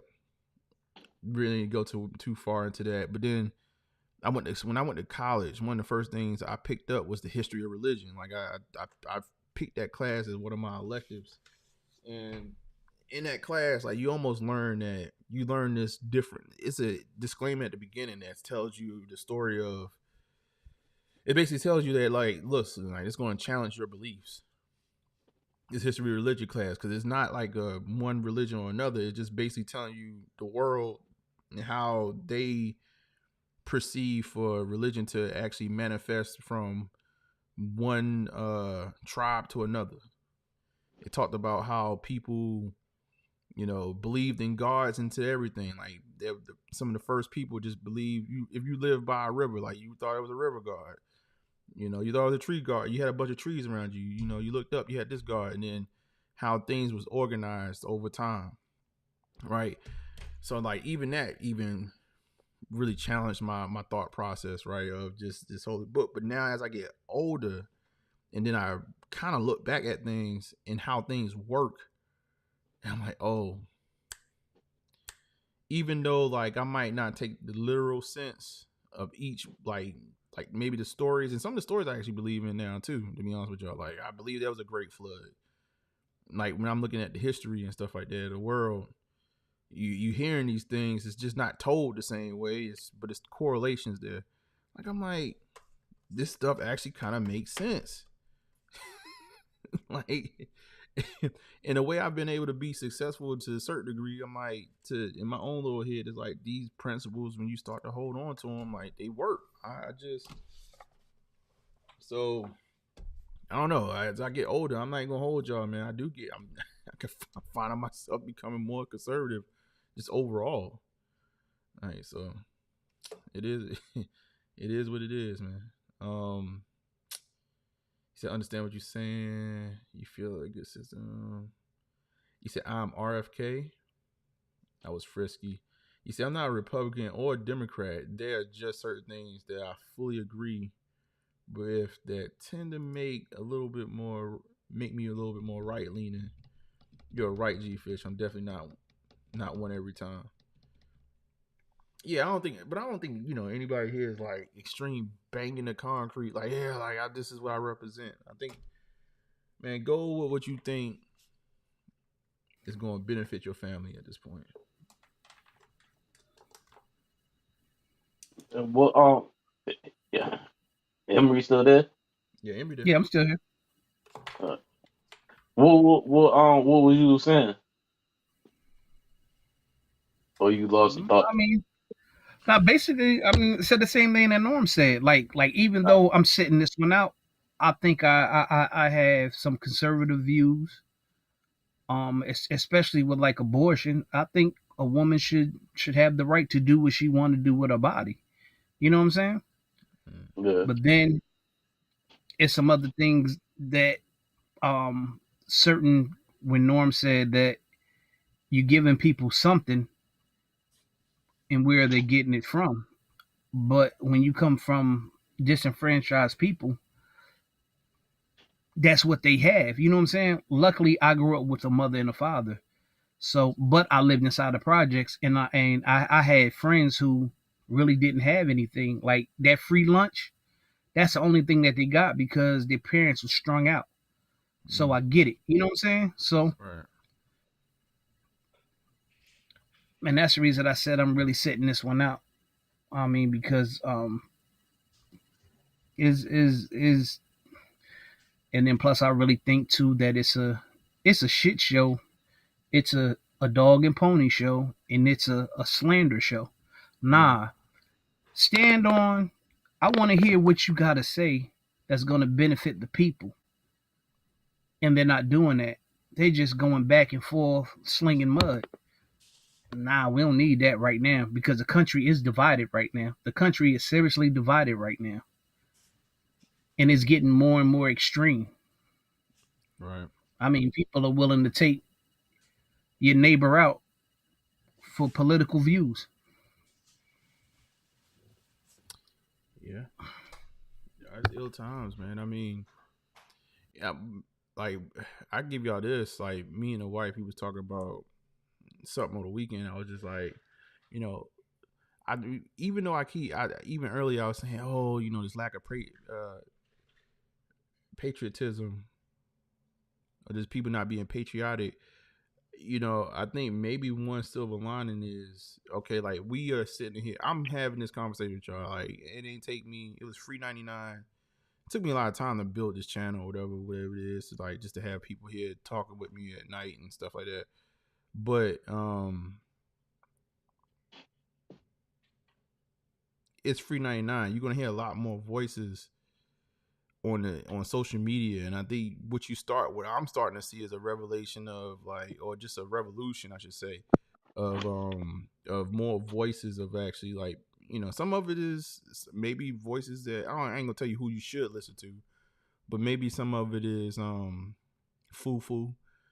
But I think you're gonna see more and more people like actually kind of get out in front of, especially like even like the next political cycle. I think we seeing a shift from big major media organizations to, you know, platforms like YouTube and stuff like that, where people, like everyday people, are getting their voices heard, which I think hopefully what comes out of that is more informed people, because maybe you're not used to digesting that type of information from Fox News or MSNBC or whomever, like, but you can kind of find your community, right? And hopefully it's not too biased. Hopefully you got somebody that's kind of, you know, trying to be as middle of the ground, and then, you know, giving you their views as well, just to be real, where more people are informed.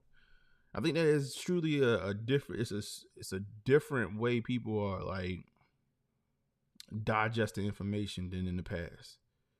I think in the past, like, you was pretty much, you know, and maybe I'm just my experience, but I think most people are just, you know, gathering that information from TikTok, Instagram, Facebook, things that's being pushed to them. But I'm hoping vehicles like, you know, YouTube, and I'm not saying that YouTube don't just push things to you, but you start hearing more people actually have the conversation, man.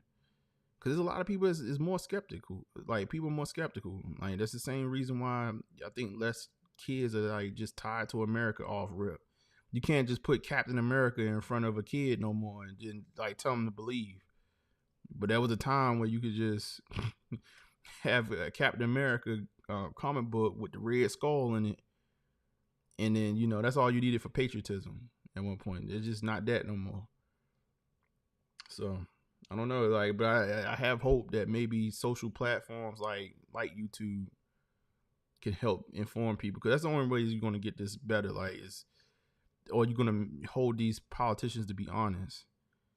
Is basically, you know, making your vote count. Let them know that you don't just get my vote. You don't just get my vote because you black. Like, that's how you get them to actually do something. Like, you know, you're gonna have to work for this joint. That's your political power is your vote. So, and we gotta vote from a local standpoint on up. But the only way you get there, though, is I think you gotta actually care about your country. And if you don't, you know what I mean? And maybe you just more so care about taking care of your family. There's nothing wrong with that.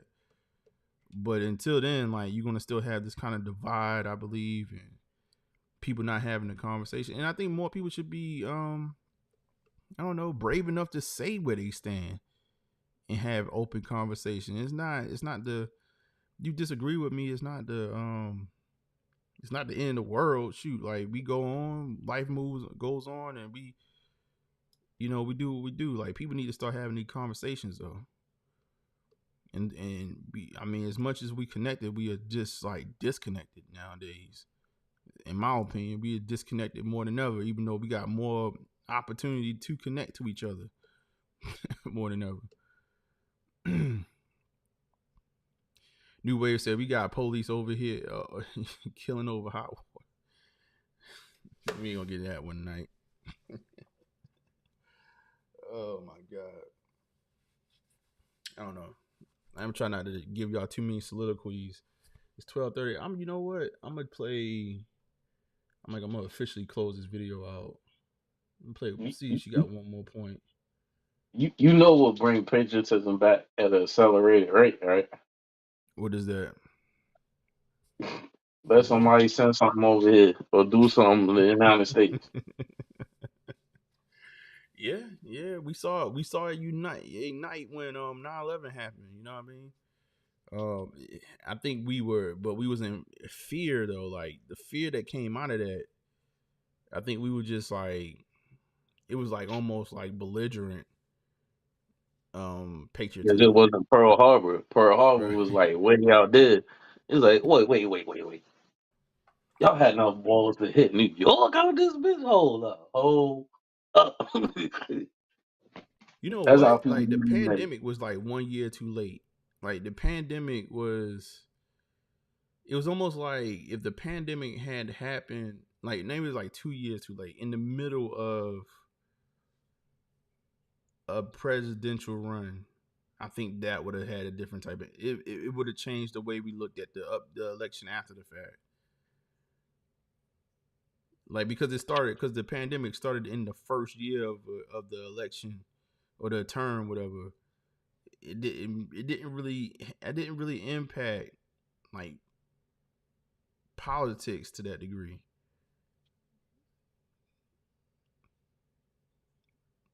I wonder if people still washing their hands though. Hell nah.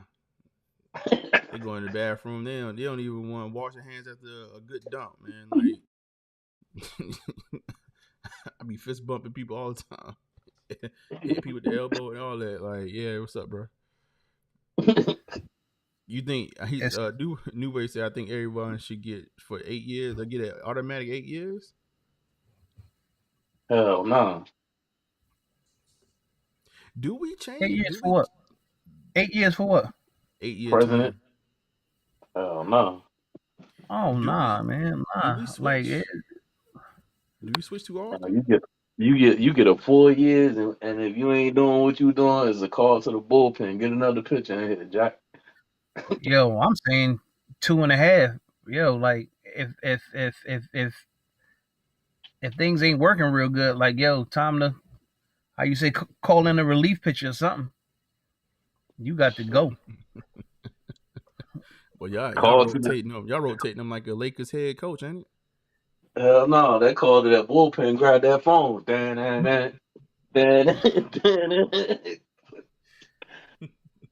Wow, damn. Like I said, y'all said it. No oxtail should be $30, man. I'll be messing with them, man. I'll be finding little Instagram joints every time my eyes still. Yo. And I'm sitting to they don't even got the dollar menu anymore. They don't even have the dollar menu anymore. Yeah. Then think about that. They don't even have the dollar menu no more. Yeah, no, I said the average combo is $13, $13. That $5 bag shit gone. And the worst part about it is that, like, let's just say you want to eat healthy. Hell, it costs 2 times more than what it costs to eat terrible. And the chicken tastes like wood. Just to eat healthy. Right.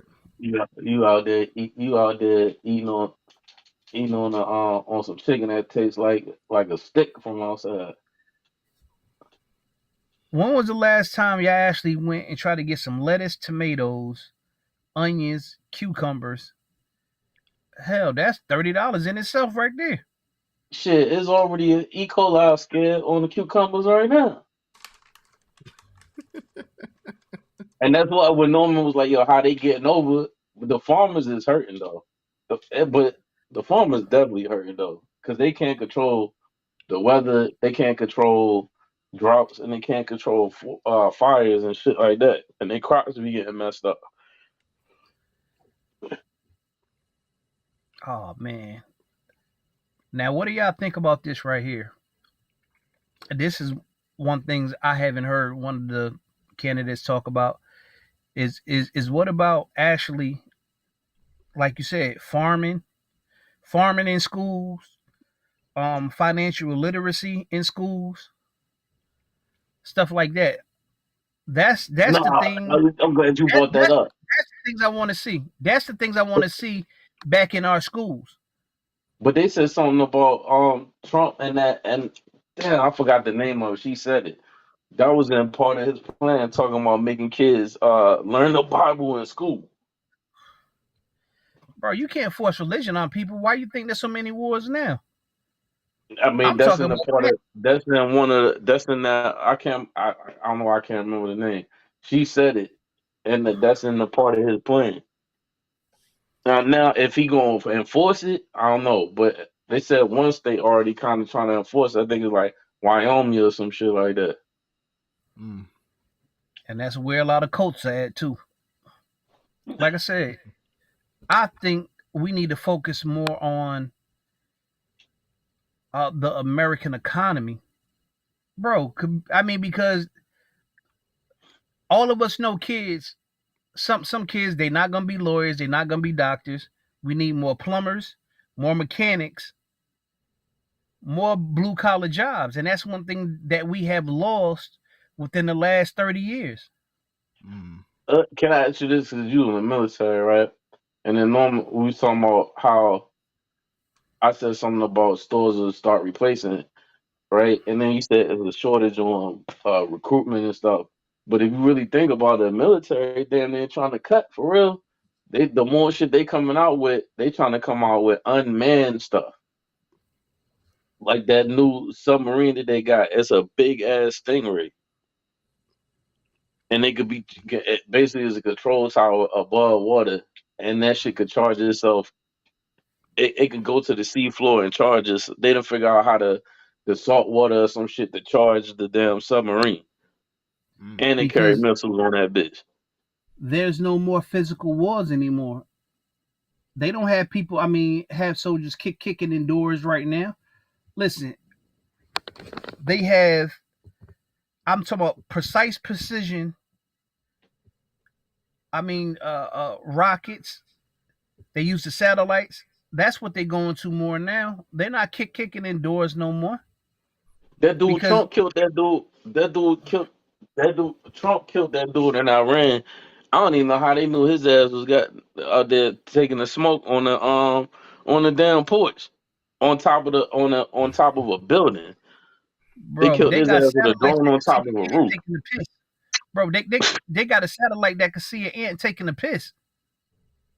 Bro, it's so much intelligence inside the military, bro. Like, yo, espionage is real. Espionage is real. Yeah, he said these cats nowadays, man, they train no more in Call of Duty, man. They just play a game and put the console in front of them. They good to go. And then, like, I ain't gonna hold y'all no so you can play the joint, but yo, I challenge y'all, man. Look up the U.S. new submarine, the Stingray, yo, and that shit big as a bitch. It look exactly designed like a Stingray, yo. And it could go deeper. It could go deeper than a regular submarine. And the United States got 3 of them shits built already, and China trying to hurry up and goddamn catch up because this shit can go undetected. Way more than a regular submarine. I'm sitting here looking it up. And you know how people found it? Google Maps, yo. The government didn't release it. They fucked around. You know how like you look at Google Maps, you be like, damn, that's my car right in front of the damn crib. That's how it got caught. Google Maps. They took a picture of the San Diego shipyard, and it was a big ass Stingray just sitting in the damn water. Yeah, I'm looking it up. I think I found a picture. Yeah, I'll just play a little bit more of Harris. See what she says, and then we're gonna wrap it up around about 1. We will end America's housing shortage by building 3 million new homes and rentals that are affordable for the middle class. And we will do that together. We will do that together. And we will make sure those homes actually go to working and middle class Americans, not just investors. Because, you know, some corporate landlords, some of them buy dozens, if not hundreds of houses and apartments. Then they turn them around and rent them out at extremely high prices. And it can make it impossible then for regular people to be able to buy or even rent a home. Some corporate landlords collude with each other to set artificially high rental prices, often using algorithms in price-fixing software to do it. It's anti-competitive and it drives up costs. I will fight for a law that cracks down on these practices.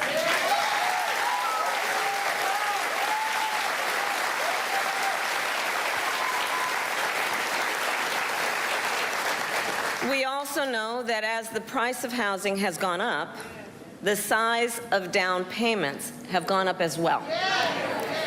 Even if aspiring homeowners save for years, it often still is not enough. So in addition, while we work on the housing shortage, my administration will provide first-time home buyers with $25,000 to help with the down payment on a new home.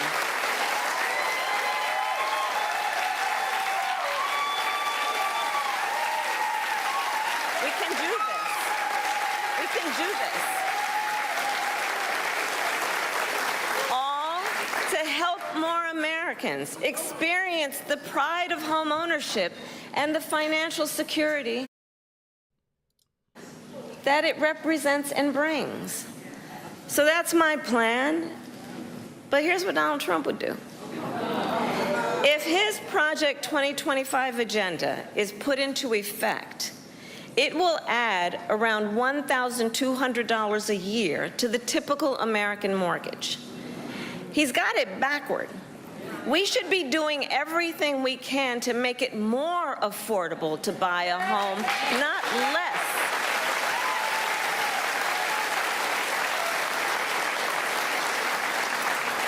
Finally, there's one more way I will help families deal with rising costs, and that's by letting you keep more of your hard-earned money.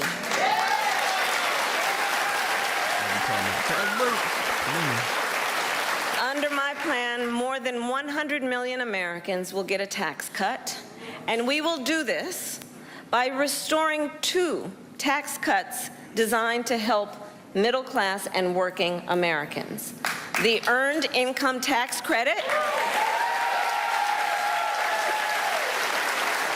and the Child Tax Credit.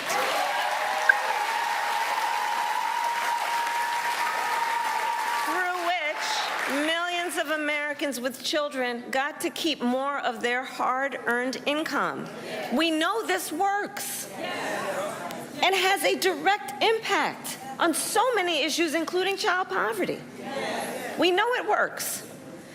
So as president, I'll not only restore that tax cut, but expand it. We will provide $6,000 in tax relief to families during the first year of a child's life. Now think what that means. Think what that means. That is a vital, vital year of critical development of a child. And the cost can really add up, especially for young parents who need to buy diapers and clothes and a car seat and so much else.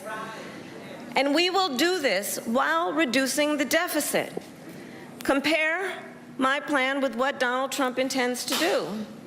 He plans to give billionaires massive tax cuts year after year. And he plans to cut corporate taxes by over $1 trillion, even as they pull in record profits. And that's on top of the $2 trillion tax cut he already signed into law when he was president, which, by the way, overwhelmingly went to the wealthiest Americans and corporations and exploded the national deficit. You know, I think that if you want to know who someone cares about, look who they fight for. Look who they fight for.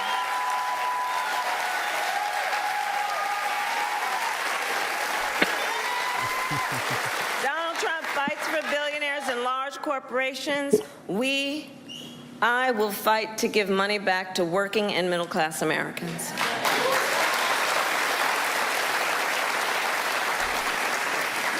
So I'll end with this. 2 days ago, Donald Trump was here in North Carolina.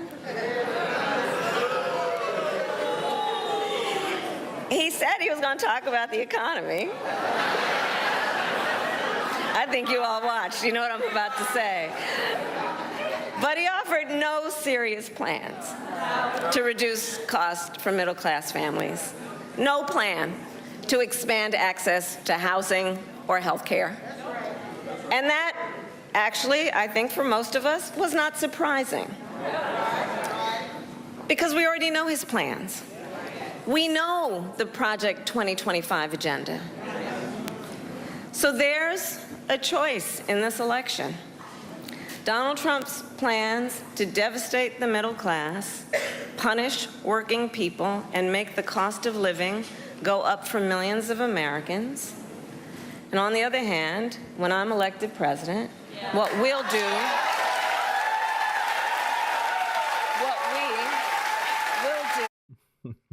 Who's this guy? Who's this guy on the right here, though? I don't know. 2 arms up, touchdown. to bring down costs, increase the security and stability financially of your family, and expand opportunity for working and middle class Americans.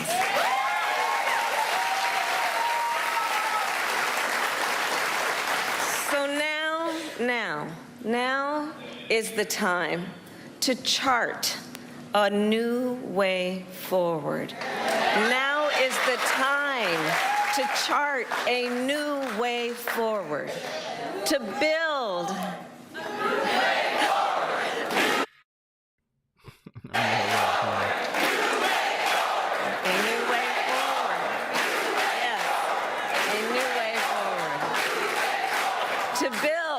To build an America where everyone's work is rewarded and talents are valued.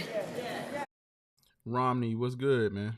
If you're still in there. We work with labor and business to strengthen the American economy, and where everyone has the opportunity not just to get by, but to get ahead. So I thank you, North Carolina. We're going to get this done. And with your help, God bless you, and God bless the United States of America. God bless you.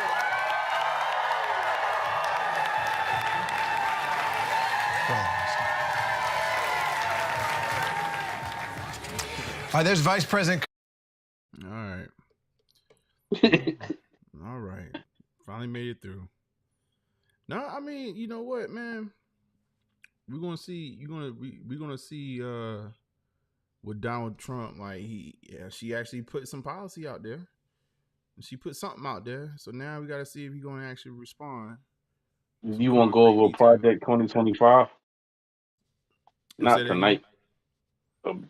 Project 2025. Not tonight though. Yeah. Yeah. We ain't gonna do it. We definitely gonna do it tonight. Yeah. I mean, that could be something. Shoot, if anything, probably next Monday we could do that.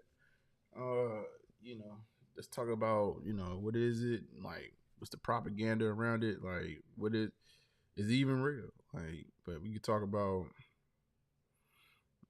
talk about that. I feel like something else might happen prior to, but I think as we go through political season, man, with this channel, man, like we're gonna try to follow it, man, all the way through. We're gonna follow it all the way through. I mean, we ain't got to talk about the whole time, just like you did. You had one topic. We went all over the place. Mm-hmm. We started with the first topic, went somewhere, and then came back to it. But the whole theme of the night was really patriotism. Yeah, and I think as the shows go, I think they will probably just be more natural. I've seen some other content creators that kind of do this, like where they just kind of talk through current events, but and they don't really have like one set thing. Mm-hmm. You know what I mean, they just kind of clip up some stuff, go through, and talk about one subject, talk about the next. So we'll see how it organically grows. I do like the idea of having a theme, but I think if there's other things going on, man, we shouldn't be just like the other channel. Like the reason why I kind of brought it back to this channel, we shouldn't be kind of pigeonholed into one thing. So, in for this type of video,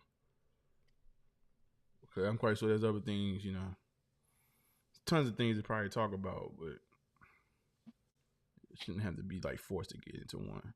But this is all pertinent though. Like you said, it started with Noah Lyles, it started with sports, but I think it comes back to, man, like we gotta start caring about our country, man. Like y'all guys actually know a lot more than your average Joe, and I think y'all know that. Like we couldn't have this kind of conversation we was having up here with most people. And then for the hitters that got kids, man, let your kids know, like, you want to impact something. You gotta exercise your right, man, at all levels, and don't be stuck to one party or another just because of, with your skin color. Like, make the decision that's best for your family. So, but yeah, I'm gonna go ahead and hop down so you can close. Yes, sir. This was a good one, man. This was a good one. Appreciate you, big dog. No problem. Oh man, another Monday, man. Shout out to Noah Lyles, the U.S. most hated athlete right now, for inspiring this conversation. Like, this is something that we've been talking about. Me and the wife have been talking about for a minute. Just how we, overall, most people feel disenfranchised almost from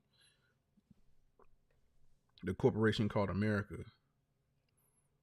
You know what I mean? It could be for, capitalism reasons. I think G Fish brought in the conversation around lobbyists. You know what I mean? I think us as Americans, like, we just been wanting to be part of like some type of revolution where we can get things done. We got the highest, I think it's the highest GDP on in the world, and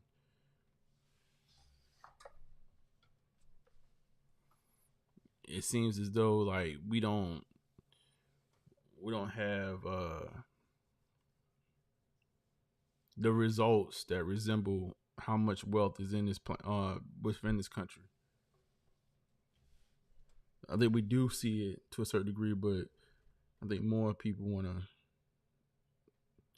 have that firsthand experience. But all right, y'all, man, let me get up out of here. It's almost 1:00. Shout out to the folks that joined. Stay tuned to the channel. I will be back up on the other channel on Wednesday, so y'all see me in 2 days. I was hoping to have a grail for y'all for the sneaker channel, but the grail ain't gonna be here in time. But we gonna get up out of here, man. Listen, shout out to everybody. I really appreciate y'all for joining, man. I'm seriously, man. Y'all could be anywhere in the world, but y'all here with me, having these dope conversations. We're gonna keep on pushing it, keep on talking about things that's actually relevant. Things that could, maybe lighten up your week or whatever. But we're gonna keep on bringing the hard hitting questions or topics. Let me see and make sure I got everything. All right, y'all. Look, the name's Nomination. I go by South, successful overachiever, underdog forever, man. It means you grind forever, you'll shine forever, man. At the end of the day, man, love your country, man, and invest something into your country. Yes, your country is corrupt. Yes, your country is violent.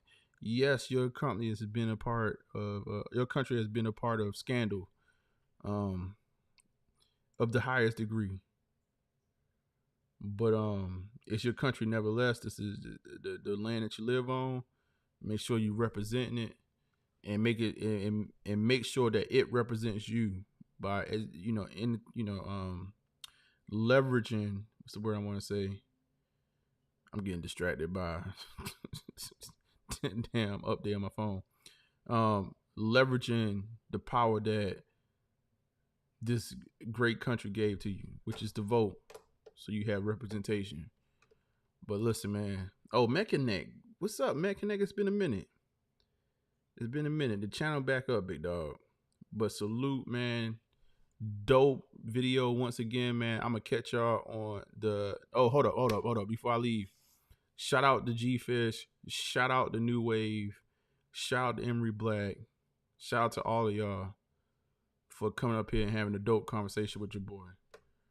But I appreciate y'all, man. Peace.